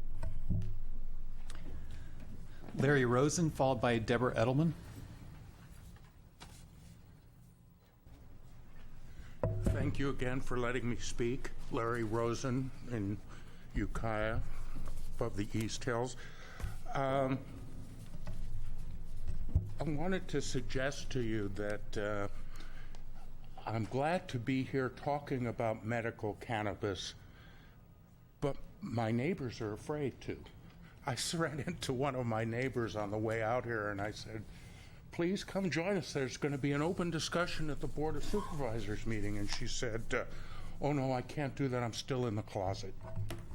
Well, I'm sorry, folks, but I haven't been in the closet for years. And I'm not going to start now being in the closet about cannabis, which raises a question for the building department. I went into the building department this morning to get a permit for an agricultural building to set on my land on an existing vineyard. And they gave it to me. Wonderful. And the only problem was in the application that I put in, they said, what's it for? And I said, well, it's for my grapes and my cannabis. And they said, oh, no, you have to erase that. Fill out a different form. You can't put cannabis on it or the building department won't accept the form. I said, what do you want me to lie for? I'm not in the closet. I'm growing pot. What do you want me to lie about what I'm planning on doing? Oh, and by the way, I should tell people here, I just discovered, and so did the building department, that there's an agricultural fee exemption. If you put up a building that is strictly for agricultural purposes, and you're not going to use it with a bathroom and other kinds of places to live, I saved $600 by reminding the building department to read the ordinance that's already in the Mendocino County Ordinance. So maybe it's the case that the fees and taxes and penalties and other things that you're going to do are going to be compensated for by the money we'll save on the agricultural buildings we're going to build to grow medical marijuana. The other thing I want to do is I want to give you a gift, because this is medicine, okay? We can't accept, yes, sir.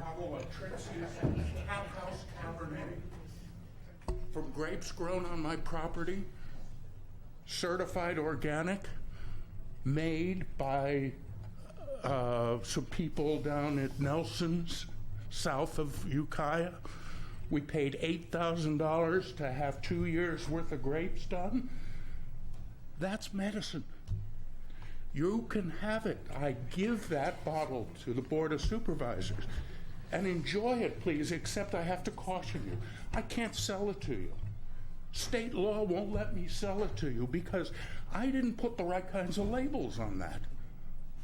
Sorry, but I can give it to you. But I'm not sure you can drink it because even though it's been medicine for 3,000 years, I'm not sure that you're going to be able to drink it. So let me ask, if you don't want to drink it, put it in the same safe where the sheriff is putting medical cannabis that he takes off of people's properties. Okay, thank you. Deborah Edelman. Deborah Edelman. Chair Journey. Yeah, go ahead. So we're going to need to return that bottle of wine to Mr. Rosen. So yeah. Thank you. Thank you. Does anyone want it? It's really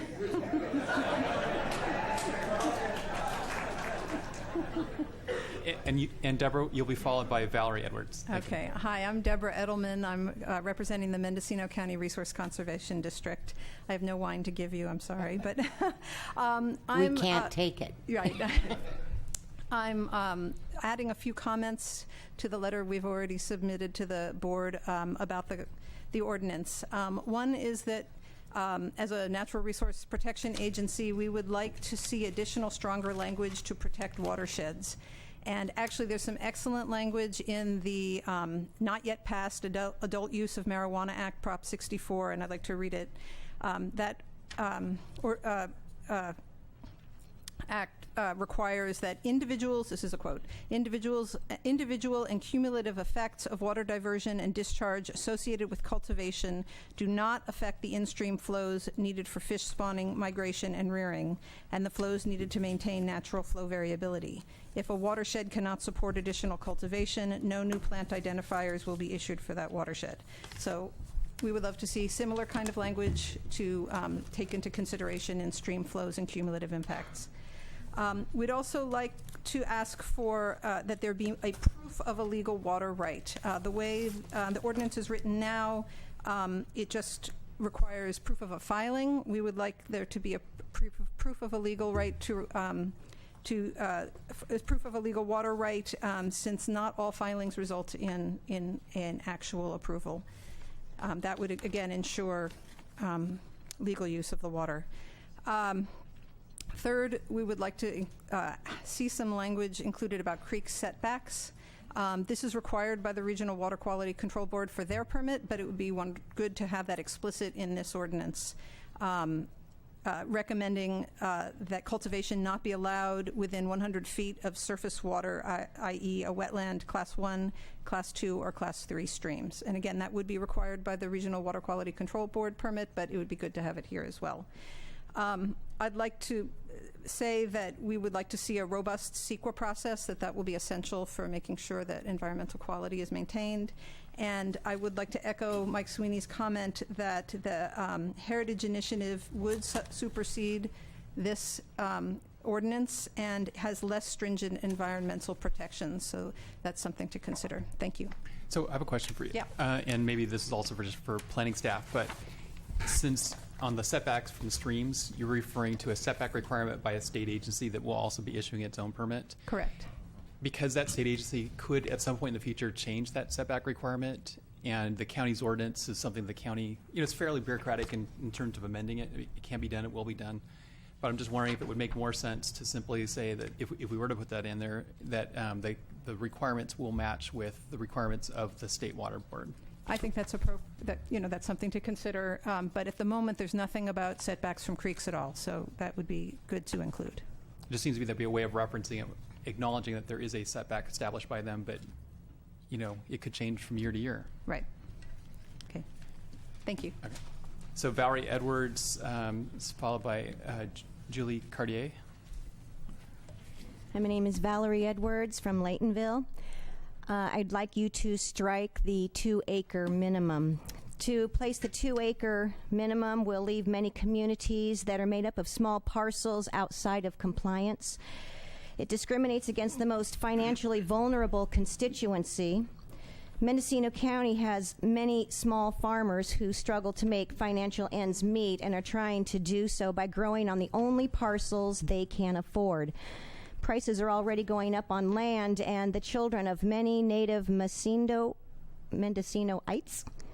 may no longer afford to buy property in their birth county. You say you want to protect the small farmers, then my suggestion is to either strike the 2-acre minimum or to establish zoning overlays that will exempt this arbitrary 2-acre minimum and all neighborhoods who have been cultivating and working together for years to continue to do so. Mendocino County is the first time in my life that I know all the neighbors on all sides of my property. I also know quite a number of neighbors several blocks from me. It's the first time that I've ever actually felt safe in my home because I know the people that live around me. And I'd like to know, how was this arbitrary 2-acre minimum arrived at? Was it to represent and protect your constituents who complain about the smell? Hopefully, we're all aware of the Oregon court ruling in a criminal case that the smell of marijuana, either smoke or growing plants, are not physically offensive, which would require some element of physical distress to the body. The court ruled that for the smell to be a violation of their nuisance law, the actor must either intend to cause or recklessly risk causing public inconvenience, annoyance, or alarm. Growing an agricultural crop that has a distinctive signature fragrance does not constitute a party to intentionally or recklessly risk causing public harm. Good or bad fragrances generally are not objective. They are subjective and constitute personal preference. I would ask you to inquire of your constituents who complain about the signature fragrance of cannabis, that they present to you objective evidence of how this signature fragrance has caused them physical distress to their bodies. If they can't show objective evidence, then we can assume that their distress is purely subjective and based on personal preference, and your reference to it and regulations to protect them is solely political. Strike this politically instigated 2-acre minimum and allow the neighborhoods who are made up of small farms and who have been cultivating and working together as communities to continue.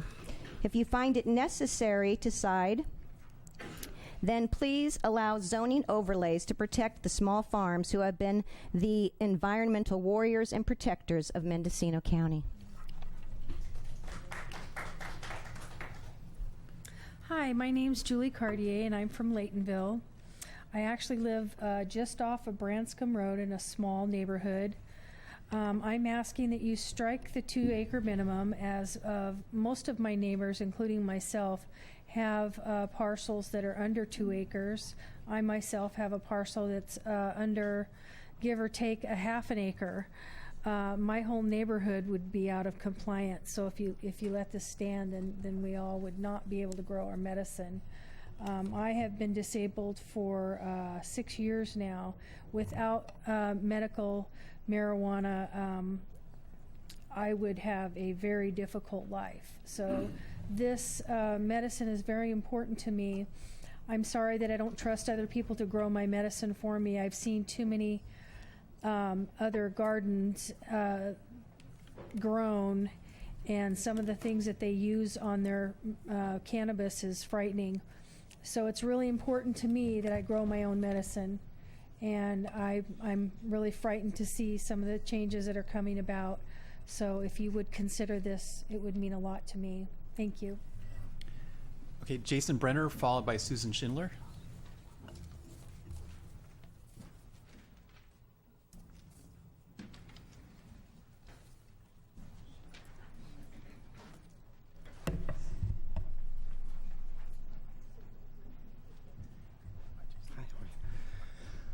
Hi, my name is Jason Brenner. It's good to see everyone here. The county is considering that only individuals with a documented legal grow before January 1, 2016 will be allowed to get a license for a 10,000 square foot cultivation issued by the county before the licenses are available by the state in January 1, 2018. Now, I guess possibly 2020.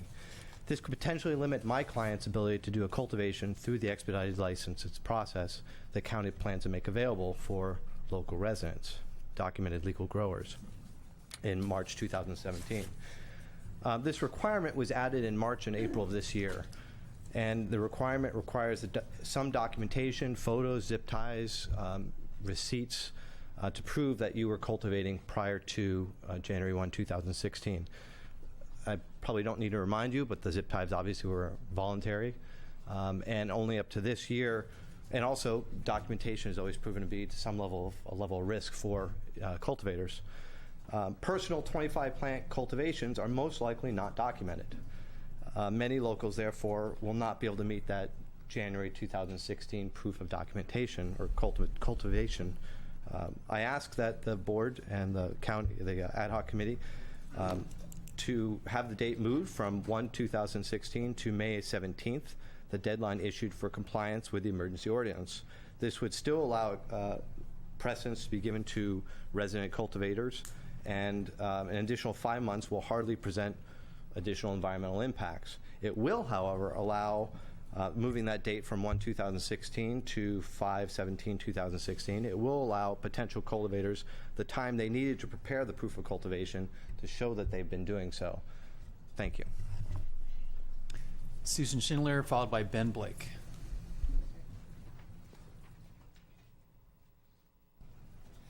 Good afternoon, supervisors and staff.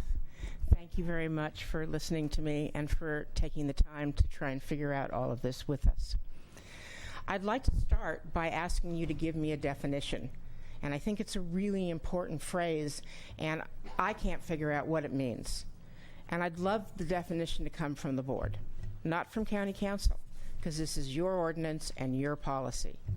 What does cumulative but not exclusive mean? Can anybody tell me? This is your ordinance, guys. This is in the remedies section. This is a huge issue. I'm a Phi Beta Kappa.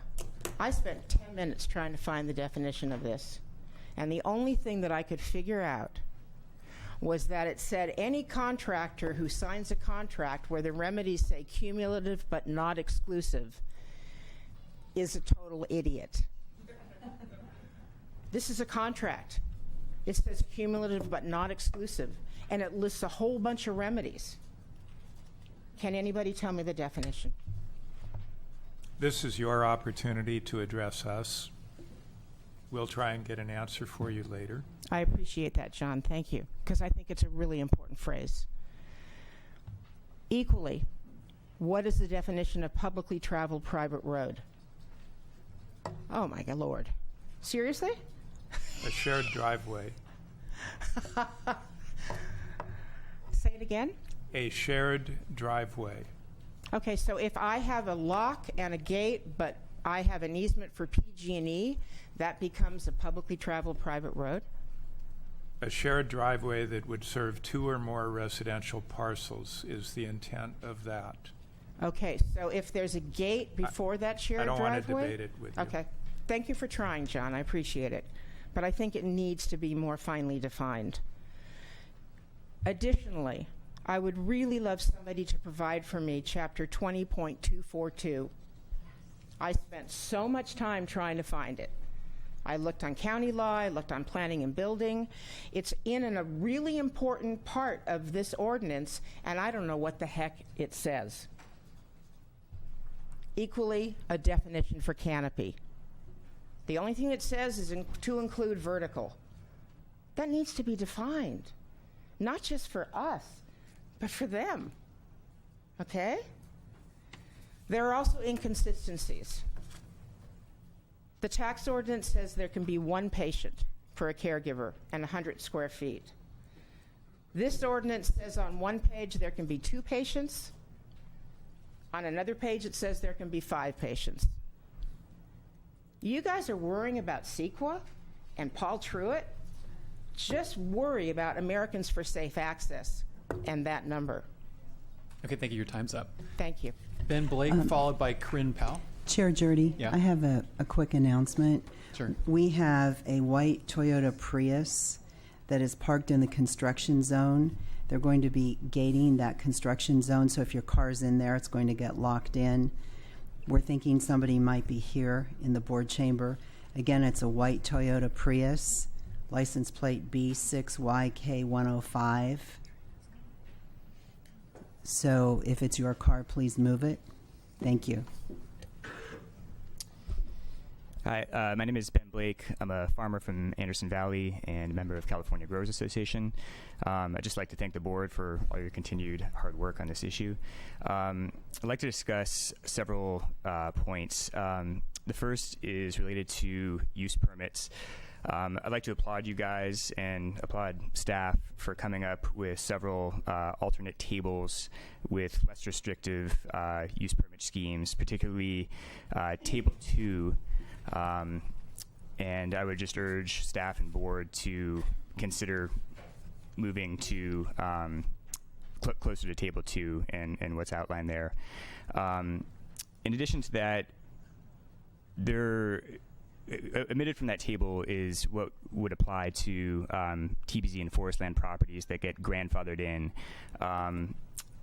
The use permits that would apply to such properties can be found in Attachment B, which isn't in the chart. It's a separate document.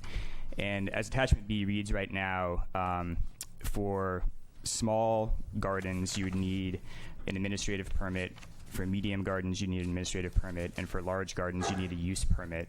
And I would just like to urge both staff and board to consider changing those if Table 2 is adopted. In other words, if Table 2 is adopted, if less restrictive use permits are going to be required, that also be applied to these forest land and TPZ zones that are grandfathered in. And basically what that means is that for those FL and TPZ zones, I would like to recommend that either zoning clearances or administrative permits be the burden, but that use permits be eliminated. The other issue I'd like to talk about is regarding 3-acre conversions and CAL FIRE involvement. This is the third time I've heard Mr. Peterson speak at this forum, and I've been a little surprised at the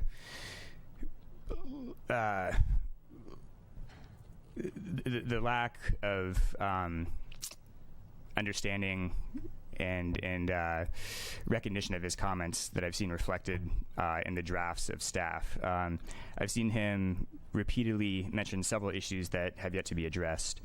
The first is that if there's any type of property that is not engaging in the clearing of commercial timber, he has repeatedly said that there's no need for a 3-acre conversion. So there's many properties, whether they're FL or TPZ or otherwise, that where cultivation exists in meadows. No timber has ever been cleared there. No timber will need to be cleared there. And according to Mr. Peterson, there therefore is no need for a 3-acre conversion. So that seems to have been put to rest at this point on multiple occasions. And I would just ask that both board and staff make that change in Attachment B of the ordinance, and just make it clear that if you're not clearing timber, no 3-acre conversion will be required. Last issue real quickly is that I'd just like to urge that when it comes to prior cultivation and whether that the burden of proof of prior cultivation is associated with a person/entity or a site, that it remain with the person or entity for all the reasons that Mr. McCowan outlined. Thank you. Excuse me. You have a question? I had a question, if I may. So on the chart and with reference to version 2, I didn't quite hear you. Are you suggesting adding FL and TPZ to that chart, or what was your comment? Yeah, I think it actually would be helpful to add FL and TPZ to that chart. I think, if I'm understanding staff's thinking correctly, they intentionally left that out because only FL and TPZ properties that are grandfathered in will even be applicable. But I think just for clarity, it would actually be helpful to add those into the chart with just perhaps an asterisk stating that TPZ and FL zones would only be applicable if they were grandfathered in. I think the reason it would be helpful to have it in the chart is that I worry that those properties are getting ignored or perhaps overlooked by not being in the chart. So just including them so that they can be addressed in these discussions, I think, would be helpful. Thank you. And there's a lot of concern, of course, about forest land and TPZ. So what would you think if potentially they were added to the chart, but it might require an administrative permit, which is less onerous than a use permit? I'm just speaking for myself here, and not the whole community, but I would be more comfortable with that than the current scheme of requiring a use permit. Just based on what I've heard about the use permit process at these hearings, about how overloaded the county is in processing them, how expensive they can be, how time-consuming they can be, I just worry that if the burden of a use permit is applied, that it's essentially a false, it presents a false opening for people on those zones. What it says is that yes, you can cultivate if you get grandfathered in, but realistically, if you try to go through that process, you're just going to get mired up in bureaucracy and you'll actually never get it. So I think by lowering the burden to an administrative permit, it would allow people a more realistic opportunity to come into compliance if they're on those zones. Thank you. Yeah, thank you. Corinne Powell, followed by Harry Merchant.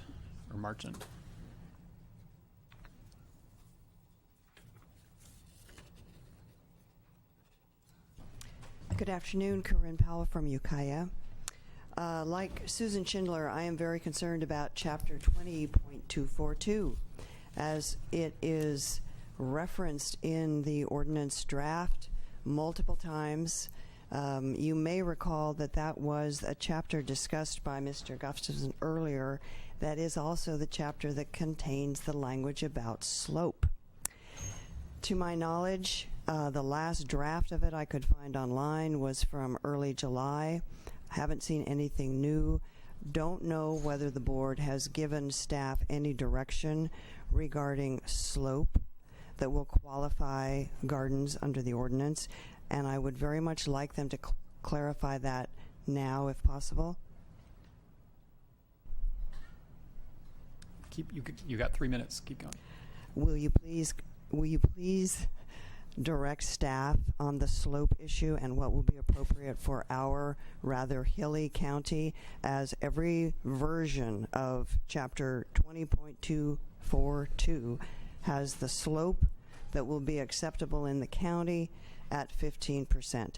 As I've mentioned in other meetings and provided some written material, the Water Board allows 35%. They are the ones responsible and concerned most about keeping erosion in check and keeping mitigation in place.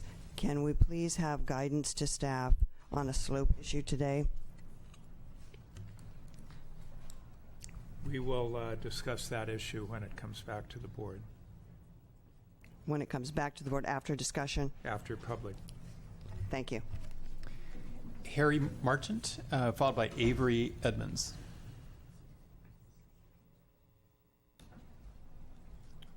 Hello, thank you for having me. I'm project manager on 2 properties, just helping try to get the ordinance. Then we're working with the emergency ordinance right now with the 50-foot setbacks. So the main problem we're having is setbacks. It's saying that you can do a 50-foot setback at this point. So all of our fences have been pulled. We've been pulling fences and putting greenhouses. And now you guys are saying that for large-scale properties, if anything 5,000, 10,000, you're going to change that to 100-foot setbacks. This is going to cause a lot of problems for us specifically. We do not have the space of sunlight at all in any other parts of the property. We would have to then go and clear trees, old growth trees, new growth trees, and just try to get that site. It's going to cause more soil damage. So right now we have perfect areas. The other one on the other property is 56 feet off the property line. It is over 200 feet from the house, and there's a huge hill. There would be no way that the property could even be harmed or even see it or smell it. If there is, then we can always do carbon filtering. But the situation is that house is on a complete hillside, and there's absolutely no way we could even build a greenhouse anywhere else. This property we're trying to not use any more resources of the land.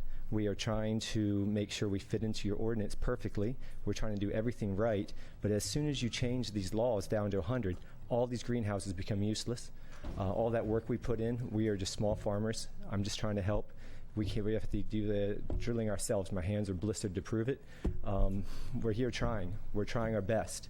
And this ordinance changing, you had it before in the earlier proposals of the ordinance saying that we're going to stay with the same as the 931 of 50 foot. And I strongly, strongly recommend that you do this, because it's absolutely positive that we cannot do any more work without hurting the environment. And I know that's one of the main concerns. And we want to abide by your rules. And we're trying here. And please help us by going back to keeping it the 50-foot minimum that you guys originally agreed upon. And that's in the emergency ordinance. So we're already doing it. We're doing this work right now, spending our resources right now trying to make this work. So this is our situation we're in on the ordinance side, on the setback side. So please consider it. I appreciate it. Thank you for your time. Avery Edwards, followed by Ross Liberty.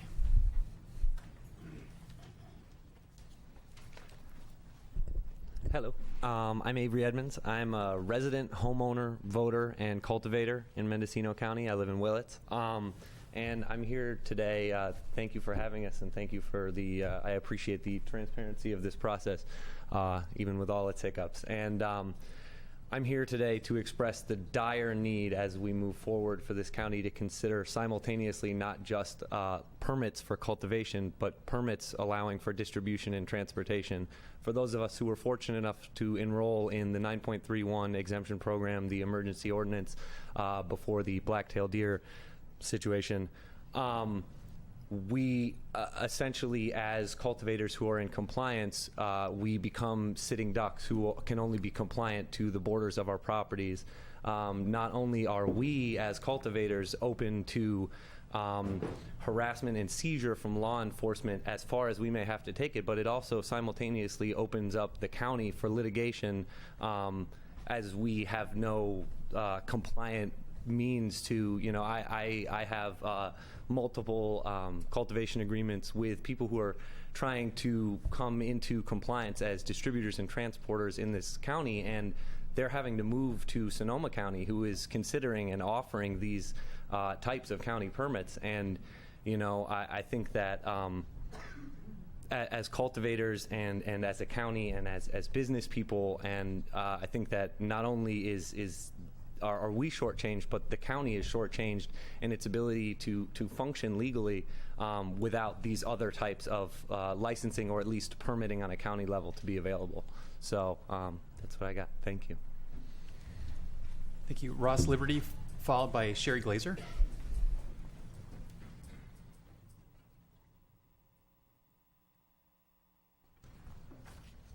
Board members, I'm Ross Liberty. So I was heavily involved with Measure B, as you guys probably know, and I can tell you that the voters and for sure our Measure B board, whatever we were called, the biggest concern seemed to be the strong odors. That was their overarching concern. So regarding the regulations you're considering, I would say that the best solutions are the simplest ones that work. And I would recommend kind of a little different tack on this.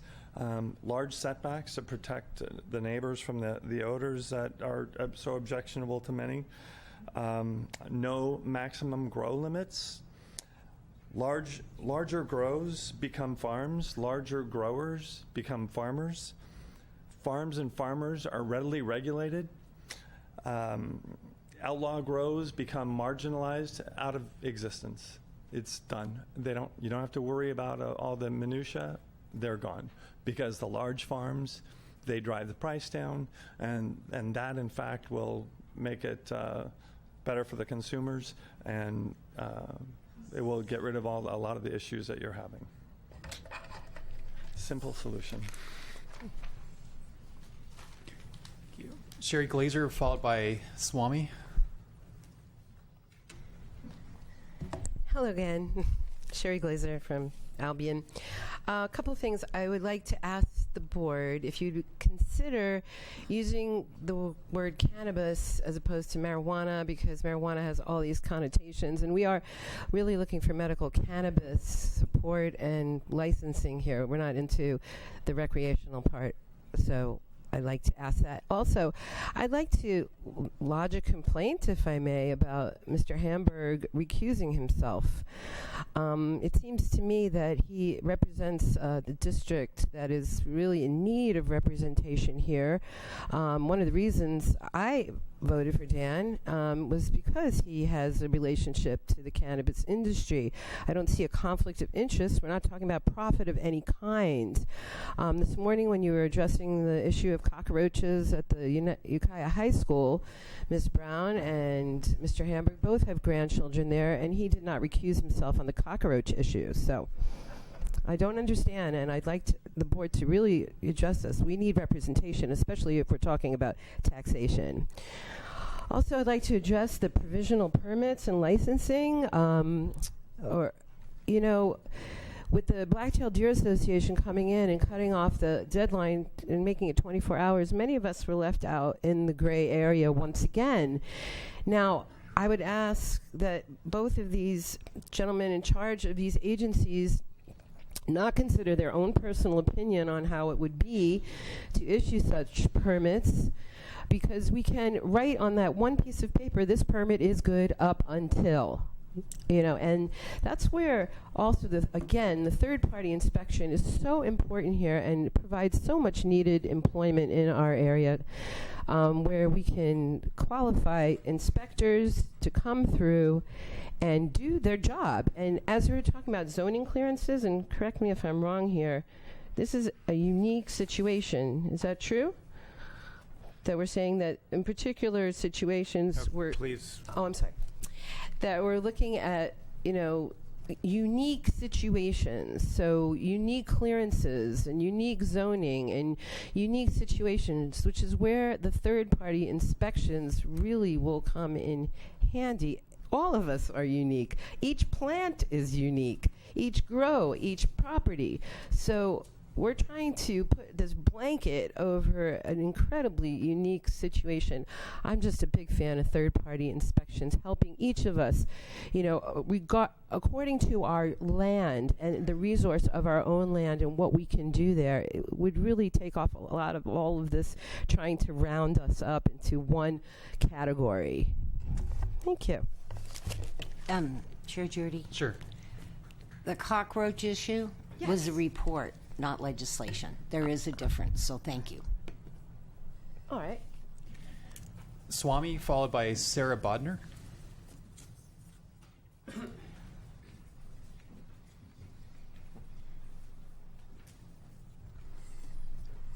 My name is Swami Chaitanya, and it's really nice to be meeting with you people again, and we've kind of made a habit of this over the last few months. And I think that we need to get down to business here. Number one, cannabis is probably a $1.5 billion industry based on sheriff's estimates of 1.5 million plants. That likewise provides tens of thousands of jobs in the county.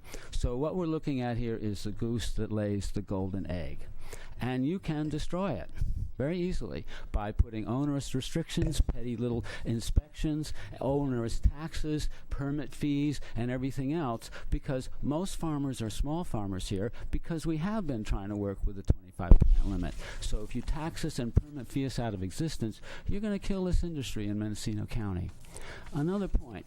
If there's 1.5 million plants, and if we allow a large area of 10 by 10 square feet for each plant, we're still only looking at a little over 5,000 acres of total cultivation in Mendocino County. Right? If there are 5 million plants, we're looking at maybe 11,000 areas of cultivation in the entire county. Grapes take up 16,000 acres. You can see them all over. You can't see a single marijuana plant or a single cannabis cultivation site in the whole county. We're so small. All those environmental people who are so concerned, we likewise are very concerned about those environmental issues. The state law, as you mentioned, Chair Jurdy, has all those things that are in it. The water boards and all of that. We have to comply with that to get a state permit. We don't need to burden ourselves with all these extra things because they are tasked with protecting the environment. We likewise want to protect the environment. There's a whole movement in Mendocino County for biodynamic gardening, way beyond organic. I think Chuck Morris is in favor of that also. We are trying to work with the environment, better our land, and make it like that. Please don't kill us with all sorts of petty regulations and excess taxes. 10%? Outrageous. Thank you very much for your time, and let's work this together and work it out, because we want to save the county economy just as much as I think you ought to. Bye-bye. Sarah Bodner, followed by Jude Tillman.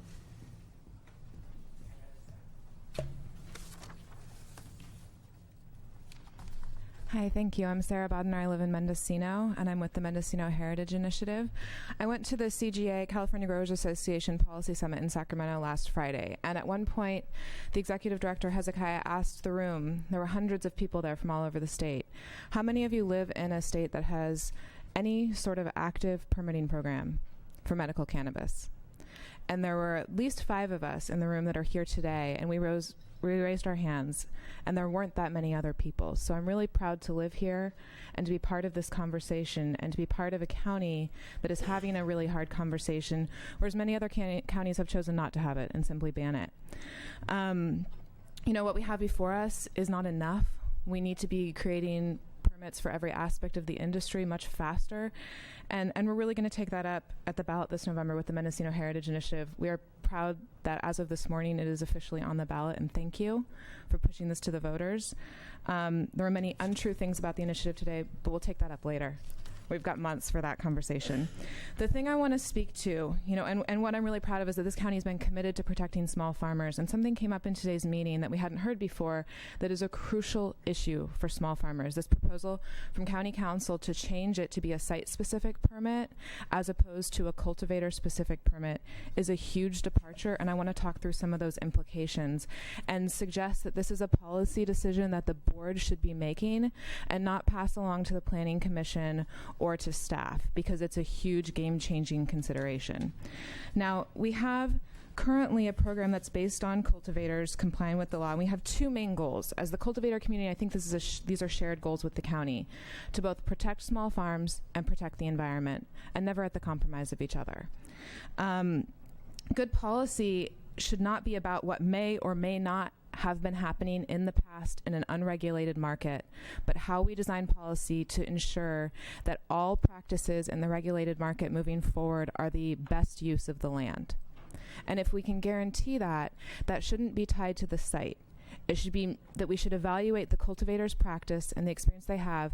In many cases, we're going to see cultivators needing to relocate because we haven't had this regulated market in the same way. We're opening the door, bringing new people in.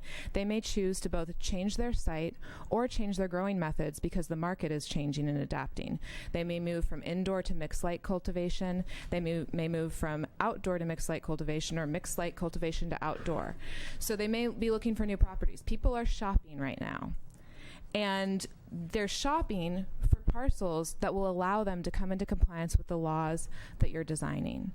So if we limit this to the sites, then essentially we could be creating a really ugly land grab that is most inequitable for the small farmers who have lived and farmed in this county and who are going to be the first to line up and want to be part of what we're trying to create here. Thank you.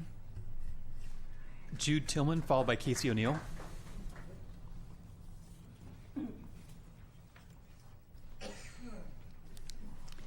Good afternoon. My name is Jude Tillman, and I am on the steering committee of the Heritage Initiative, also with the Mendocino Cannabis Policy Council, and I'm on the board of the Mendocino Cannabis Industry Association, a new trade organization that is helping businesses to get started in Mendocino County. A lot of what Sarah had to say was, she sort of stole some of the points I wanted to make. Certainly, I trust. I mean, I feel like my comments today have to be titled "One Step Forward, Two Steps Back," because we've spent months working and explaining and trying to help you understand what our intention is in terms of being good stewards of the land, in terms of providing good medicine, high-quality medicine for our patients, in terms of everything that we do in this industry. And I know too many people who are going to leave Mendocino because the laws are not being created right now. This is scaring me, this ordinance, and I'll talk later about the tax situation and how that's going to drive people out of the county. But let me just quote for you, just in case y'all haven't read it yet, and all of the contradictions within this ordinance that you're considering.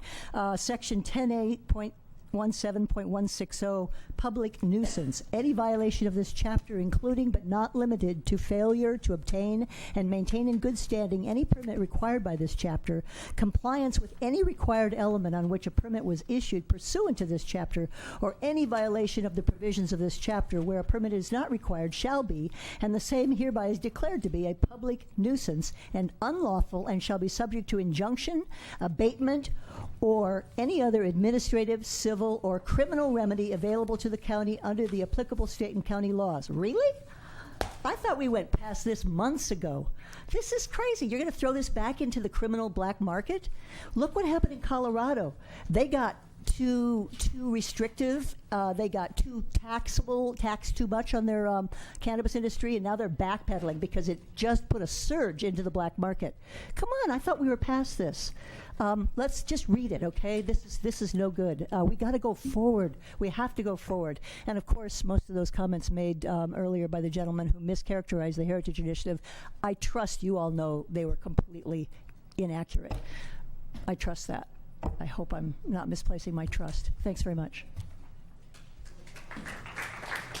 Casey O'Neill, followed by Nikki Lestretto. Good afternoon. My name is Casey O'Neill, local farmer, board chair, California Growers Association. You have my letter that we sent in, but I'm just going to hit the points off it and a couple other things. People have touched on the minimum parcel size for the cottage cultivation. We sort of feel like there was kind of a tricky transition between the ad hoc and the general government committee in which some things changed during that process, and that was very much a surprise to the community. There were a lot of people, a lot of cottage cultivators who were following and paying attention to this process who suddenly found themselves out of the loop, and so that has been a really terrifying surprise for our community.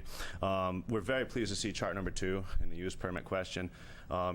Putting a use permit down is going to require people to make a terrible decision between cultivating this year and not cultivating this year and trying to get a use permit.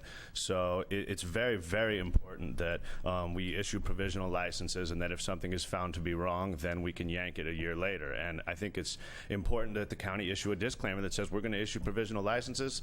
These are at your own risk. If you screw it up, it's your fault, and that's your problem to deal with, not the county's. But we have got to be able to work through this so that people don't have to choose between livelihood and compliance, because that's the whole idea, is to open the door big enough to let people walk through it. Same thing with the misdemeanor question. Oh boy, you're trying to follow the rules. There's all kind of bureaucracy. You mess it up once, you got a misdemeanor. That's a big, big issue there. There's been a lot of talk about compliance, water board programs. I did the water board program this year. It's got a whole lot of hoops in it, and they're very on point. You got to have DFW involved. You got to have the state agencies involved. So again, the more we layer more bureaucracy on top of it, the more difficult it becomes to comply as a farmer, both as a vegetable farmer and a cannabis farmer. I'm trying to run my farm, and I'm all about doing all of these compliance things. But again, the more that we layer it on, the more difficult it becomes. And we are trying to maintain the small farms in this county, and we've got to make sure that we don't pile so many straws that we break the camel's back. Same thing, slopes fits into that water board compliance program. If you're on a slope but you've done your mitigations, the water board's happy with it, the county should be happy with it. The water board is the experts there in terms of discharge. Medical exemptions, we need to see it be 5. On my parcel there are 4 legal medical patients. There's lots of parcels that have 4 or 5, so it needs to mirror the state MCRSA, which said 5 patients or caregiver exemption. TPZ and forest land, we've touched on this a lot today.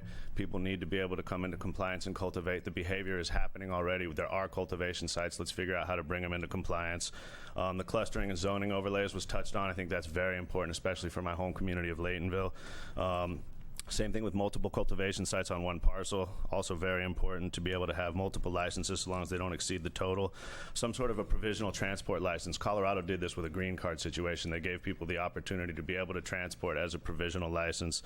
So that's also very important. And again, just let's make sure that we open this door so that people can walk through it, because otherwise it's a tremendous economic impact to the county. Thank you. Nikki Lestretto, followed by Joshua Keats. Thank you, Casey. Hi, I'm Nikki Lestretto from Laytonville, and first I'd like to talk about the smell issue. I understand that smell is a thing of taste. Some people like some things and some don't like others. I used to live next to a mushroom farm. That stunk. That stunk. So I just want you to, I think it's just a little bit off the charts. The other thing I just want to talk about is to just, again, please bring, some of you might not want Mendocino County to ever be known for cannabis, but I would just like to bring to your attention to recognize the fact that we have gold growing in our soil. We have something that can protect and promote our county to prosperity. And if we care about the future of our county, I really think we have to go ahead and recognize that we grow the best cannabis in the world, and we should be very, very proud of that and promoting it. I'm very proud of it. Thank you. Joshua Keats, followed by Eric Leeds, maybe.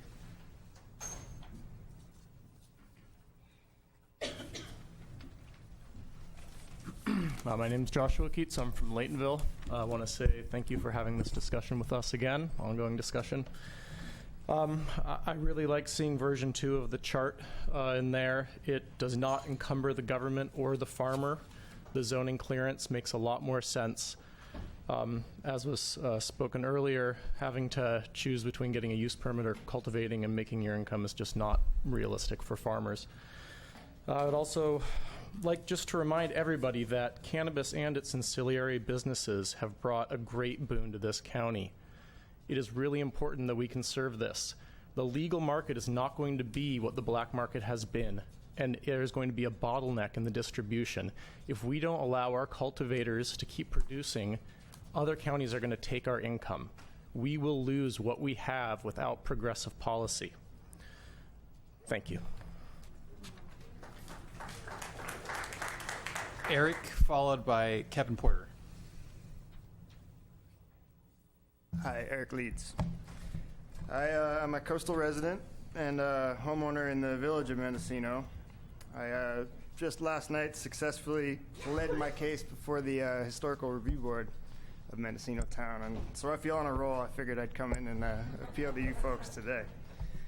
I'm also an upland residential homeowner on the coast, but I'm not here to speak about that today. I understand that seems to be allowable, so I'm here today to speak strictly as a small business owner. I'm a contractor on the coast, and my wife is a shop owner in town. We, as small business owners and as a coastal community, rely on two major economic forces. The first is Bay Area tourism and second home money. And then the second one is the marijuana industry. If either of those wells dry up, quite honestly, myself and many small businesses are closing our doors. That said, the main issue I foresee with the ordinance you seem to be proposing is zoning. The sentiment among friends and family, most of the people I know on the coast, is that their current situation will not be able to comply with the zoning or the lot size requirements. As a result, they simply cannot participate in the program. I genuinely fear that this will impact negatively the coastal community. There are plenty of regulatory strategies that can be implemented in order to ensure safe, responsible conduct within this program. I ask that you not zone people out of the conversation. Keep the zoning allowances as they might be for any agricultural use. The other part I want to address is the urgency for a coastal zone plan also to become a part of the conversation. Let's start that process as well. And lastly, I do also want to express my disappointment that Dan Hamburg is not here to represent us on the coast. Thank you. Kevin Porter, followed by William Porter. Hi guys, I'm Captain Kevin Porter, Rusty Shovel Ranch, and together with my children we raise alpacas, chickens, turkeys, pigs, and the best medical marijuana the world has ever known. Most of what I'm worried about has been covered, so I'm not going to duplicate it, but it occurs to me that a lot of you have never been to a economic or ecologically sustainable cannabis farm, so I'd like to invite you to the Shovel Ranch at any time. We're up on top of Bell Springs. If you give me some notice, I'll probably arrange for other farmers for you to see also. So, thank you again. Michael Porter, followed by Hannah Nelson. Hello, my name is William Porter. That's my father. I apologize. I'm here to speak out against increased setbacks, the 2-acre minimum, misdemeanors for noncompliance, and administrative and use permits in general. Like Casey said, I want the door to be as big as possible so as many as my neighbors and friends can walk through it. Speaking for the cannabis community, our goals are the same as yours. We want to minimize and mitigate the environmental impacts of cannabis cultivation in this county. Every farmer in this room, each one representing about 100 other farmers that couldn't take a vacation today, has done everything in their power and taken significant steps on their own initiative to minimize their own cultivation impacts. I would just ask the board to treat the farmers who are coming into compliance as the good actors who are looking for instruction, not bad children that need to be brought back into mother's wing. I'd ask that you reduce redundancy and confusion in regards to the myriad of bureaucratic agencies we have to overlap with, and thank you so much for your hard work. Hannah Nelson, followed by Justin Calvino. Hi, I'm Hannah Nelson once again, and this time I'm pooped. I'm sure you all are pooped too. I didn't write a separate memo this time. I've written enough memos and submitted them. I've emailed each of you, asked you to review them, and I hope that you have, because some of the details are important. And probably most of you don't know that I've been a taxi cab driver, I've been a bartender, I've been a social worker, I've been a restaurant owner, and I'm an attorney. And each of those professions are very regulated. And so I've been around regulations in one way or another for a really, really long time, both advocating for people or being subjected to them myself. And the devil is always in the details. And, you know, that's a kind of a typical saying, but it's really, really true. And one of my concerns here are the gaps of people who have been trying to come into compliance who may be shut out, the gaps of the particulars of how these regulations are going to apply to people that would then not reflect the intent of trying to actually bring people into compliance. The site versus person issue, whether the permit goes with the site or the person, is a really interesting one.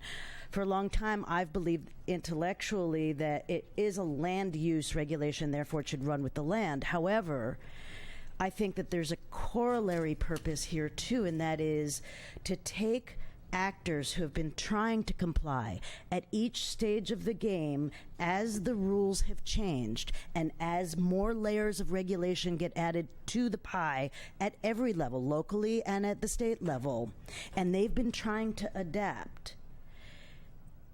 If we don't look at those people who are accidentally shut out of the process because it now goes with the site only, I think that that would be a big mistake. I think that there's a way to have both. I think that we could have it be site-specific, but then have certain provisions for those people who have been demonstrating that they fell within the existing rules at the time. Again, the difference between what we're trying to achieve now versus in 2020, we're not opening the door to outside.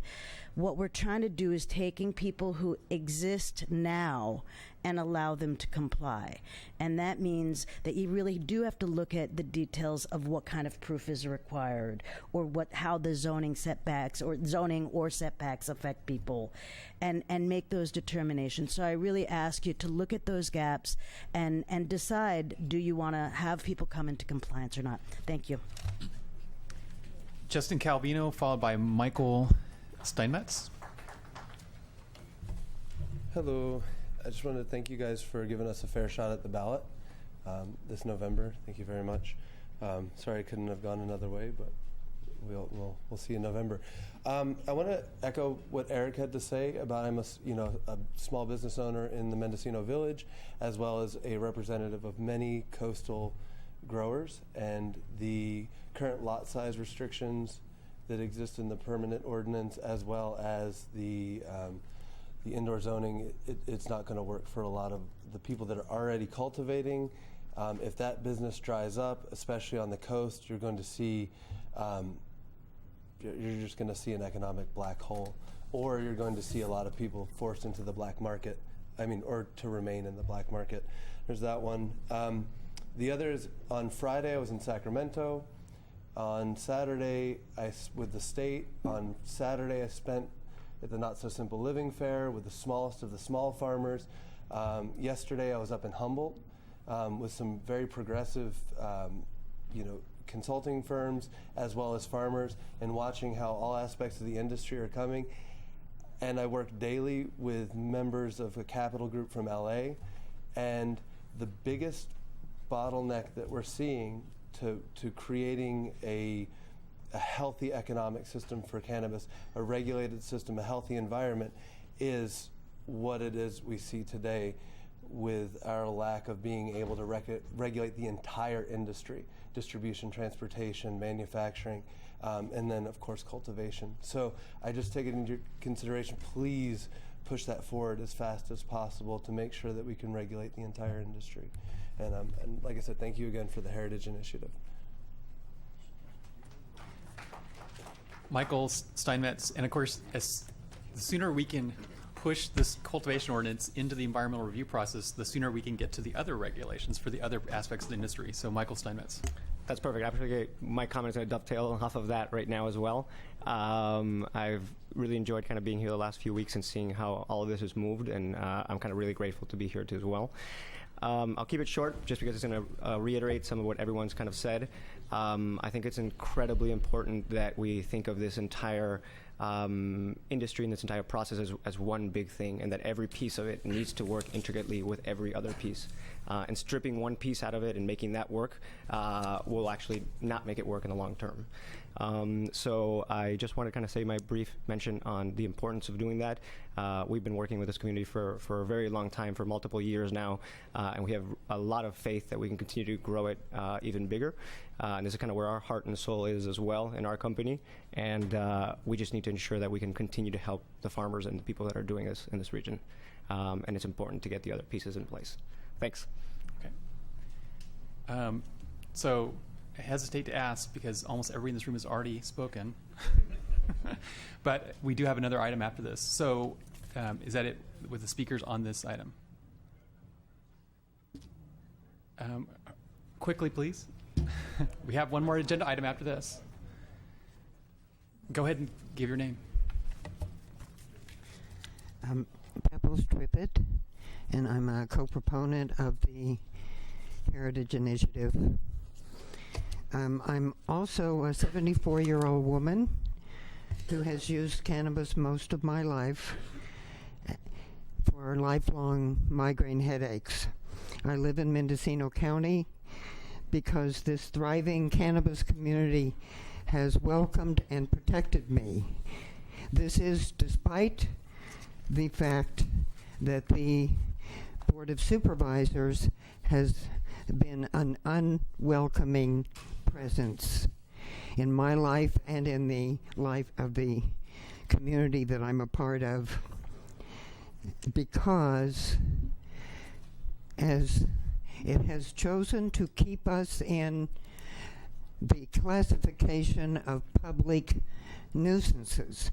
This is the latest in a long list of negatives, bad people, which includes criminal felons, misdemeanants, infraction violators, public nuisances. This is like Schedule 1. No medical purpose, a dangerous drug. It's all lies. And the county should not perpetuate lies by encoding them into the laws where we're trying to come out of the disastrous history of prohibition.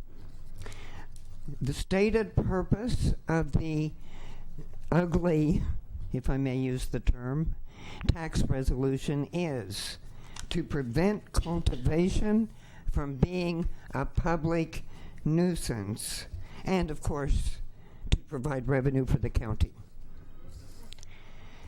The cannabis patients are not public nuisances.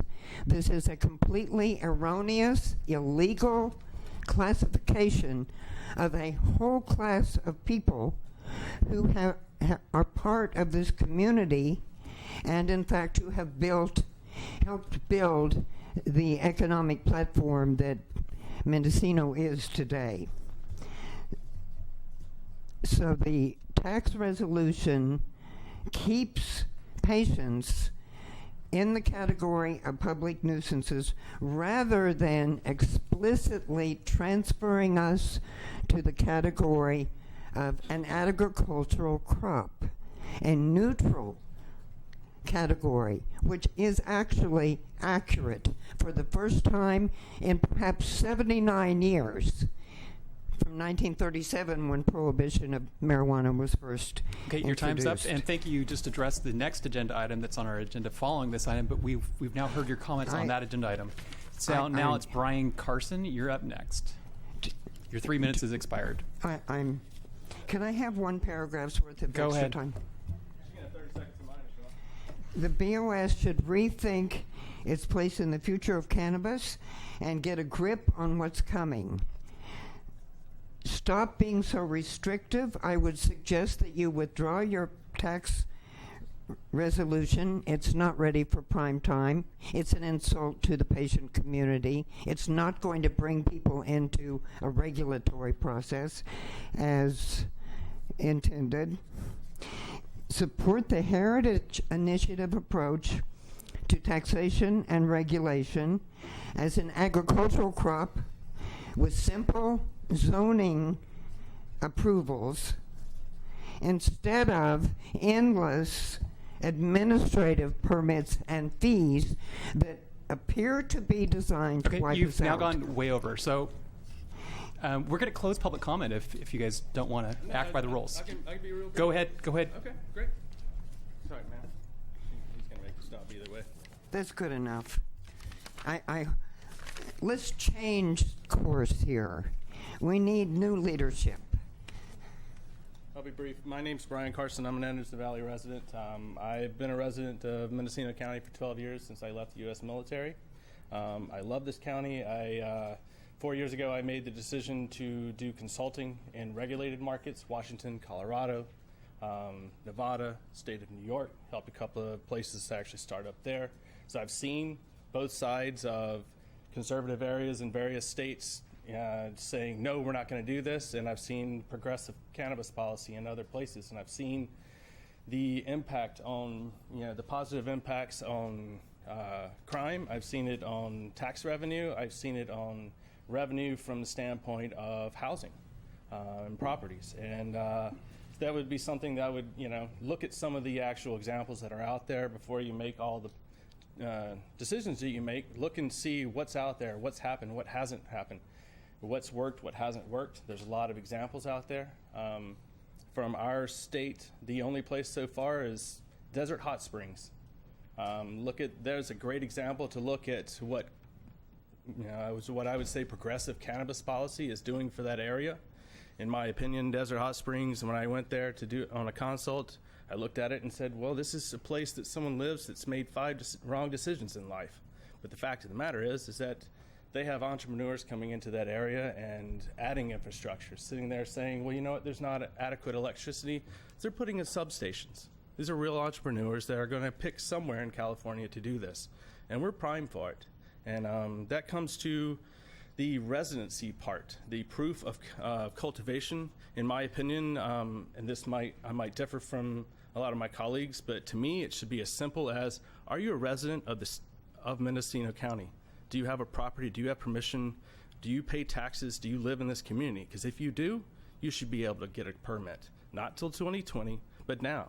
Because when it's all said and done with, there are plenty of people that have made, just like myself, that have made the educated decision that I don't want to put my kids in harm's way by cultivating on my property. But guess what? I cultivate in Washington State. I actually work under a regulated environment of which no one in this state does. And guess what? You're telling me that I can't cultivate because I choose not to have my door kicked in over a plant that really just makes any sense. It's an educated decision that I make, and you're canceling me out of this process. I have plenty of experience doing that. On the tax side of it, I will say that I get it, but I think that if we have a progressive cannabis policy, there's so much more money to be made by this area, because there will be people that want to come in this area. If there's not a thing saying that you can't, if you haven't possibly, however you want to interpret it, broken the law over the last 3 years, and that makes it to where all of a sudden you get first crack at being in a regulated environment. I think we should be looking at farms. We should be looking at other nurseries, all sorts of people that have experience paying taxes. Okay, your time's up. Thanks. Okay, we're going to take a 10-minute break, and then it's back to the board for deliberation.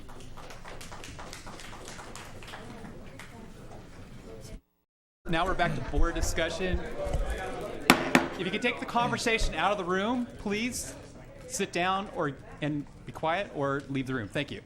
Okay, so it is 10 minutes to 4 o'clock. We have one other major item besides closed session after this. So we're going to try to wrap up this discussion so we can get on with the rest of our work. Okay, so where does the board want to go in giving direction? What we're doing today is we're giving direction, hopefully final direction, for the draft ordinance to be reviewed in the environmental review process, which is its own universe out there, separate from what we may even want to do. So this is not any final action today, but it's a final action to determine the course of that, what will be reviewed in that environmental document. So what's the pleasure of the board? Supervisor Brown. Thank you, Chair Jurdy. Well, we did receive a memo from Supervisor McCowan. It was a one-pager, and he submitted this so we'd focus on areas of agreement and resolve our apparent differences, and those are using your words, Supervisor. And this is very controversial, and I'm under the belief that this process will make or break the relationships on this board. So I want to go forward. I would like to find some compromise here. We've all worked, all five of us have worked well together. We're missing Dan out of the conversation on this particular item and the next one coming up. But I believe Supervisor McCowan has made some points, and I think we should discuss those. Okay. Supervisor McCowan, you want to?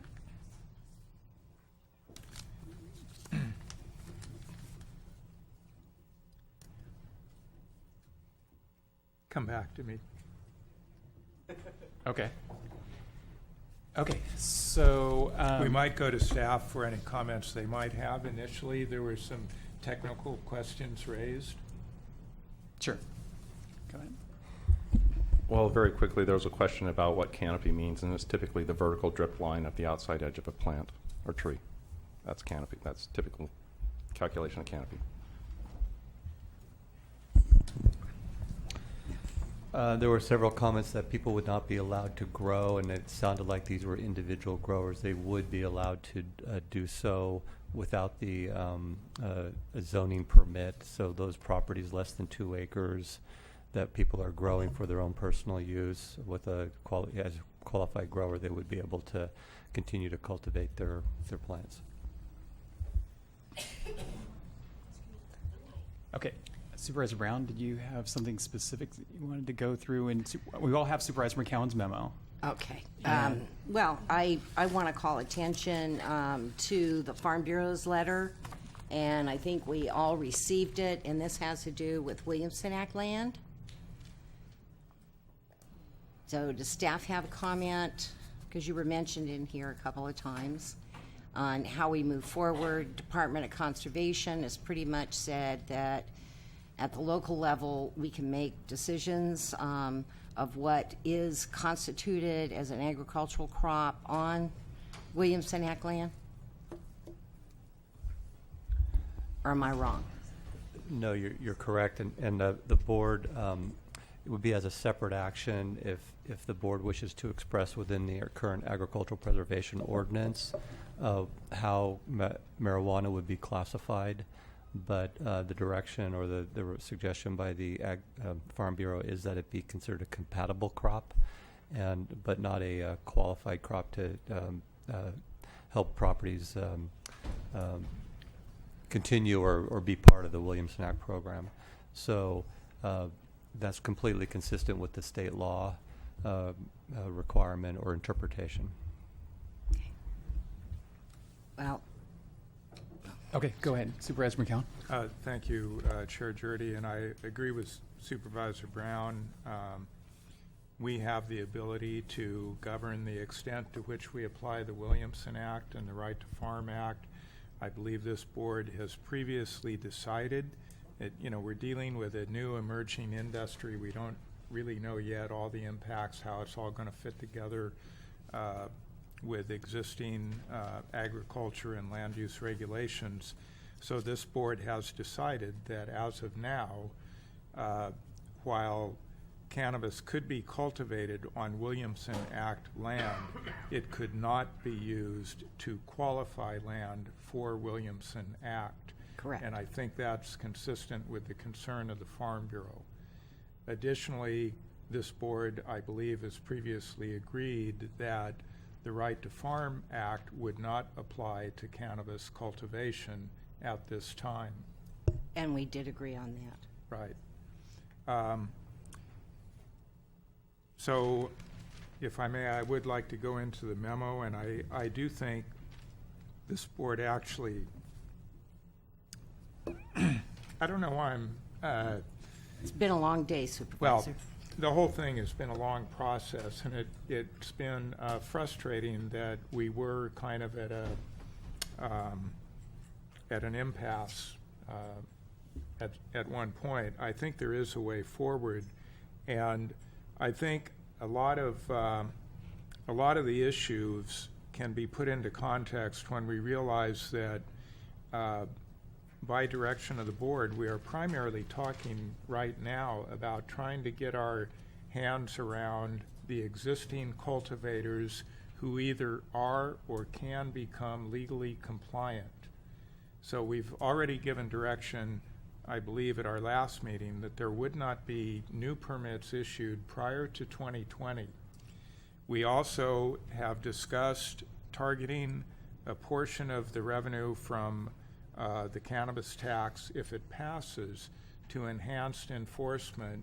And I'm thinking specifically of clearly outlaw trespass grows that have been devastating public and private lands, other environmental crimes associated with illegal cultivation like illegal water diversion. So it's kind of like a two-pronged approach to bring the existing cultivators who can or are legal into the regulated environment, enhanced enforcement against those that have no intention of ever trying to become legal, and then also, because we have to be very mindful of the implications of CEQA on all of this, and so even though we might bring in existing cultivators into a regulated environment, and even allow those who comply with, the zoning and the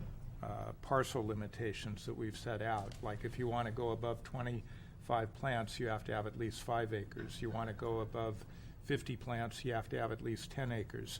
So we're allowing some fairly modest increase in cultivation, or the equivalent square footage, I should say, so it could be 5,000 or 10,000. But if you want to have those modest increases in cultivation, you have to comply with all of the conditions.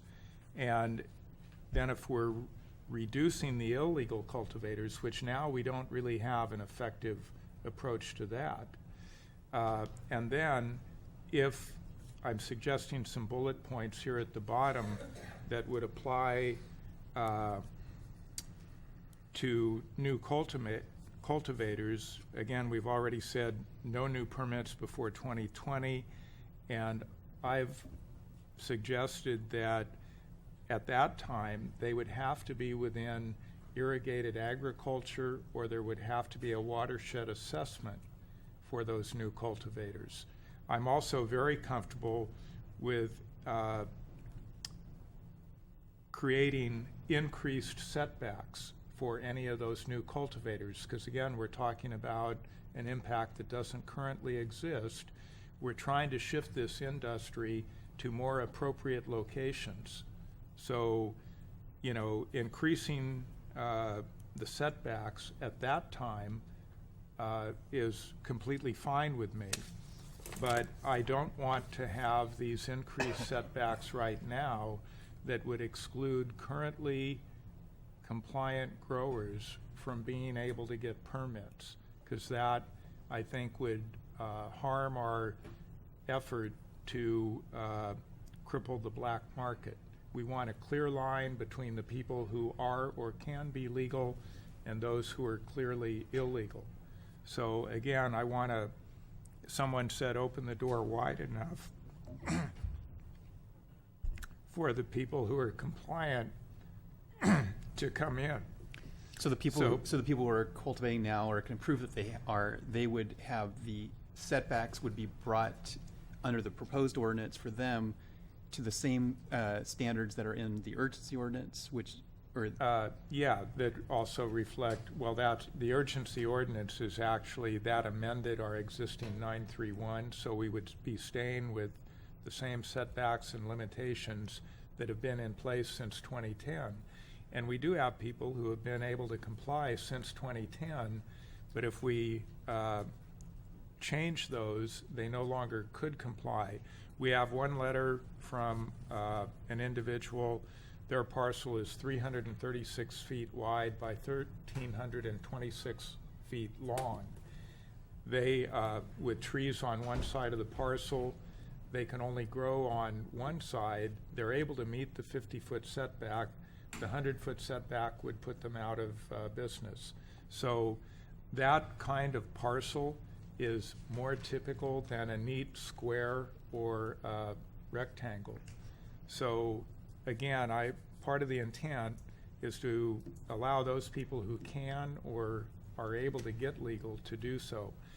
If that creates negative impacts to the neighbors, there are other provisions, like there's an odor requirement that the cultivation not disturb a person of normal sensitivity on an adjoining parcel.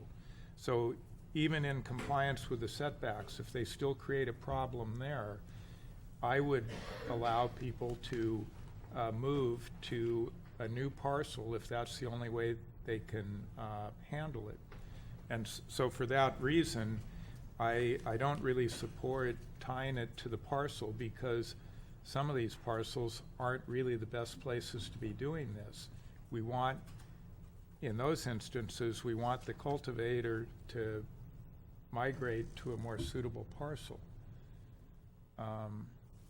But if they do move their location to a new parcel, it would extinguish the right to cultivate on the old one. So we wouldn't be increasing the number of sites. And I think this, to me, it presents a balanced approach.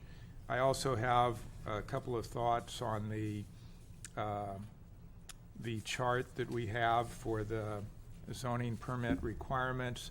I appreciate very much the work of staff to present alternatives. And so when we get to that, I have some suggestions. I generally like version 2. I think we might add back in a couple of things. But I'd like to maybe hear more discussion from the board on the general approach outlined in my memo. Well, I would like to ask you about your bullet points. So you addressed 931 since 2010.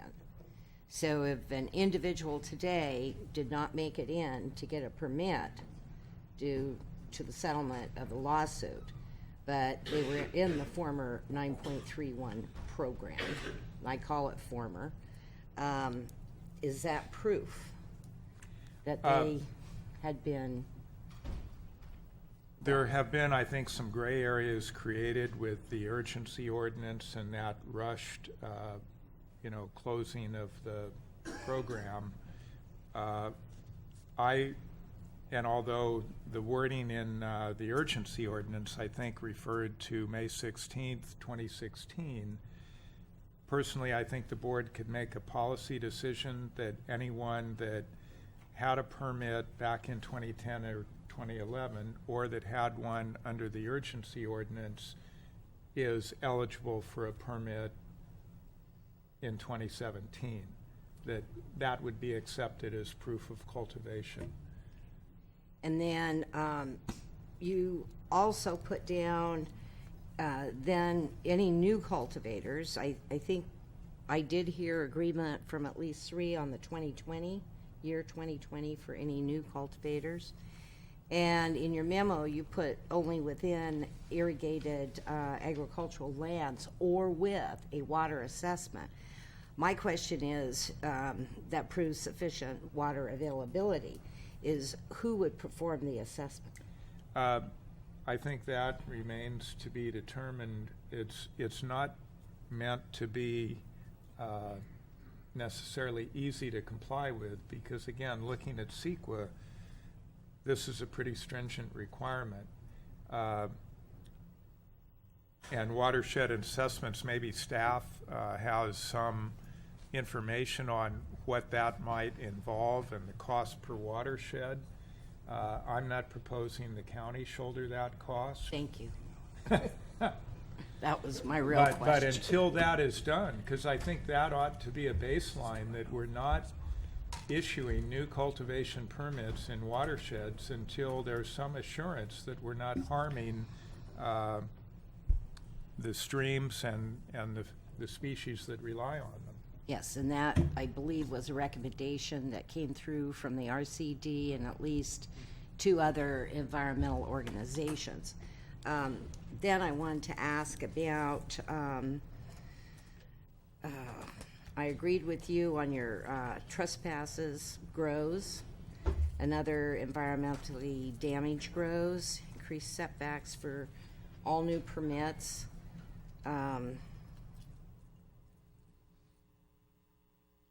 And then you are promoting a program that encourages relocation for currently legal cultivators, and you just described that, correct? Yes.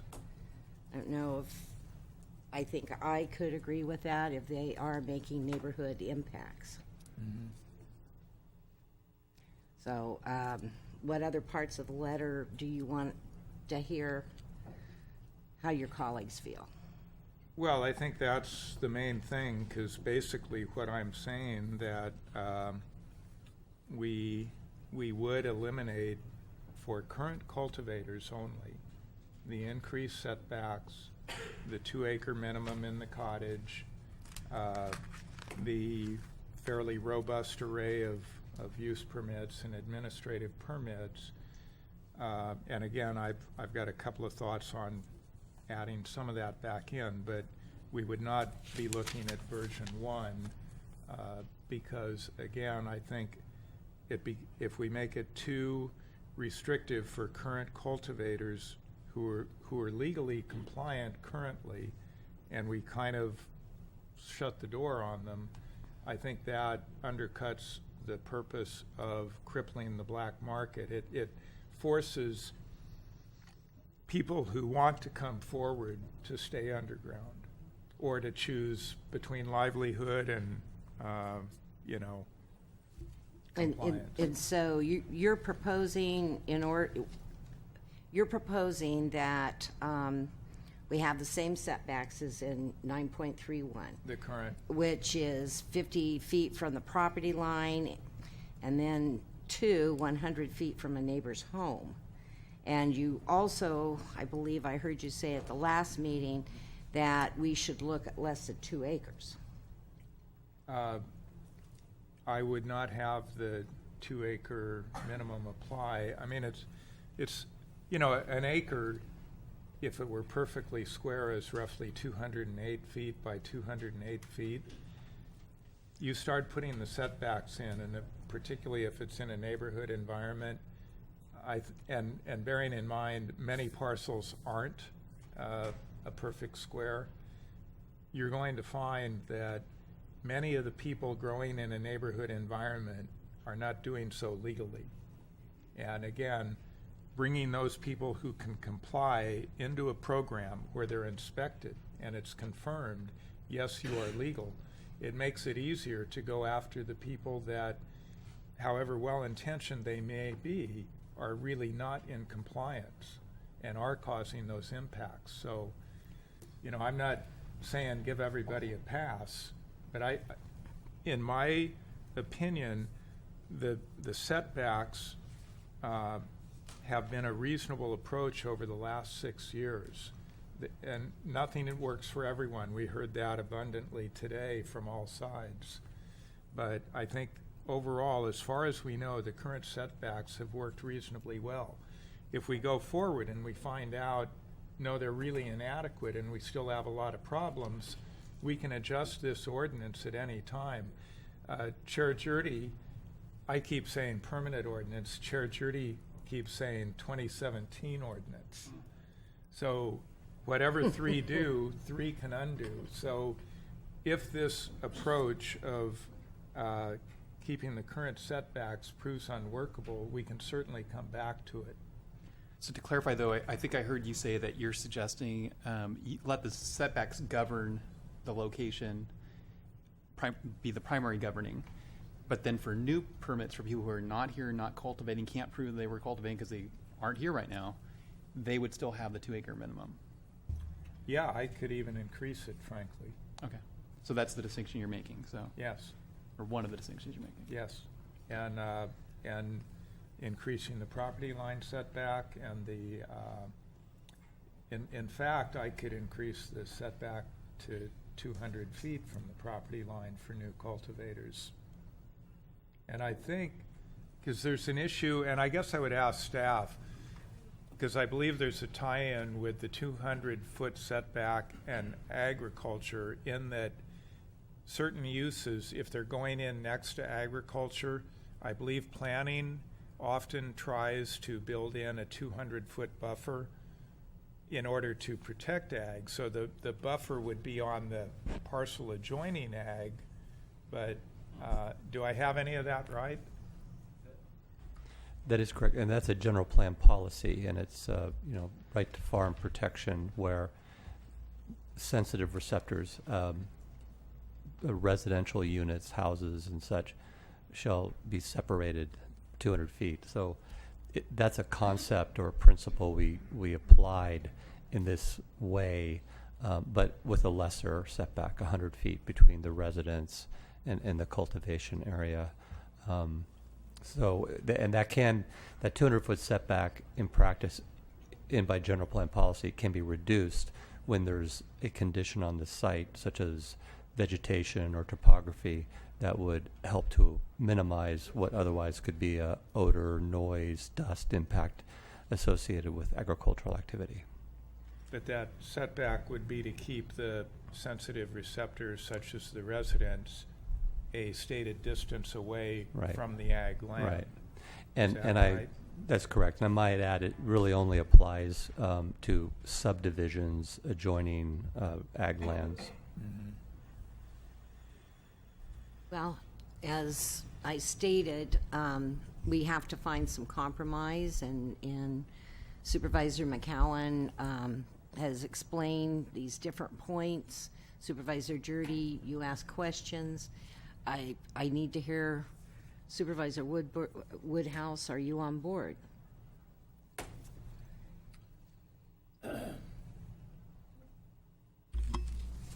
Thank you.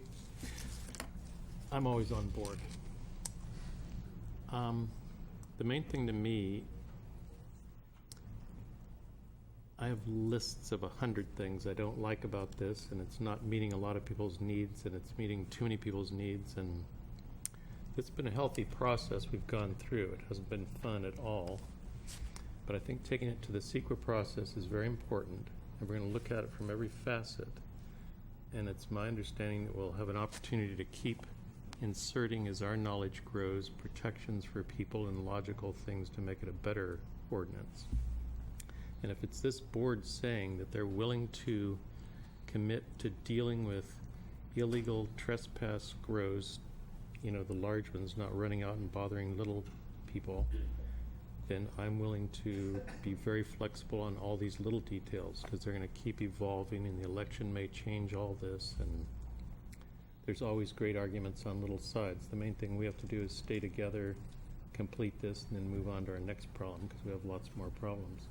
So I'd love to tip over the apple cart and not play, but that's not an option, really. And I hate to always agree with McCowan, but I agree with him quite often. Just don't tell him, please. It'll go to his head. So yes, I'm prepared to move this forward, and as long as we can keep putting in good improvements to it, I'll keep advocating for what I want.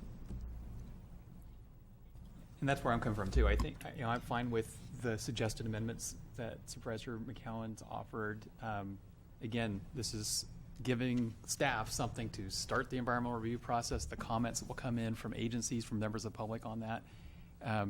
We have no way of knowing what kind of changes will come about through that process.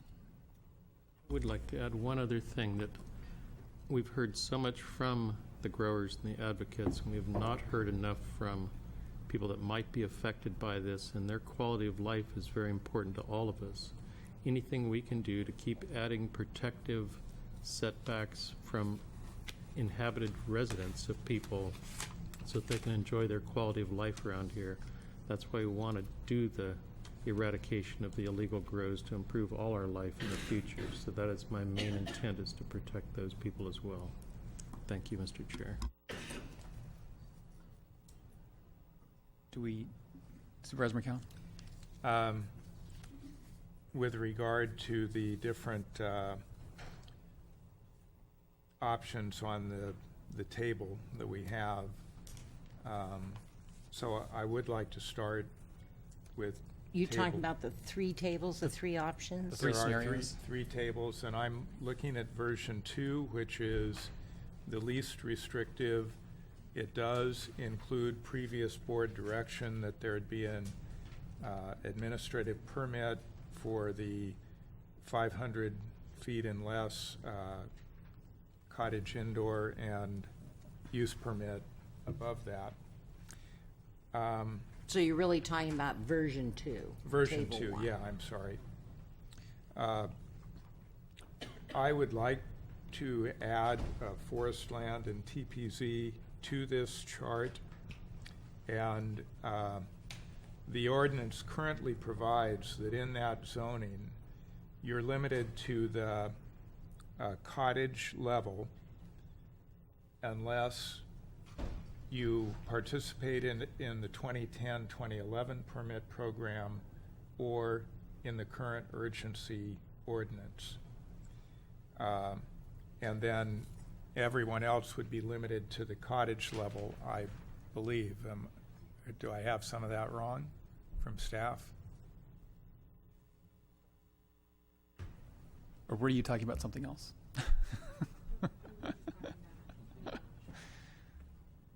We were just discussing about putting it on the chart, and the chart, these charts that were generated for this meeting here today do not reflect what's actually in the .242, in that there are asterisks by the use permits and administrative permits, and the fundamental concept being that through the review process, setbacks could be reduced, and other, one of the fundamental things of that process would be to reduce.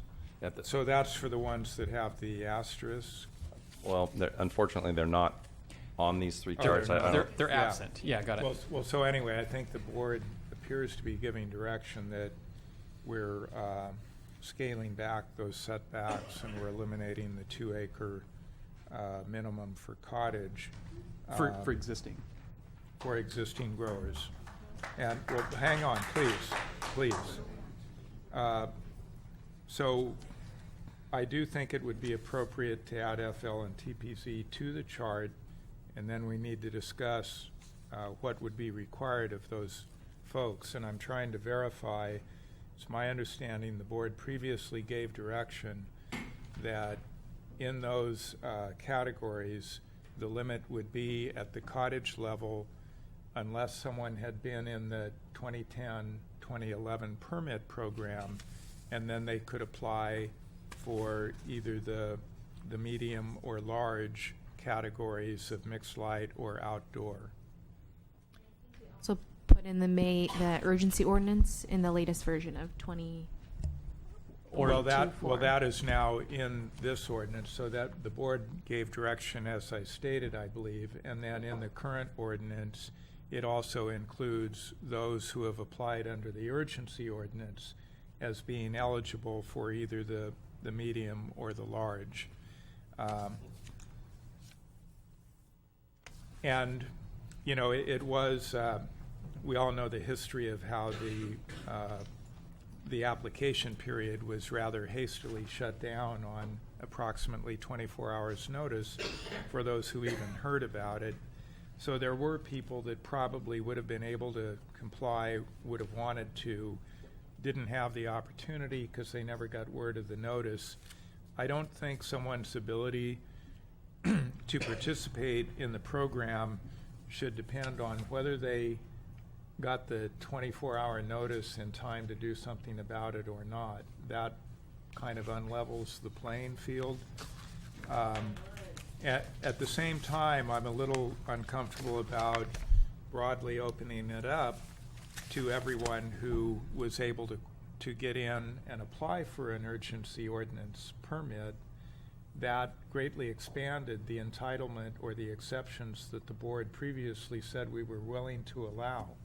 Maybe a compromise in that, for that issue, is that anyone in FL or forest land would be able to apply for a permit, but we would require that there be an administrative permit requirement, so that there would be a more in-depth review of the environmental impacts. And for and I would appreciate any reaction. So for clarification, you're talking about only those who can demonstrate that they are already cultivating on that property. Correct. They would have to already be cultivating, and this would apply for the medium outdoor, medium mixed light, large outdoor, large mixed light, and nursery would all require an administrative permit. That cannot demonstrate they were previously under the 9.31 or the urgency ordinance. It would, to me, I think to just level the playing field out, it would apply to anyone who could demonstrate they're a current cultivator. So it would actually expand the number of people who could potentially apply, but it would impose an administrative permit requirement. But again, I'd like to hear from the board on that. So for clarification, that you're talking about, they could demonstrate that they were already cultivating on that site. So they were not cultivating in a residentially zoned parcel and then Correct. are now trying to move that over to a TPC parcel or a Correct. forest parcel. Correct. So I think that's reasonable and fair, and so that's my feedback. Are you in agreement? Of course not. We keep diluting it down, but I am a team player. This chart, I'm planning to know, is what allows me to support this, going to the administrative permit and getting out of the use permit. So it's a brilliant option. When you give us options, it really helps us get to resolutions. Thank you very much. No, I don't like the other idea, but I'm protective of forest land TPZ for basically trying to represent the Farm Bureau. If you think this represents what they're requesting, then I'll support you. I just am concerned about it. But I do believe in being fair to everybody, and I want that same fairness to go to the people who aren't growing. We're doing the limbo and bending over backwards. And I think that's a great thing, but I want to do it for the other side too, if that's an okay way to say that. Mm-hmm. We're all on the same side. Well, thank you. One more thing that may apply to this chart. We did hear there might be one exception we might consider for indoor cultivation, and that might be for the medium and the large, which is going to be restricted only to industrial. Now, probably most of the people who might want to do that are not currently in that zoning. I think the logic of shifting indoor cultivation to industrial makes a lot of sense, because I think the impacts can be much more readily controlled. It's almost certainly going to mean that their power source is either going to be on grid, or if they're able to develop their own alternative energy. So, you know, and maybe that's an issue we simply refer to the Planning Commission to consider whether there could be an allowance beginning, let's say 1/1/18 for indoor cultivation in industrial. So bifurcating that one issue so that indoor industrial could be, for new permits, could be allowed as soon as 2018. And I'm actually aware of one potential applicant that has a situation where they have a large pond of recycled water. They actually maintain they would be able to have zero water use, zero electric use, because their plan would be 100% solar. We're trying to be environmentally protective, so something like that. I'm kind of saying let's leave that open for the Planning Commission, and maybe under appropriate conditions, new cultivation and industrial might be appropriate sooner rather than later. I've got a couple of other just pretty minor housekeeping things. The gentleman from CAL FIRE presented a memo with a suggested change to the language of 10A.17.090. That language seemed to make sense to me.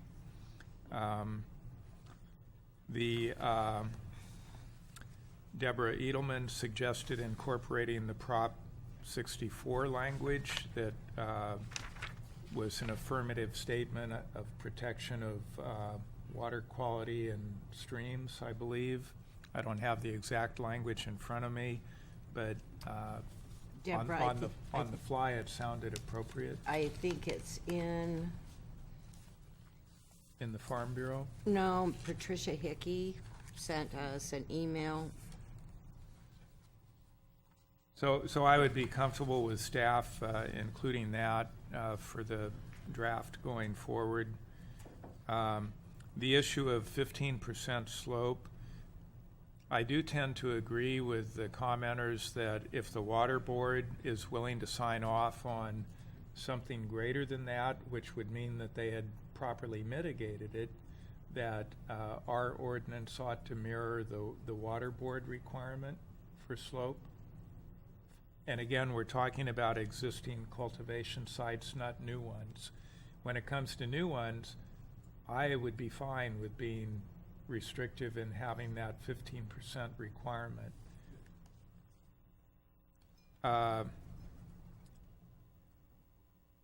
Use of cannabis consistently throughout the ordinance, I think that's... May I just see clarification?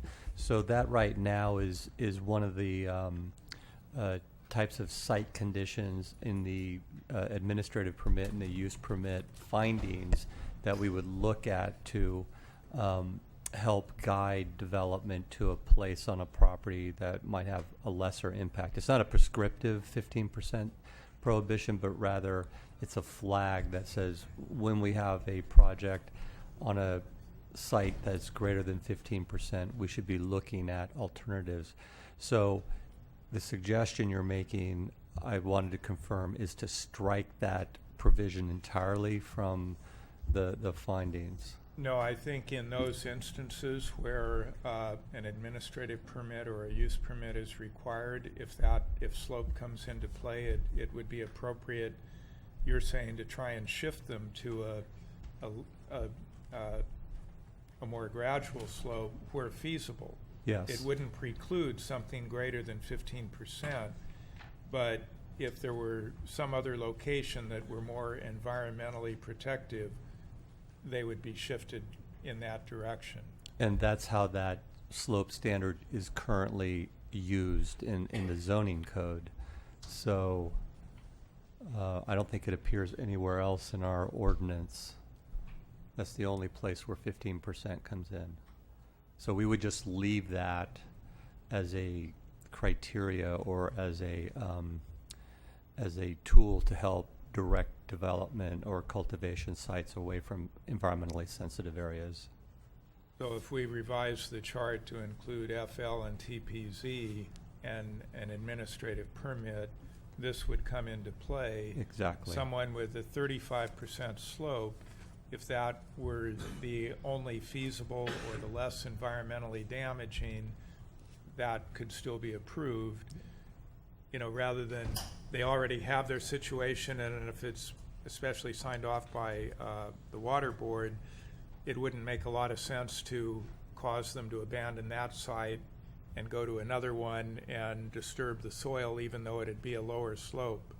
So you would balance those kinds of questions.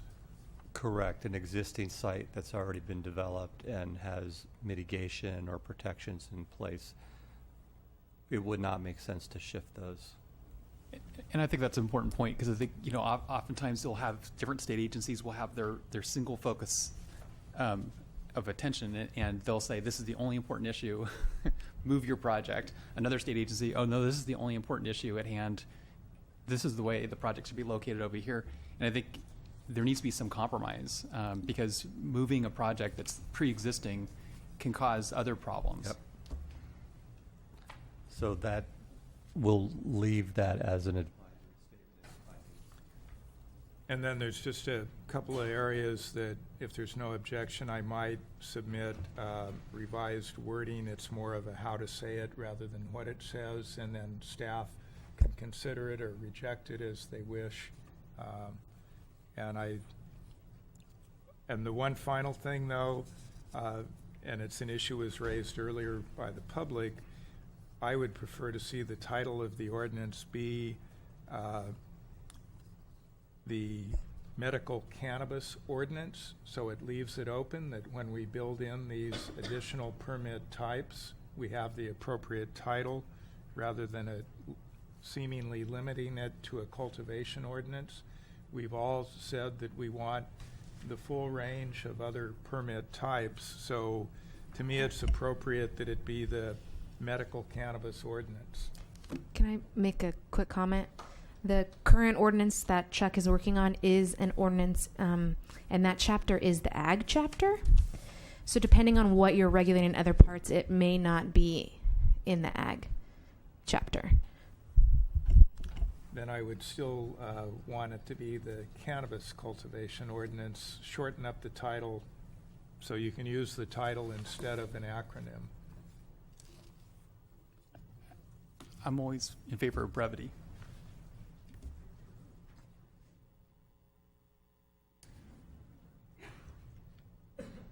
Go ahead. Supervisor McCowan, you passed over CAL FIRE. I mean, you talked about it, but in the Farm Bureau's letter, they did make some recommendations, and if you go to page 3,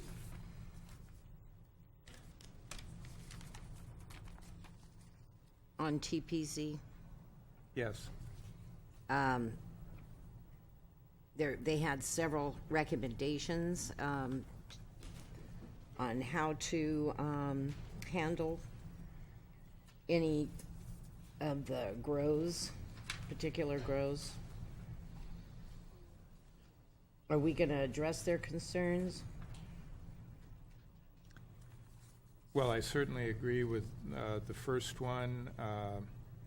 The second one, we're saying there would be no new permit applications in TPZ. The grandfather clause, you know, we've discussed that. I was originally on a very restrictive page. Things got opened up a little inadvertently through the urgency ordinance process.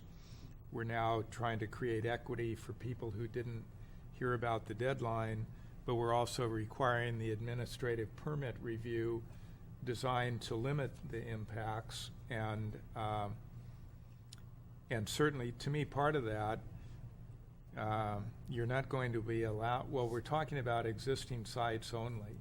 So I don't support any timber removal. Any of the listed species by CAL FIRE would all be off limits. So, you know, I think staff can balance the current direction we seem to be going with forest land and TPZ, and incorporate to the greatest extent possible the concerns of the Farm Bureau and CAL FIRE. Do you agree? Does that give them direction? Yeah, I think that can be done. I think staff can work their magic on that.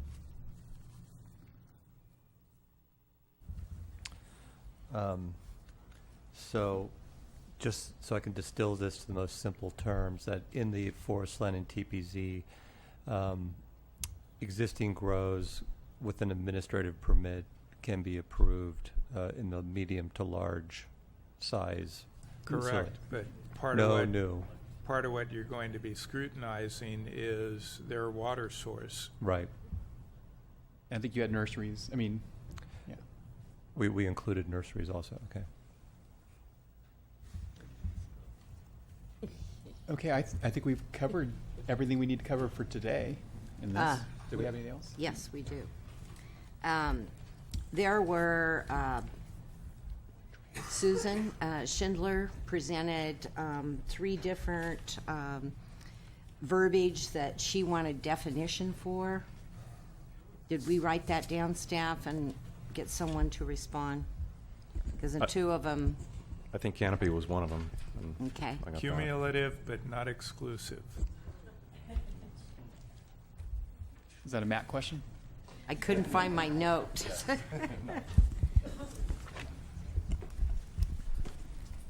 So what that section is getting at is exactly how people may be penalized for not complying with the ordinance. So you can have cumulative remedies, which the county has at its option but isn't required, to look at any possible way to go after and enforce the ordinance. Not exclusive means that you don't have to use them all at the same time, and you can kind of pick amongst them depending on what's going on the property. Supervisor McCown? One additional thing I want to clarify. I believe the board did clearly give direction earlier that any violations of this ordinance would be dealt with administratively, that there would be no criminal charges if they're not in compliance with something in this ordinance. Now, that's separate from people who are not in the program and doing their best to comply.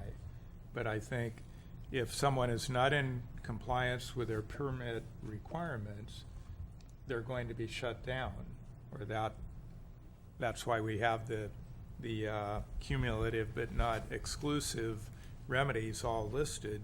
Those are all mechanisms to make sure that people are either in compliance or their permit is revoked and they cease cultivation. And I think staff, both for regular code enforcement as well as that might play into this, has been thinking about an administrative civil citation ordinance that may, at some point be applied here as well. But I don't know that if you're missing part of your permit, the county is going to attempt to seek, criminal penalties in that situation. We could construct the language differently to say if we may seek that remedy if you're cultivating without a permit. So we're limiting that remedy towards people who we think are going well beyond what's not just not complying with your permit conditions, but you haven't bothered to do this at all. Well, right. So if they're cultivating without a permit, they are subject to criminal enforcement. But if they're in this program, it would be dealt with administratively. We can make that more specific. I think right now the ordinance just leaves a menu of options for the county. Okay, but I think that was the previous direction of the board, because again, we're trying to encourage people to step forward. I agree, and I think the smorgasbord menu is frightening some people. Another thing that we had discussed previously and this may not be the appropriate vehicle, this is something that might belong in our ordinance 8.75 nuisance abatement procedure, but we had discussed a revised administrative and expedited administrative process for people that are not in compliance, so that people can't kind of game the system and use the timing of the notices and the appeal period and stretch things out until they're able to harvest 2 months later without ever having gone through the hearing process. So I don't want to lose sight of trying to bring forward that expedited administrative process to deal with people who are out of compliance, because again, the point is we're trying to reduce the impacts to the environment, to the community, but allow a path forward for the people who are willing to comply. but we have to have an effective remedy for those who are not in compliance. Supervisor Brown? I heard a consensus, all four. So if I did disagree, it wasn't going to make any difference anyway. Oh, come on. It was 3-1. But I don't know if Ms. Schindler, did you have one other? Yeah. Oh, okay. I can Thank you. offer some perspective. We do have private roads that have been offered or dedicated for public use, but we haven't accepted them into the public road system. And by all intents and purposes, they are public. They're for that purpose. So that's distinction, I think, is a current and valid one to make and have in the code. It's the example given was a shared driveway. So this is more than a shared driveway. Correct. The general public is basically free to travel on these roads, and we can think of numerous rural subdivisions that have come about sometimes outside the planning process, but through certificates of compliance, the land has effectively been subdivided. You know, we could just start naming off any number of ranches that have gone that way. The circulation roads serving those ranches are publicly traveled private roads. Okay, Supervisor Brown? Sorry, I do have another comment, but it will be the wrap-up of, I don't know, staff. Have we answered every question? I think there was one outstanding that you pointed out earlier. That one I don't have in mind, but I have a question or just seeking clarification on the elimination of the 2-acre minimum.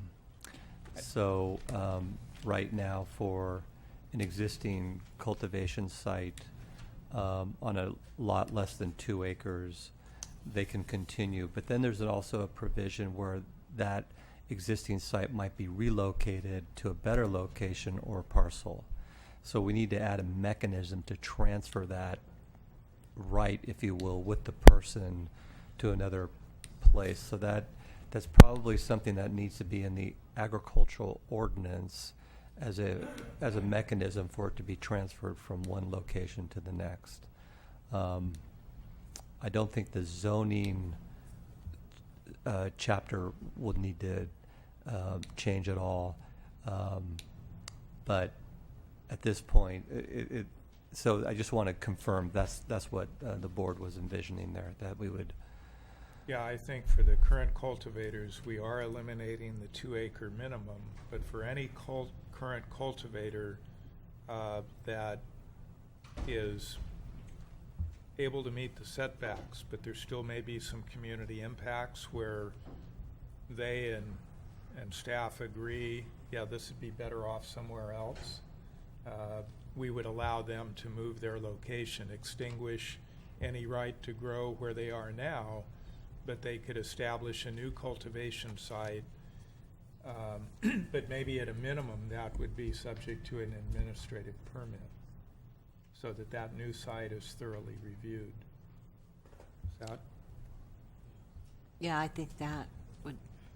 Yeah, so that would be then a provision of zoning where, and we have the findings within the administrative permit to complete that exercise to help to assure the new site works better. The only difficulty is the rather subjective nature of these impacts regarding odor and light, principally, associated with an outdoor cultivation primarily. So that it sounds like it may be difficult to administer. We wouldn't be in a position to compel without a bright standard to apply. I agree it's a little ambiguous, and in fact, we might even kind of open it up a bit where if a current cultivator realizes they really would be better off someplace else where they weren't having to deal with complaints, whether those complaints were substantiated or not, they might see it in their interest to relocate to a more appropriate location anyway.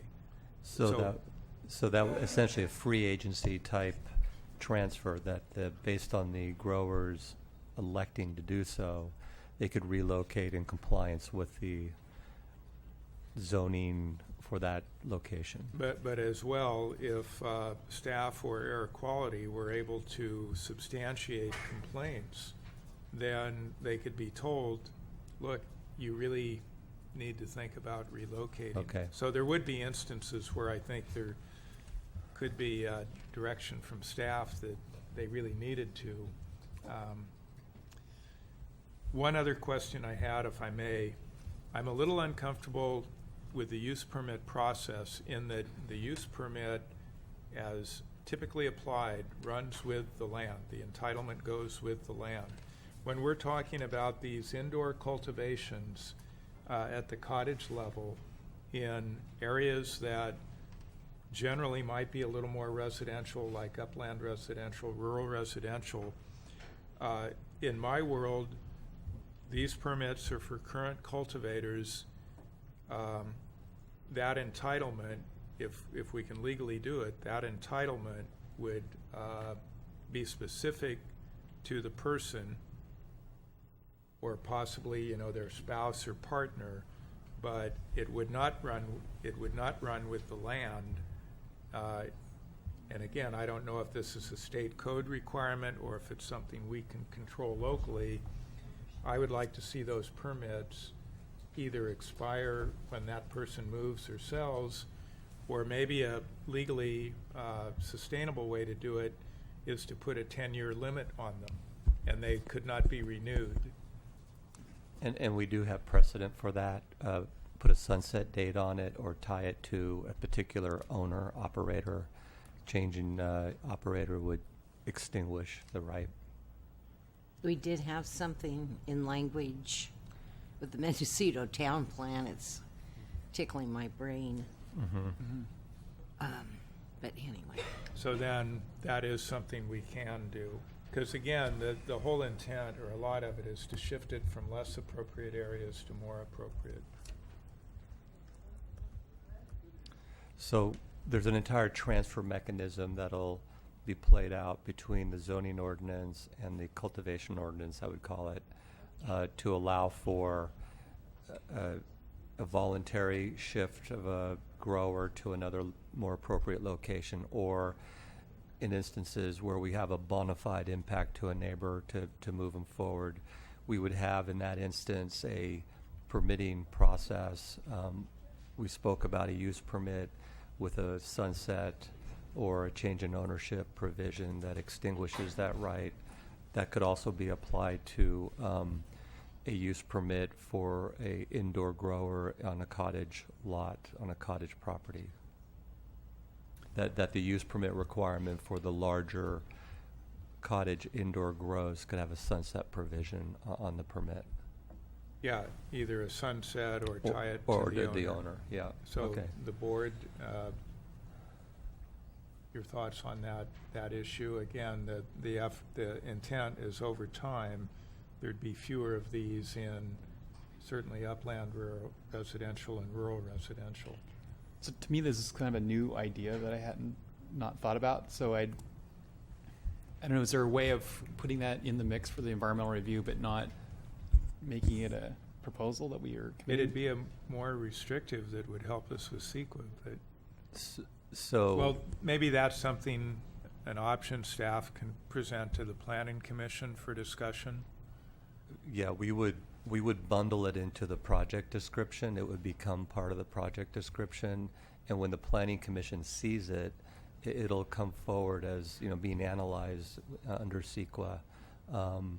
And I would say further, we can meet with the governance committee and report on what the initial study is showing us in terms of the impacts, and that way inform the board whether this particular matter or any other component of the ordinances that are going forward might need modification to better mitigate a potential impact. So there will be opportunity for the board to consider that before the Planning Commission evaluates it formally. I guess what I'm wondering is if that could be, this idea could be fleshed out a little bit and then held back more as a potential mitigation for the Yes. project rather than as part of the baseline for the project.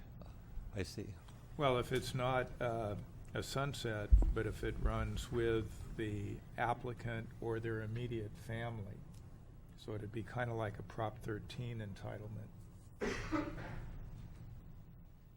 But Good other example. board members.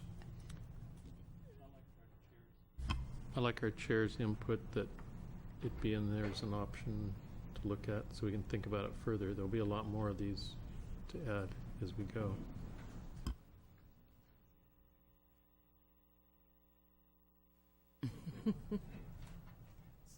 So I think at this point we're thinking it's an idea worthy of consideration, but we don't want to commit to it right now. Should it be analyzed as a sidebar, or, something that'd be put in front of the Planning Commission for them to? I could agree with that. Supervisor Woodhouse? Okay. Supervisor Judy? Well, I'm fine with it going to the Planning Commission for their consideration. I just think it should be consideration as potential mitigation for the project, not necessarily as the baseline project. Gotcha. I'm good. Okay. And now I'm going to, this is for the entire transfer provision, that it be a potential mitigation. So all of the different scenarios under which a transfer can occur, or is this only for the use permit on the cottage indoor grow? Now you really open a can of worms. It seems that it could be more environmentally protective to allow that option to any current cultivator that thinks, gee, I really might not be in the best spot here. So, I mean, yes, I completely agree with you. It helps us to help to avoid or eliminate a potential existing impact and create a better situation. So as a mitigation measure, it would be, I think, a good tool. And my suggestion is we move forward with the code as it's proposed, but we know there's a potential mitigation that this board has identified to help provide flexibility to avoid the impacts, and it'll come back as a mitigation that can be incorporated into the project. And we're not talking about forcing people who can be legally compliant to move. Correct. But we're potentially creating an option where they could. Yes. Okay. Supervisor Brown? I'm just wondering where we are, and I do have a final comment before we move on I think to we're ready the for next. final comment. Yes, and I may even grant you the last word. You've been so gracious today. Oh, well, actually, this has more to do with our the urgency ordinance. I think we, as a board, should ask for every meeting to have an update, just like in mental health, just like animal shelter. Back when we were discussing library issues, just like the library, I think it's really important because we've had nothing. I don't really know how many, unless you read it in the newspaper. Who are the inspectors? How is that being handled? But I would really like an update, and maybe on a per meeting basis as we go through this process. So that was my final. Okay. Thank you. Okay. Supervisor McCowan? Well, you were kind of looking at me, so Supervisor Brown. So I think it would be very appropriate to have a presentation on the status of that program, and it would probably be interesting to have a breakdown on what zones did they happen to be in. And again, this wasn't a zoning specific thing like we're talking about now, but that might provide some additional background information. One more thought I wanted to throw out for the Planning Commission, because there is tremendous concern over forest land and TPZ, but I think it could be helpful for staff to develop a map of of the forest land and TPZ, how much is in Jackson State Forest? You know, I mean, there's large areas of the county like Jackson State Forest, Mendocino National Forest, Usal Redwood Forest, the MRC lands, industrial timberlands, and we haven't really come up with a prohibition, but I think if we chose to, we could certainly say that permits are not available for industrial timberlands or lands that have any kind of a long-term timber management plan. I think that would be appropriate, and I think that could help alleviate some of the concerns of the agencies. Yes, we have a lot of forest land and timberland. 90% of it may be completely off limits. Or the non-industrial timber management plans. Yes, yes, exactly. Include those in also. Well, it'd be important to get information on that and to have it brought forward. I'm sure we have it. Right. And in terms of reporting back on the environmental issues that surface as this goes forward, I do believe at this point it would be appropriate to have all of that information come to the full board. We've all obviously been very interested and involved and impacted by this issue. And it seems like it could be a streamlining to have those reports come to the full board. But we're not going to hold you to our next meeting. Correct, but I think I'm seeing concurrence on that, Yeah. or I'm not seeing any I think objection. we're all in agreement. Okay. We done with this? We're done. So, I don't know. I think you've got the framework now to start the environmental review process. And I just want to thank staff. This has not been an easy road for all of you, just like for all of us. And, of course, the public has been here a lot.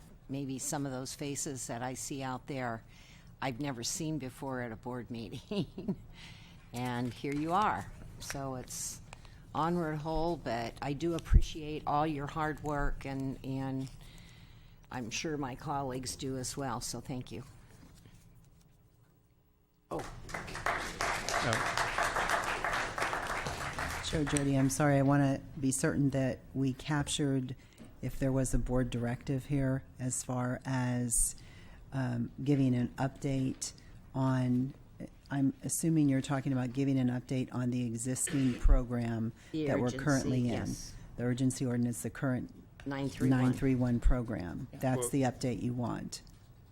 We want updates on that, but also updates on the environmental process as this goes forward. I believe Right, we've but- just said those would come to the full board as well. That, I was thinking that was the second directive. That's why we've had some issues as to, is there a board directive, is there not a board I know, directive? So I I know. want to be very clear. And thank that you. the first directive is that this board would like an update on the existing 931 program, the program that's run out of the sheriff's office right now. Like a standing agenda item.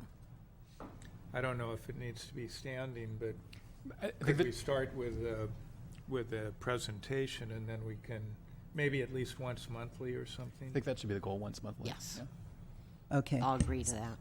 Okay, great. So we have that. And then the second directive is that as staff moves forward with the environmental process, this is still, is this item still in general government, in the general government standing committee or not? No, I think it moves out because it's going to start through a CEQA analysis and go to the Planning Commission at some point in time.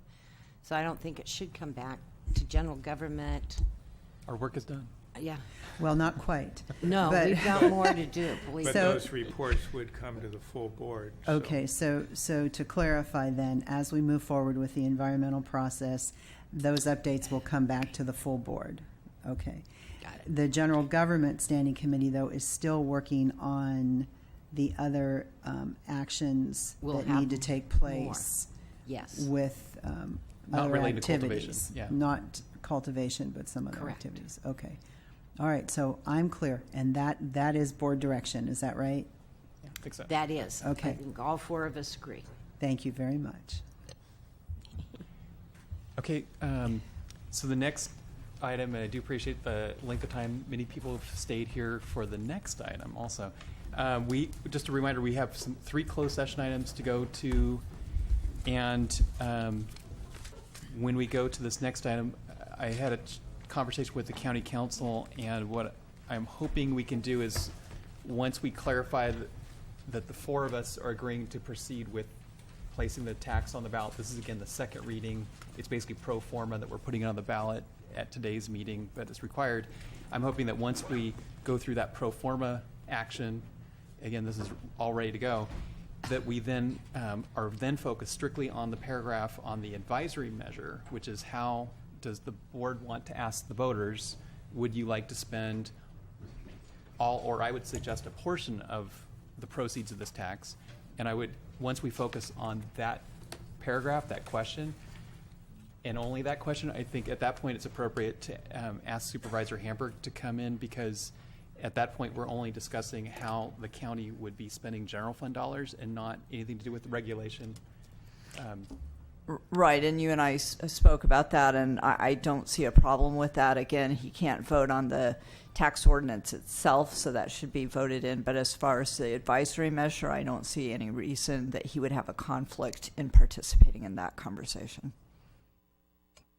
Supervisor McCown. Thank you, Chair Jurdy. I support your suggestion, and unless I hear concerns from my colleagues, I'm in support of everything presented, except I do think we could discuss the advisory measure.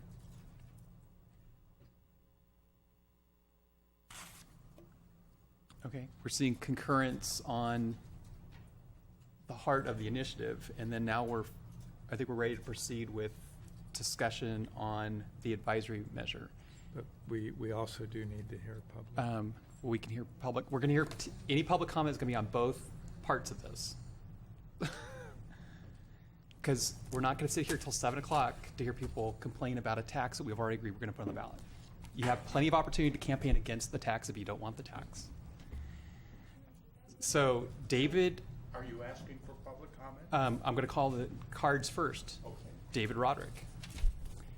So now that we're just to be clear, we're on not whether they're going to have the tax. We're on the as far as the board's concerned, we're just going to be discussing the advisory measure. People can comment on anything they want. They can comment about how they're against taxes, but Supervisor Hamburg is going to have the right to sit in this.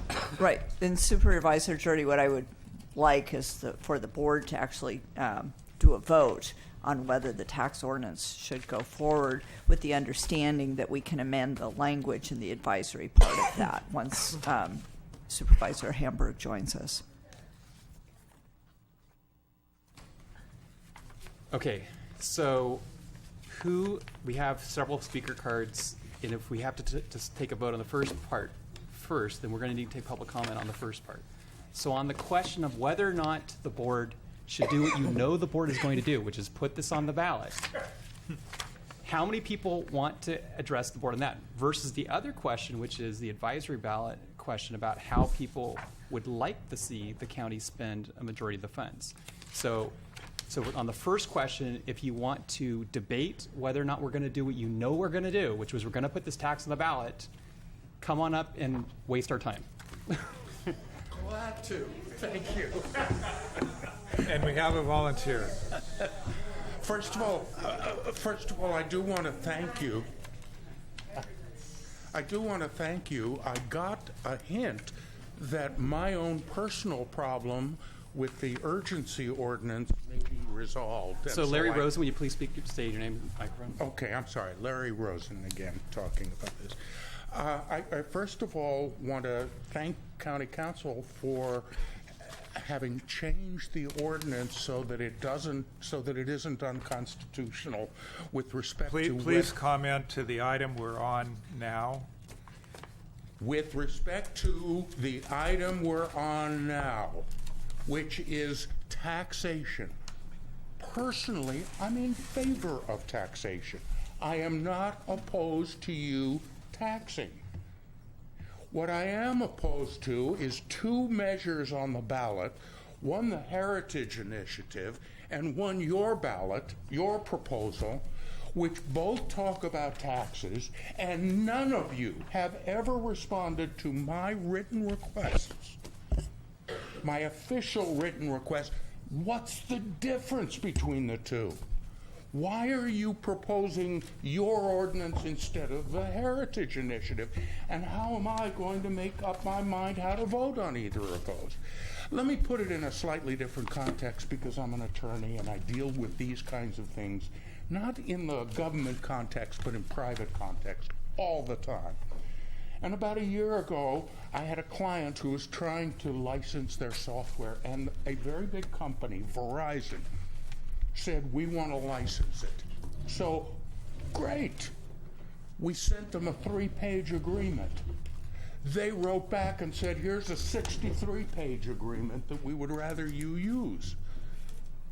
And I said, no, we can't do it. There is no way I could be sure that my client will be able to enforce a 63-page ordinance.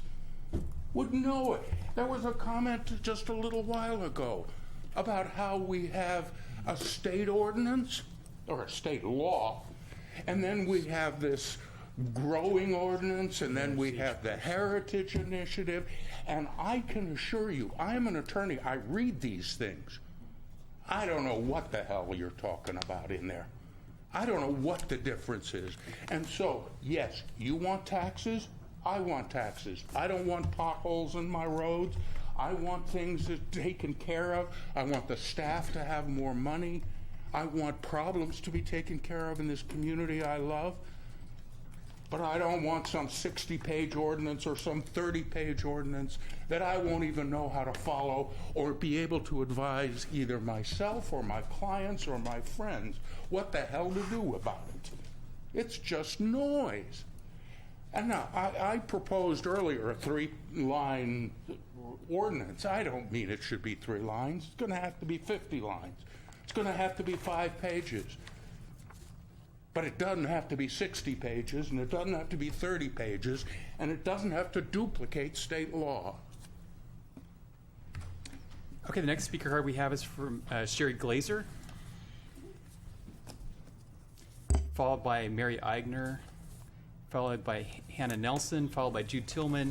I have a number of speaker cards from people who I think want to speak on the content of the advisory measure, and I'm holding those off for that discussion when Supervisor Hamburg is present. Somebody before me, but I don't know if you're here. Going through the cards. Okay. Feeling kind of upset about that, saying we waste your time when we've been here all day too. So I feel like that was disrespectful to us. Front page of the Press Democrat today says that the Santa Rosa Council weighs new pot zoning. They're considering allowing medical cannabis support businesses that provide lab testing, oil production, and transportation services to set up shop in specific non-residential areas of the city while it works on comprehensive set of regulations for the industry. So what they're doing, instead of just concentrating on one aspect like cultivation, they're providing opportunities for people right now. And so we're losing that kind of edge. Not only that being a problem, with regard to taxation, under all of your cultivation ordinances and what's going on here, there is no provision for selling cannabis anywhere that I can see. So I'm wondering what you're taxing.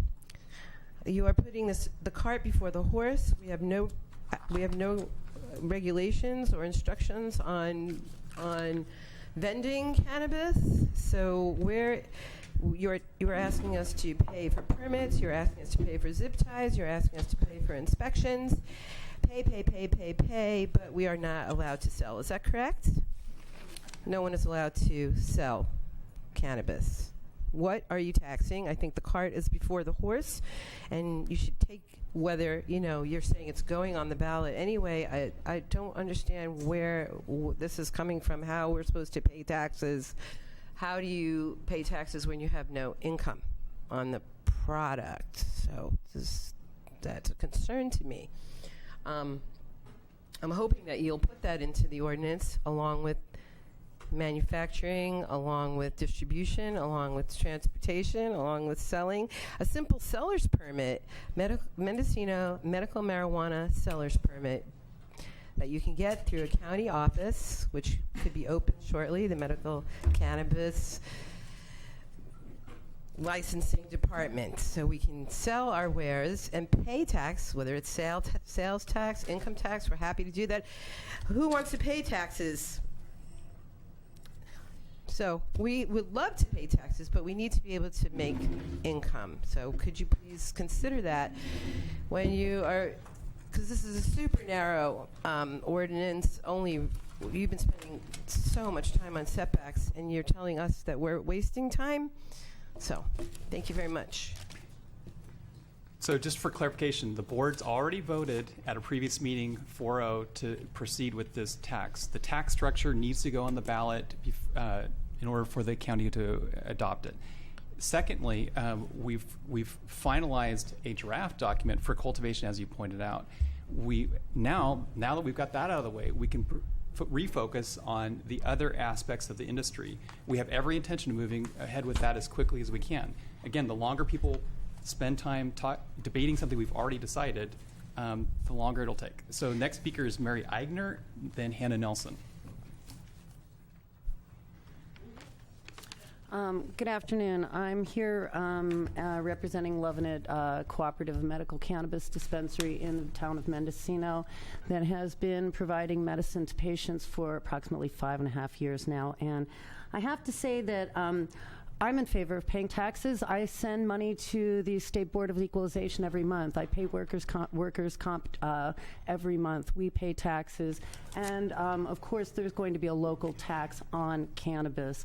I'm assuming this refers to recreational and not medicinal cannabis, because medicinal patients already have a very hard time affording their medicine given the current climate and taxation. And, yes, you may not believe this, but there are patients for whom cannabis is a very, very serious medical need. And it's not subsidized by anything, unlike all the opiates that they could get basically almost for free. But they choose to use medical cannabis because it works for them therapeutically and because it allows them to lead more productive lives.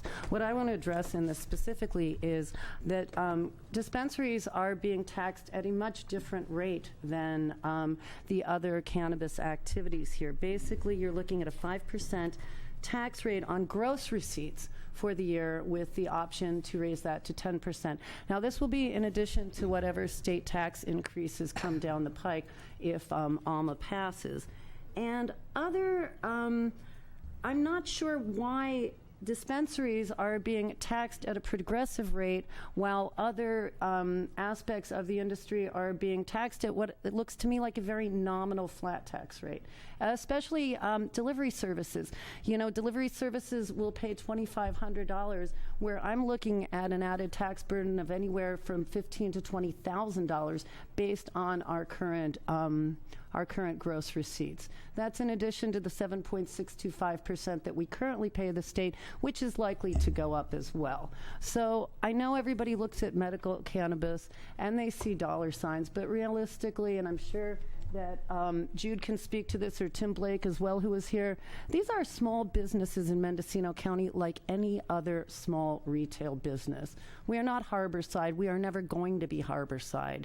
We provide cannabis to people in a very small community where anyway, I just really think that this is ill-advised. Basically, it would be like saying somebody can come in and open up a lunch truck and they pay a nominal flat tax, while me operating a brick-and-mortar restaurant has to pay 5%. It's inherently unfair. I think also maybe you've done that because the dispensaries are in operation and you can see what the track record is, and we are highly regulated and we pay our taxes and we do all of those things where these other things are your time's unknown. up. Jude Tillman, followed by Brian Carson. Sorry to waste your time. Oh, Hannah Nelson, I'm sorry. Hannah's next. I know you don't want to hear from me, but that's a little ridiculous. I just don't want the fact that this is a second reading to give way to a few particulars that were not addressed previously. And I'm talking about some of the due process issues that I was concerned about. The 25% penalty after the second month was kept in. The mailing date is the date of notice, even though this board did express some concern about that. It was never looped back around. So the fact that your schedule, that this is a second reading, shouldn't trump, bad word right now, but it shouldn't really overshadow the fact that there were concerns raised that I believe a lot of you were nodding your heads in agreement when I brought them up and had some concerns about. That's all I really want to say, because I don't believe that your schedule of a second reading should override those important concerns. Thank you. Jude Tillman, followed by Brian Carson.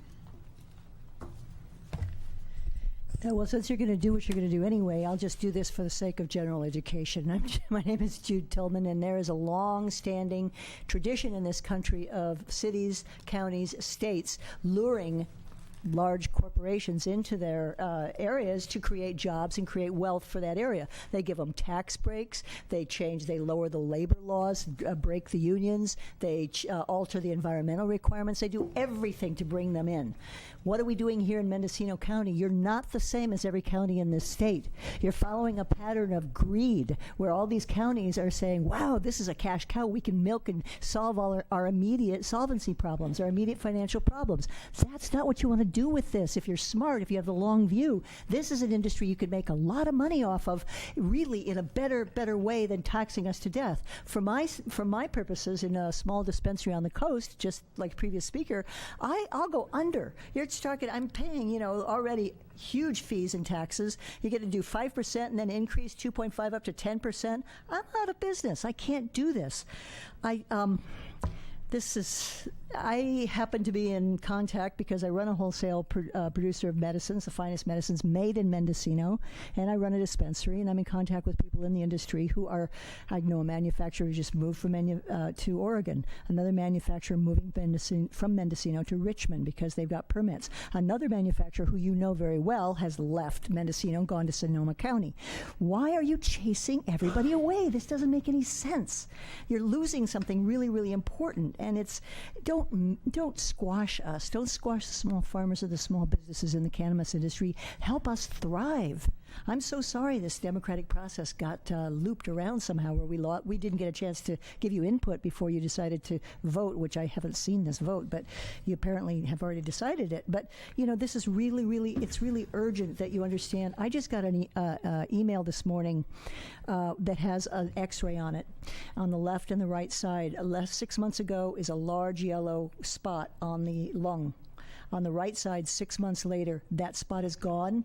The patient's name was a patient of Dragonfly, Leela Tota. She's in her 80s. She has 4th-stage lung cancer. We put her on nothing but the intensive high THC cannabis and the CBD tinctures, and she got rid of the cancer. She is a compassion patient. She doesn't have the money. You raise my taxes 10%, I got to raise the prices of the medicine. Don't do this to us, please. Okay, Brian Carson, this is the last speaker card I have relating to whether or not we should put the tax on the ballot. It's me again, Brian. Thanks for your time. As this is going to a ballot, can I just say that you would, if you guys actually put the same effort actually putting something on the ballot, if you put that same effort into actually giving us progressive legislation, you'll see every person in this room not only gladly pay that tax, but be behind it. All we ask for is the same amount of emphasis put into putting something on the ballot. Let's get all these other things, manufacturing, all these things that I'm left with a choice right now as to whether or not I move out of county or do I just continue to work in regulated environments in other states. You guys have an opportunity here to drive out some of the things that you don't like in this community and put it with people that pay taxes, abide by laws, that are great in the community and want to actually earn a living doing what we're doing. And we have the opportunity to keep that here. And I'll be 100% behind your tax that you want, because that has no problem. It's to see where it's going. I mean, we all want to see where it's going, but when it's all said and done with, there's nothing to tax if you don't give us meaningful legislation that's progressive, that makes it to where people want to stay, and not only stay, but move here. Move here that can create jobs, manufacturing jobs, all sorts of jobs that are good paying. And the last thing I want to say is that everything is expected to be respectful. I asked, sir, if you could, I understand this, you might be having a frustrating day, a bad day, you might not like hearing from us, but show us the respect that, that comes with having that chair. Listen to us. Don't tell us that what we're saying is meaningless, because I just gave you some good advice on you want to have people behind you on your taxes. Fine. Give us something. Do something. Please. We're actually having to start look at places. You have 99 plant permits. Where are they going to actually make a product? You have people that have 99 plants in the ground, and they have no way of getting their product to a market. It's going to be somebody that they have to hire in Oakland, and Oakland is going to get that tax money. All right? I mean, there's so many places that are going to jump on this, and there's good parts that can come of this. We wouldn't ask a lot of these things to, vineyards. We want it to be competitive. We want people to come in and buy vineyards. We want people to come in here and actually do what they do. You got to give us the same chance. It's coming. It's whether or not we're going to end up looking, it's whether or not all the real businesses are going to go elsewhere. And there's not going to be any mom and pop businesses if they have no way of actually getting their stuff to market. And why have a 99 plant ordinance if you're not going to give it in the same growing season? Give those people the opportunity to finish a product. You make what they're doing, not as valuable. You make it to where the places, things like capsules, the things like sublingual sprays, the things that are not smokables. So the red light means your time's up. Absolutely, okay. I hear you. Okay, so those things come from manufacturing. Okay, so Please. Do we have anybody else on the issue of whether or not we put the tax on the ballot?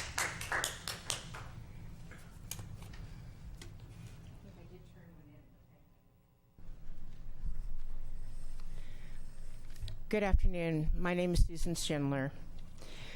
The battle cry of the founding fathers of our country, the straw that broke the camel's back of colonialism, was the word taxation. It was a battle cry, and it said taxation, no taxation without representation. What I feel about this tax initiative is that it is taxation without regulation by my representation. How can you tax me when I can't get a permit? I don't have any regulation. It's putting the cart before the horse. And it's also not commonsensical. Let's see where this goes. Let's see what happens in November. Let's see how many of our farmers just check out because of the ordinance that we discussed earlier. And to codify a tax increase is almost unheard of. And if you want me to go to my neighbors and say you are not being greedy, do not codify in this thing up to 10%. You can revisit this anytime you want. There's no excuse for that. Also, as an aside, this tax ordinance says 100 feet and one patient. The ordinance we spoke of earlier on page 6 says 200 feet and 2 patients, and on page 9 says 500 feet and 5 patients. If you have already voted this through, then there is already inherent in this law complete inconsistency. Most of all, please, give us a chance. Give us an opportunity. Don't tax us without regulation. Thank you. Okay, I'm out of speaker cards on the issue of the tax. So, any comments from staff? We did take a couple questions that I think we should get responses to. One was the issue that was just most recently brought about. Inconsistency. The inconsistency in the patient. So the main thing that the tax law has to do is get voted in by the people. Once the tax part of that is voted in, that doesn't mean that this board can't make amendments. They just can't add on more taxes. The board can always change and have less taxes. There's several things that this board can do without it going to the voters. What this does is give the board authority to initially, there's a couple different tiers, but I heard the discussion about the 10%. The 10% was an overall cap, but that 10% cannot be reached except at 2.5% per year. And that would all, again, go through the public process of going through this board. And I think the reason for that is to take into consideration what happens with the state, because that's an unknown, so that this board can make adjustments as you see what's happening out there. Matt, did you have anything to add? There was a question from Hannah Nelson, and I want to refresh my memory on that. Well, there's two issues. You want to speak to the microphone? A few issues regarding the due process provisions. One was the second 25%, the first 25% penalty was reduced to 10%, but then after the second month, it's still at 25%, in addition to the percentage interest. And then another issue was regarding the date of service of notice, and it was discussed changing it from the date that it's dropped in the mail to adding some additional time, particularly given our rural mail system. I sometimes don't get mail for at least 5 to 10 days. So at any rate, those were a few of the concerns. I have a list I could go back over, but I think it's in one of my previous memos that I'm sure you have. And my concern really is just before the language that we adopt has to be gone back and justified for inconsistencies later by further action, why not halt, make it consistent, and then move forward? Thank you. So we do have to take action today to put something on the ballot, but to what extent can we change those things either today or before it goes on the ballot or after it gets approved? And to what extent is the ballot measure tied up with those details? So this board, we voted it in. The board can give us some, I think, some small changes like that in terms of going forward. But we've got, I mean, that's right now, basically the only small changes we can make is in sort of fixing any errors. Noticing requirements. Right. That kind of thing.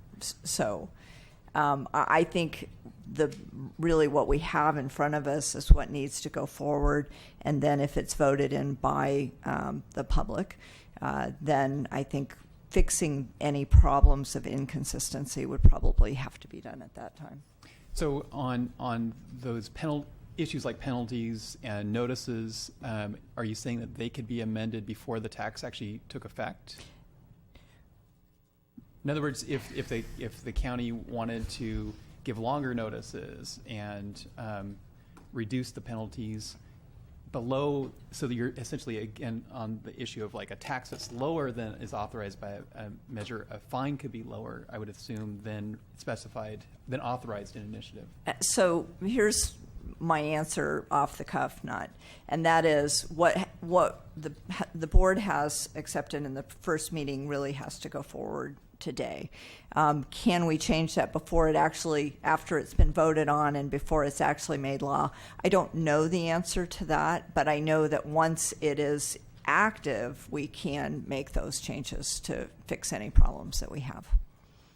Okay. And that doesn't have to go back before the voters. And again, anything in terms of lowering the taxes this board can do, they just cannot raise the taxes without that going back to vote.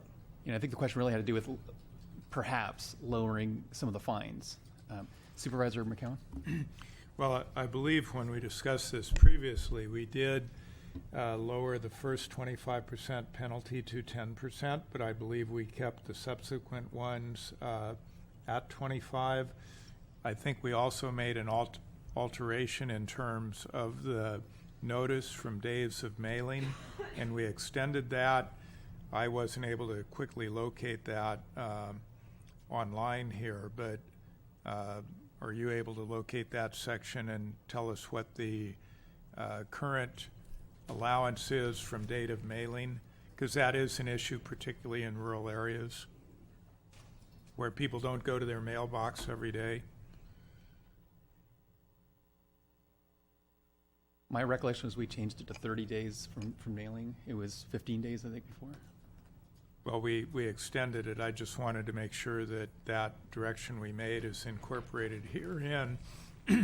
Or would it be sufficient, since if we made the direction to simply direct staff to verify whether what is in here accurately reflects the direction we gave, that wouldn't be a substantive change. It'd be in line with what we had done at the first reading. Right. I'm in agreement with that. If that was the direction at the first meeting, if we neglected to put that in, we will make sure we get that fixed. Just as we added the language that this board asked us to add, which was item number 7, I think, on that. The conflict clause. The conflict clause, correct. Do you have any other comments, Supervisor McCown? No. Okay. Any other comments from board members? So what the direction or request we had from the county council was if we can bifurcate this so that we can give direction to proceed with the tax, and then we can allow Supervisor Hamburg to come back in and to discuss the advisory measure that would go with this. And was the recommendation we first vote on this as it is, then we can come back and have a separate discussion only on the wording of the advisory measure? That's correct. I mean, the way we set up the resolution is we did it all in one resolution. But I think to have him, so I think the vote is sort of in moving that forward. I think that this board can vote on the tax issue itself and separate that, and then allow Supervisor Hamburg to be participate in the advisory measure, because again, that's not any kind of economic issue with regard to him and does not have a conflict with him. Okay, Supervisor Miho. Would an appropriate motion be to move the recommended motion excluding the wording of the advisory measure for a separate vote? Yes. And you so move? Is there a second? I'll second that. Okay, we'll vote by the button. The motion carries with Supervisor Hamburg abstaining. Okay, so hopefully someone can advise him he can come in the room. Could we have 5 minutes? We could make a 5-minute break and let Supervisor Hamburg come in the room.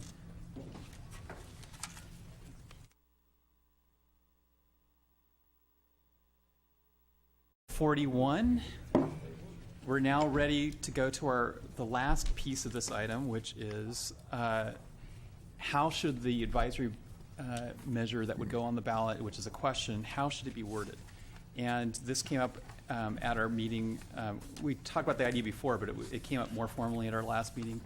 I think Supervisor Woodhouse was suggesting we do this, and we had kind of brushed over the topic before, and we all agreed that we should do this. So we had kicked around some different ideas at the last meeting, which County Council captured in this draft language. I think we're going to hear some suggestions. I know we're going to hear some suggestions to make some amendments, and I think we'll have some support for making some amendments to this. So I just want to go through the speaker cards that we have relating to the advisory measure. So the first speaker card. Chair Jordy, just to be really clear about all of this. So I'm taking as the last vote, we had a resolution that, again, encompassed both items, the tax and the advisory measure.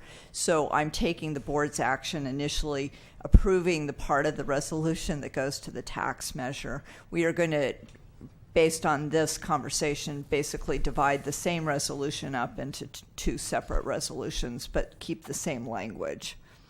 Does that make sense? Just to keep it clear what the vote is on the resolution. So then, just so I understand Right. it, we adopted the first resolution excluding the language regarding the advisory measure, and you're saying we would adopt a second resolution that would include the language of the advisory measure? Correct. But only the language of the advisory measure? Correct. So staff, based on the direction today, would then prepare that resolution that would be RF.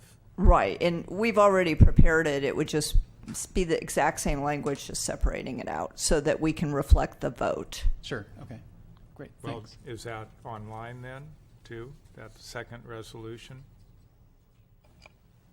We wouldn't be changing any of the language. We would just be changing so it would be a separate Okay, so numbered. then we approved one resolution that included everything but the advisory language. Correct. We would then have a second vote after this discussion that would essentially approve the same resolution except with the advisory language included. Correct. And because the only thing Supervisor Hamburg would in effect be voting on is the advisory language, then there's no issue. Correct. I think I got it. So, I mean, in terms of public notice and such, we're not changing anything. We're just changing, basically, sort of reformatting. So that. would the second resolution only relate to the question and not the actual tax?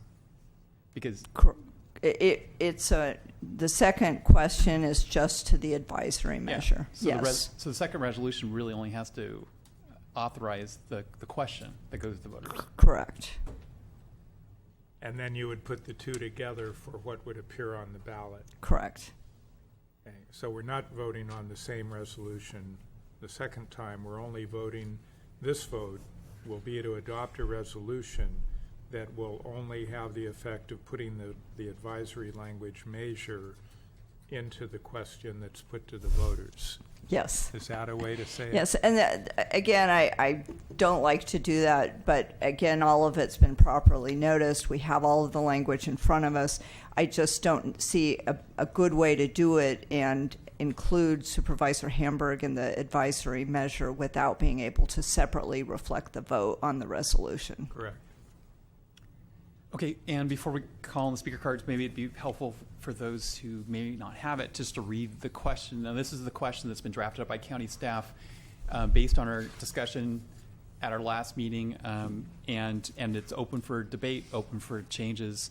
But anyway, as written, it says measure blank, and then it says, county clerk to fill out the blank.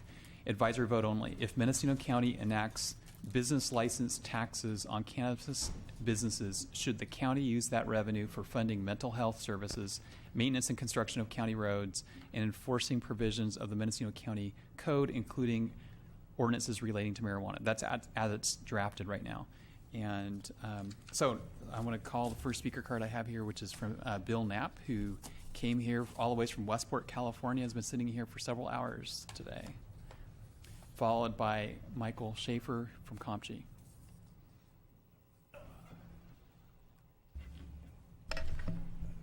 Hello. Again, I guess I've already been introduced. My name is Bill Knapp, and I am from Westport, but I'm here representing the Westport Volunteer Fire Department, and I have spoken before most of you in that capacity in the past. And basically, I understand this is a tax advisory ballot that we're talking about, and what I'm looking for is to see that fire and EMS is included as one of the essential public services and is in what I believe you call a priority recommended recipient. There's already 3 in the current wording, and I would like to see fire and EMS in that same level, that same status. And that's really all I have to say. I don't have any other opinions on the tax itself. Okay, Supervisor Brown. Thank you. I wanted to ask you, are you a fire company or a fire district? We are, under California statutes, a fire company. We are not a fire district. We are one of the 2 special cases. We have been in this special case situation this fire company, fire department, has been in service since the 70s. And it has serviced in the past the area from 10 Mile to Usall Road. Currently, it services from milepost 72, which is about 3 miles in from that, to Usall Road. And it has a long history of serving both as fire and emergency medical response. Okay, Supervisor McCowan? Are you under the umbrella of the special district in Westport? Not anymore. There was an infamous incident years ago, actually just before my time, about almost 11 or 12 years ago. There was a grand jury report. One of the recommendations of the grand jury was that the fire department be separated from the water district. That was officially done, and that was when we became a fire company, again, according to California statute. Thank you. And we do have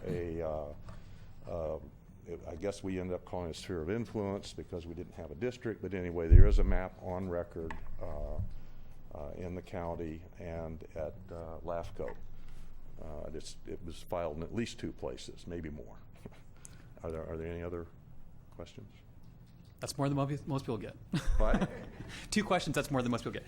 Okay, Michael Schaefer, CompSci. I'm Michael Schaefer, and I'm here in support of adding the fire and EMS services to your list of priorities. I'm also personally, and this is, only occurred to me today, we have 2 measures that you're putting on the ballot, one by citizen initiative and one that the board is sponsoring. And I personally would like to see this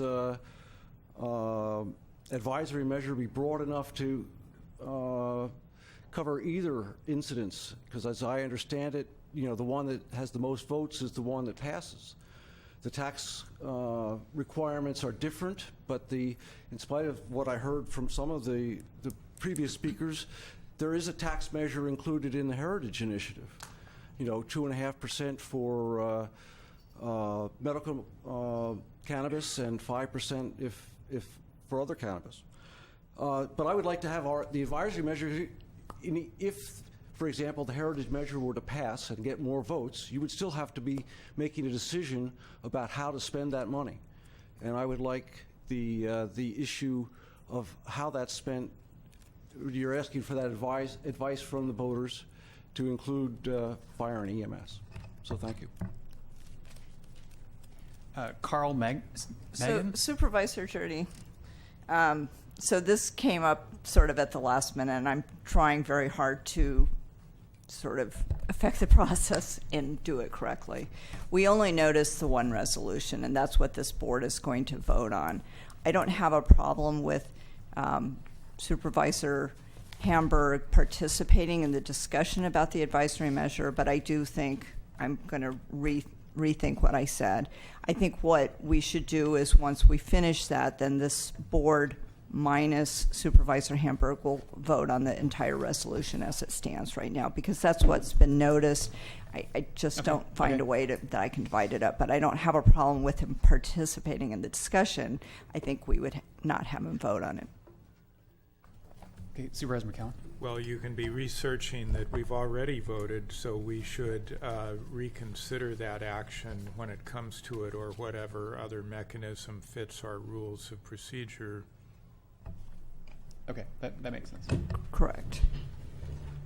Okay, you're up. Good afternoon, good evening. My name is Carl McGann. I'm the fire chief for the Willits Fire Department. I'm also the president for the Mendocino County Fire Chiefs Association. I did hand out a letter that we presented to Dan Jerde on July 20th. I don't know if you received that or not. It was from but anyway, I did supply a letter. I also supplied an additional document. It's just for education information for yourself. Just because the legalization of marijuana comes about doesn't mean that the impact to emergency services law enforcement ends. And this has a lot of information based on the impact of the legalization in Colorado. So they've kind of created a roadmap. So in the letter, We asked, as an association, I represent 21 volunteer agencies in Mendocino County. We went together, created this document that we'd like to present today for establishing an ordinance for the tax on cannabis. As the board knows, the fire chiefs in the county have been jointly struggling to find appropriate funding, additional funding for many departments. The 21 volunteer agencies that we have in Mendocino County, not all of them have a stable source of income. So we're trying to elicit income for them wherever we can. The greatest uncompensated impact from the marijuana trade has been on the local fire agencies and emergency medical services. A significant number of incidents responded to by local fire departments have been directly related to marijuana operations and associated drug labs. Our fire departments have reported up to 90% of their calls for service are related to these operations. Not only do these incidents pose normal risks associated with fires, but they also have the additional risk associated with unregulated construction, chemical use, and other inherent hazards of illegal and unregulated operations. Our volunteers, when they go into these indoor-outdoor grows, they're subjected to a lot of exposure from a lot of products. Hopefully, with the legalization, maybe some of this can be better regulated through the permit process, which I'm in favor of. In addition to the fire-associated incidents, a significant number of medical aids, rescues, and other public assistance incidents are directly associated with the marijuana industries.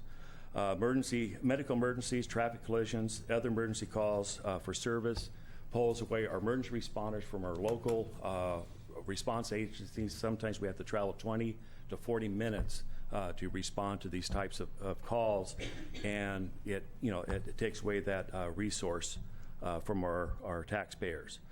Fire chiefs in general recognize the advantage of a general tax as opposed to a special tax. However, we, the Mendocino County Fire Chiefs, are asking that the board recognize the significant impact that the marijuana industry has on our agencies and commits to appropriating an appropriate portion of the tax to the county fire agencies. Thank you. Thank you. Ben McMillan.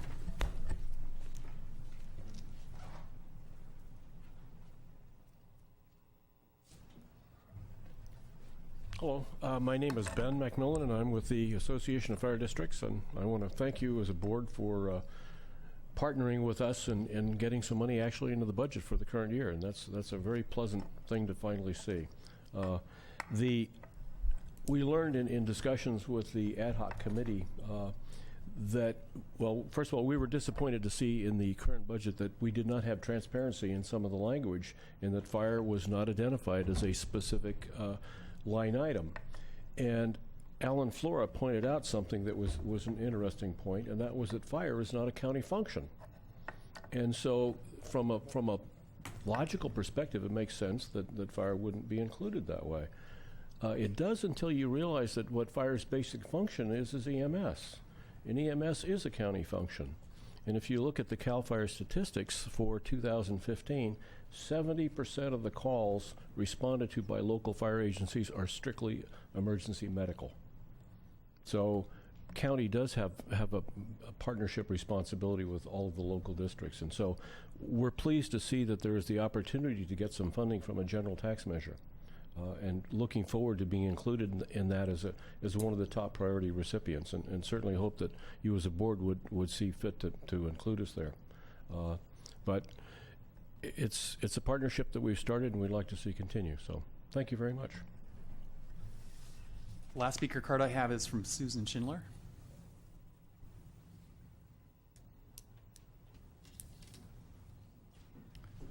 Good afternoon, supervisors and what's left of staff. I'm certainly not going to argue against EMT and fire not deserving money from taxation. So thank you for everything that you guys do. As a mother and a grandmother, however, and as someone who knows that thinks 60%, perhaps more, of the children in Mendocino County are in a school lunch program because they don't get enough food at home, I would love to see some of this money spent on our local schools. I know Potter Valley School could use it a lot. My kids one of my sons lives in Boulder, Colorado. I have a 15 and a half and a 13 and a half year old grandson. Their schools have become the first and the second in the United States. The situation with education in Colorado is unbelievable because they have dedicated a lot of their money to kids and to education. And if we care about the future, I urge you to at least dedicate some of the money to our public schools and to the needs of our children. Thank you. So any other speakers on the advisory measure? Casey O'Neill, local farmer. I definitely agree. Fire services is very important. I'd love to see some of the tax dollars go there. I'm up on Bell Springs. We have a volunteer fire department. It's funded by our local community. I'd also like to discuss the enforcement provisions. I think that tax money should be spent. I've done cleanups on national forests. I went out on Red Mountain a couple of years ago, and we hauled out a whole bunch of trash that went up on a helicopter in nets and flew away. And that was a pretty powerful experience for me, both in participating in that and seeing how much it costs. So I think that as we look at tax money for cleanups, that it should be focused on public lands and not private lands. Private lands are owned by people.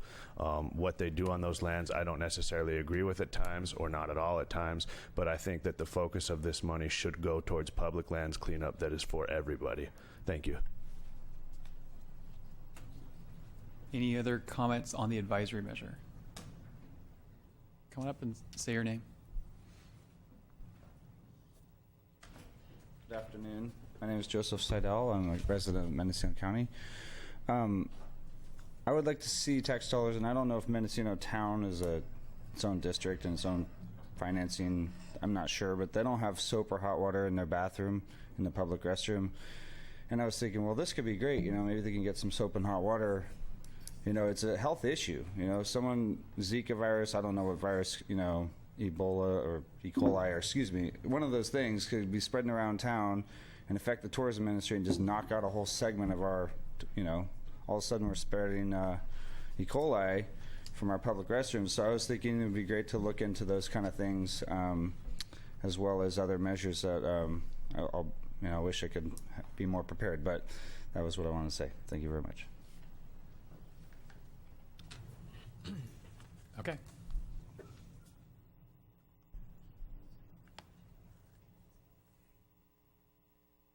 Stuart Marcus, speaking as a former chair of the County Promotional Board, also one of the founders of our Business Improvement District for lodging, and I just want to let you know at those meetings in the early days, the complaints from the wine industry and the lodging industry of how a promise was made by the Board of Supervisors for a general fund, and at that time it was the MCPA, was not getting adequate funding to support the industry that it was taxing.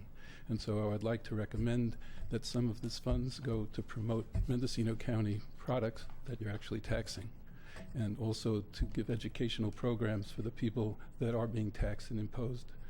Because otherwise it's taxation without representation or reinvesting in the industry that's actually providing the funds. Thank you.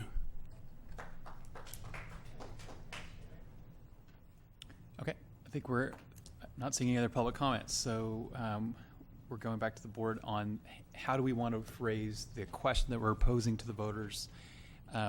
So my basic thought on this, I totally support putting this before the voters, but I think whatever we do put before the voters, it needs to be fiscally realistic to the point where it's a promise that not only we think we can fulfill in this fiscal year, but we think a future board would still be able to fulfill 10, 20 years down the road in the middle of a recession. And so I think it's with that kind of caution. That's why I suggested at our last meeting, it's not in that draft, but I suggested that what we ask voters is that would they like to see a majority, over half, of the tax dedicated to these items. And so I think that's how we should phrase it, and not I don't think we should overpromise. I think if we overpromise and say 100% will be spent on any number of things, we're setting the county, maybe not us, but we're setting some future board of supervisors up for failure, and that'll be breaking the bond between the public and the elected officials, and I think that's wrong. I plan to be on the board for 20 years. I don't want to be on the board when we have to violate that promise, and that's why I want it to be a realistic fiscal promise. Mr. Chair, if I may, we have a procedural matter we have to address. We took a vote. I believe the proper way to proceed is a motion to reconsider, which is in order, provided all the same people are still in the room, which as of now they are. So I move reconsideration of the previous action. If that's voted on, the item's back in front of us, and I think we could proceed with the discussion. Second. Okay. Any discussion on the motion? And I would turn to County Council. Is this accurate? I'm in agreement, and I've been watching. We do have our public that were here. Again, we're trying to allow Supervisor Hamburg to comment on the advisory measure, and I just want to say that is part of the resolution. It is what went before the public. So in terms of changing, we can't change it dramatically, but if there's some things that we want to add in there in terms of advising of use of the money, I think we can do that. Okay. And so I think if the motion to reconsider passes, we would then be in a position where Supervisor Hamburg can participate in the discussion of the advisory measure, but perhaps should recuse himself from the actual vote. Right, and that will solve the voting issue on the whole resolution. So that. Okay, Supervisor Brent. Are we into discussion? Yeah. Okay. I did second. We got to vote. Of the motion to No. We got to vote on the motion.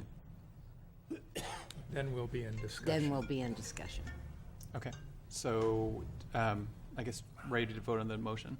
Okay. Well, I'll vote with the button.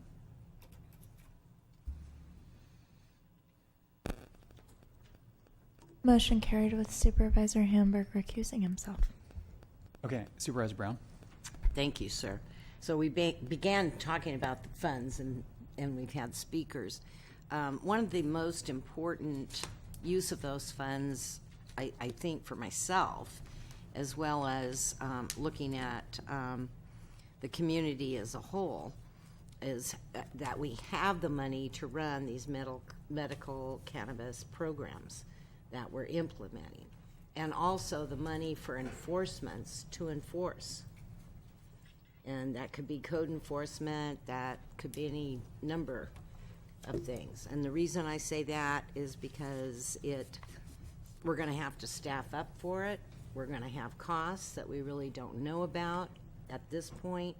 But for me, that has to be number one. I think the non-growing community, as well as those involved in the industry, will be appreciative of outlaw grows and enforcement in that area, trespass grows that we talked about earlier, environmental cleanups. This is, it's huge.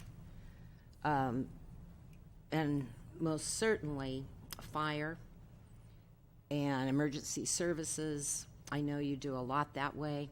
My first phone call after finding a meth dump on the Hall Road to Lake Pillsbury was call our fire department. And they had to guard it until a cleanup crew could come. So there's lots of ways that your participation matters to communities. So anyway, going forward though, I think a number one funding source, I guess, would be the tax, but it would be to support what we're doing with the programs and enforcement. Okay. Supervisor McAllen, Woodhouse, Hamburg. Well, on that one point, I think the program through the permit application fees should be self-sustaining. Maybe I'm wrong there, but I guess I'm just thinking of coming up with wording that isn't too cumbersome.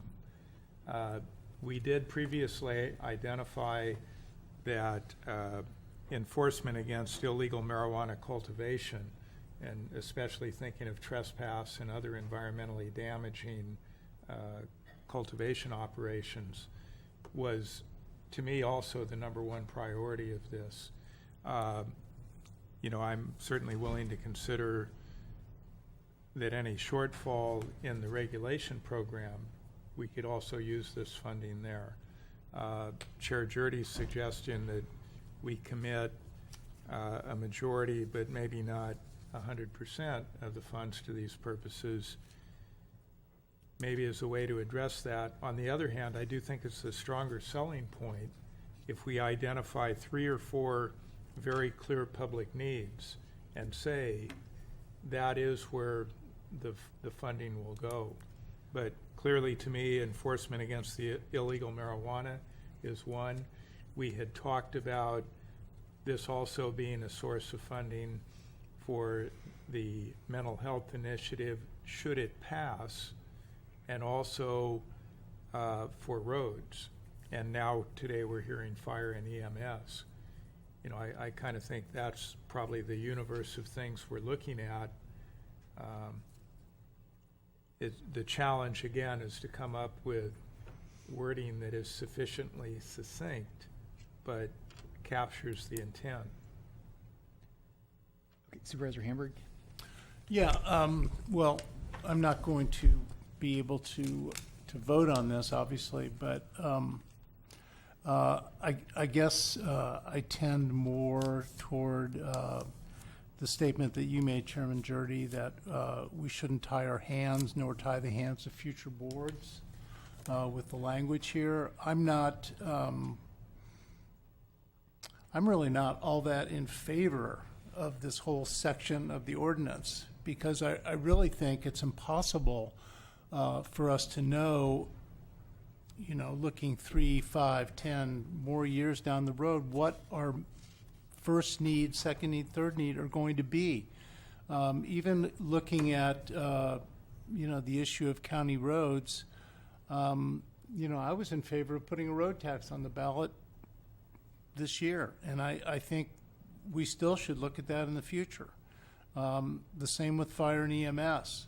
I don't think we know what's going to happen with mental health services. We don't know what's going to happen with the sheriff's initiative. We don't know. There's at least a couple of funding opportunities out there for more mental health funds to come in. I certainly think enforcing the provisions of the marijuana ordinance, I think that's really important so that we don't have the black market issues that often do come up and will come up if we don't have strong enforcement mechanisms. But isn't that really just the job of the Board of Supervisors to enforce the provisions of the Mendocino County Code? So, I guess I'm going on here, but the main reason for this, I think, is to try to make it more attractive to people to vote for this by putting some things out there that we think people find attractive. But I'm not sure that's really our job. I think our job is to run the county government as we see best to do it in the long term, in the short term and the long term. And I don't know, this whole section of the ordinance doesn't really interest me a whole lot. I don't mean it doesn't. We did all this so you could talk. I don't mean it doesn't interest me, but I don't feel strongly in favor of it. I think if we're going to enact a tax, if people are going to vote for a tax, it's our responsibility as the Board of Supervisors to decide how best to spend those monies, whether it's on mental health, whether it's on roads, whether it's on enforcement of our ordinances, and to tie our hands through this advisory measure that these are going to be the top priorities, prejudges what the top priorities are going to be in the future, and I don't think we even know what those are going to be. So, if we are, let me make one final comment. If we are going to put these, this list of things that we think should be the top that should rise above everything else we do as a county. I certainly think fire and EMS belong in that list. They are top priorities to me personally. I mean, I don't have any problem with that, but I do have a problem with the whole section. Okay. Supervisor Woodhouse? Did I put this up? Well, I saw you push your button. Oh, darn it. Great. Thank you, Mr. Chair. I think we are kind of hearing agreement about fire EMS and environmental cleanups, which is a beginning. I'd like to advocate for the others, roads and mental health, and get comments. The road, you can hook everything to everything, so this is just another argument.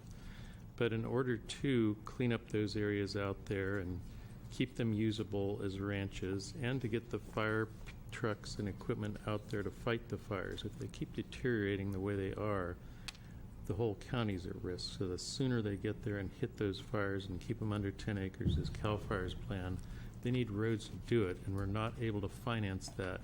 We're putting a little extra in now, and when we hit a bump, we will not be able to put that money in there. So this is the source where we can put something into maintaining our roads better, and I want to put it in as an advisory. For mental health, whether you call it staffing or enhancement or whatever, it's a huge need that sends ricochets through our county. I think drug use and mental health are tied together. They say that tobacco use at our conference was common in mental health patients, and 50% of them had mental health problems, and I think the marijuana is connected. I get boos from the audience when I say that, but it does lead to challenges for kids and them losing their stability. I think these four things belong together, and it isn't tying our hands. It's just an advisory, and I would strongly advocate that we put them all in. I certainly support fire and the environmental. I really think mental health and roads belong in there as well, and we can craft the language. It's just an advisory, and it doesn't have to say over half of it. It can say whatever we choose. But I think it's important that we make this commitment if these are, I just think it's important we make it. These are my commitments that I want to make. Okay, I agree with what you said. I think with everybody has said. I do think we should spend some time trying to come up with language that is a little bit simpler, because voters are going to gloss their eyes over this. And I think right now the language that's in there, enforcing provisions of the Mendocino County Code, like, well, what does that mean? I agree. It's like, I don't know if that's a good thing or a bad thing. I mean, where if we just said environmental cleanup, that's pretty all-encompassing, and that's generally a pretty positive. Who's against environmental cleanup? Nobody's against that. And I mean, I was at a recreation district meeting in Fort Bragg recently. They own 500 acres. It was primarily a result of trespass grow, but they had other activities going out there, not to do with marijuana. It was a combination of things, but they had an expense to the district that they have not enough money to clean it up. They are pursuing some grants, but gee, it would be nice if there was some amount of money from the county that could be available to public entities like the rec district throughout the county who have issues with cleaning up their property for any number of reasons.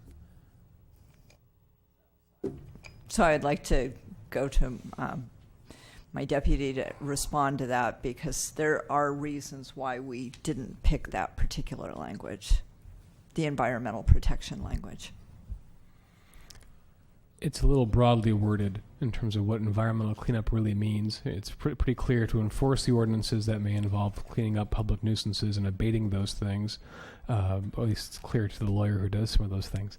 But in environmental issues, that typically your environmental laws, like your hard law, like CERCLAs and RCRAs, and you're cleaning up in contaminated sites, and that isn't typically something that's an automatic thing that counties get involved in.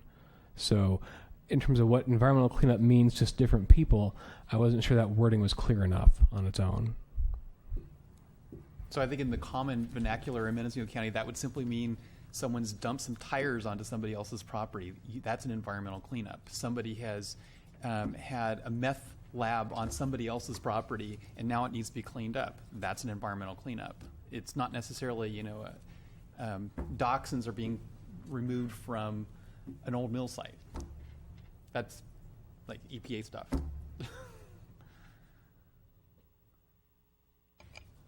So anyway, I think the language could be simpler and cleaner, and so I'm thinking just like environmental cleanup, repair of county roads, I think says what we need to say. Support for fire and medical emergency response services, and maybe enhanced mental health services, which may or may not relate to the sheriff's initiative, because regardless, before his initiative ever was envisioned, there was always a need for enhanced mental health services. And so it seems to me that that's not really, there always will be a need for enhanced mental health services, probably. Mr. Supervisor Brown? Oh, I was waiting after. Supervisor McCown. Well, I will defer, but Supervisor Brown. Well, I saw you writing, so I was assuming you were rewriting language. Okay. Yeah, sorry we laughed, John. But anyway, I'm going to call for the question. I want to get going on this. I think we have it down. It's late. And you've noticed I did not call the 5:30 rule because we still have more business in closed session.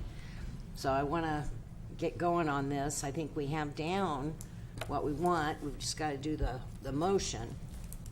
Well, we may be close. I think some of my language is similar to some of Chair Jurdy's. I think it includes, first of all, I think what we're talking about, and I think environmental cleanup is too vague. I think we've talked about targeting it against marijuana. To say what we really intend, there will be a ballot argument that could include a little bit of an expanded explanation of what is meant here. So I think the four things I'm hearing is marijuana enforcement, mental health services, county roads, fire and EMS services. Are those kind of the core of what we're asking? So then the question would be, should the county use a majority of that funding or of that revenue, if that's the language we agree on, that we don't want to lock it in for all, although it's non-binding, a future board can deviate. Should the county use a majority of that revenue for funding enforcement of marijuana regulations, enhanced mental health services, repair of county roads, and fire and EMS services? Second. Okay, we've got a motion and a second. Any discussion? Before you vote, I'm going to to EMS. Oh, I can stay in the room and recuse myself? No, you have to leave. You Okay. can't Okay. hear how we vote. So No, I'm teasing. We'll give you a couple seconds there. Nicole, do you want that reread? Okay, you guys hurry up. I'll see you in closed session. Should the county use a majority of that revenue for funding enforcement of marijuana regulations, enhanced mental health services, repair of county roads, and increased fire and emergency medical services? So you have that, and you'll get his written version. We will take care of that. So. Okay, and that's what the second agrees to. And I guess, not to delay it, one question might be, is that order appropriate? They're kind of all in there. So again, and I am counting on the fire and emergency services community to turn out in force for this. So just to be clear, so what the motion would need to encompass is to adopt the resolution with those minor changes. To adopt the resolution, correct, with those changes to the advisory language. Correct. And I have just one question for. And again, the previous direction to correct any discrepancy. Correct. So I have a question for staff. So I had sent to staff a version of this that was on another ballot, I think in Solano County, some other county. And it was worded differently only in that it specifically referenced the tax that this advisory measure was going towards. So will there be something either in what we're putting in here or what the county clerk is putting in there that would be as they did in Solano County, which is saying if Measure X passes, this affects Measure X. Because we've agendized this, in my mind, we've agendized this and coupled this with our tax that we put on the ballot. In my mind, we're not coupling this with the Heritage Initiative, which has its own tax, which not much lower, but a lower tax. Well, I don't think we should tie it to the Heritage I agree. Initiative at all, and I don't think that we could. That could be construed as an alteration of that measure. I'm just raising that point. Yeah. But we might say, if Mendocino County enacts business license taxes by adoption of measure whatever that number will be, then this. Yeah. If Mendocino County enacts business license taxes on cannabis businesses by adopting measure blank, should the county use? And that, well, I'm raising this because that's how they phrased it in Solano County. It wasn't related to cannabis tax, but it was. I would be willing to incorporate that language if the board supports that. Second agrees. Okay. And maybe with direction to refine it to be appropriate in case it's been misstated a little bit, or there might be a cleaner way to say it. And I think that was the understanding. So I'm looking at this. I don't know if we were given specific direction, but we can certainly make the language so it ties, and it will come directly after the tax measure. Okay. Thank you. Okay. So we're all clear. Right. We're all clear on the motion. So, and again, I'm trying to say it, so I'm running out of steam here, but so this motion has to incorporate the tax ordinance as well as this resolution that you're voting on. It is the recommended motion with revised language to the advisory measure and additional direction to staff regarding the precise wording that ties it to the cannabis tax measure, and also to correct any discrepancy. That's fine. Yeah. Okay. I think we all understand the motion. Okay. We'll vote by the button. Supervisor Brown seconded the motion. Motion carries with Supervisor Hamburg abstaining. Okay. Thank you all for waiting around so late. You serving barbecue now? That's what we do when we invite people to come visit us. Thank you very much. Thank you. We do hope you still have all the barbecues. Okay. We're still going to go into closed session now. And County Council, do you want to report on the three topics? So just for every, so in terms of closed session, the It's not listed on the green sheet. It's not listed. So the matter of, yeah, do you have it? It's not.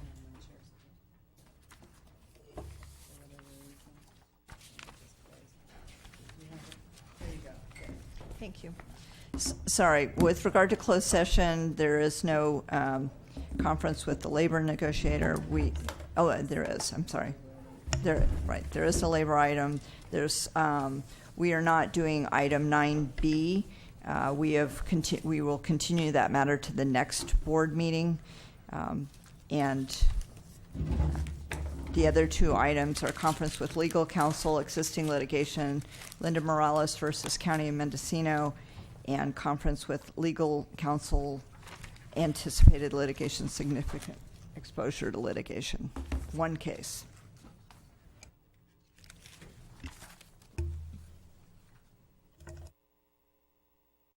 Out of closed session, and the direction was given to staff on all three items that we had in closed session. Is there anything else to report?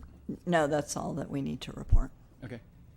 We'll adjourn the meeting at 9 minutes to 7.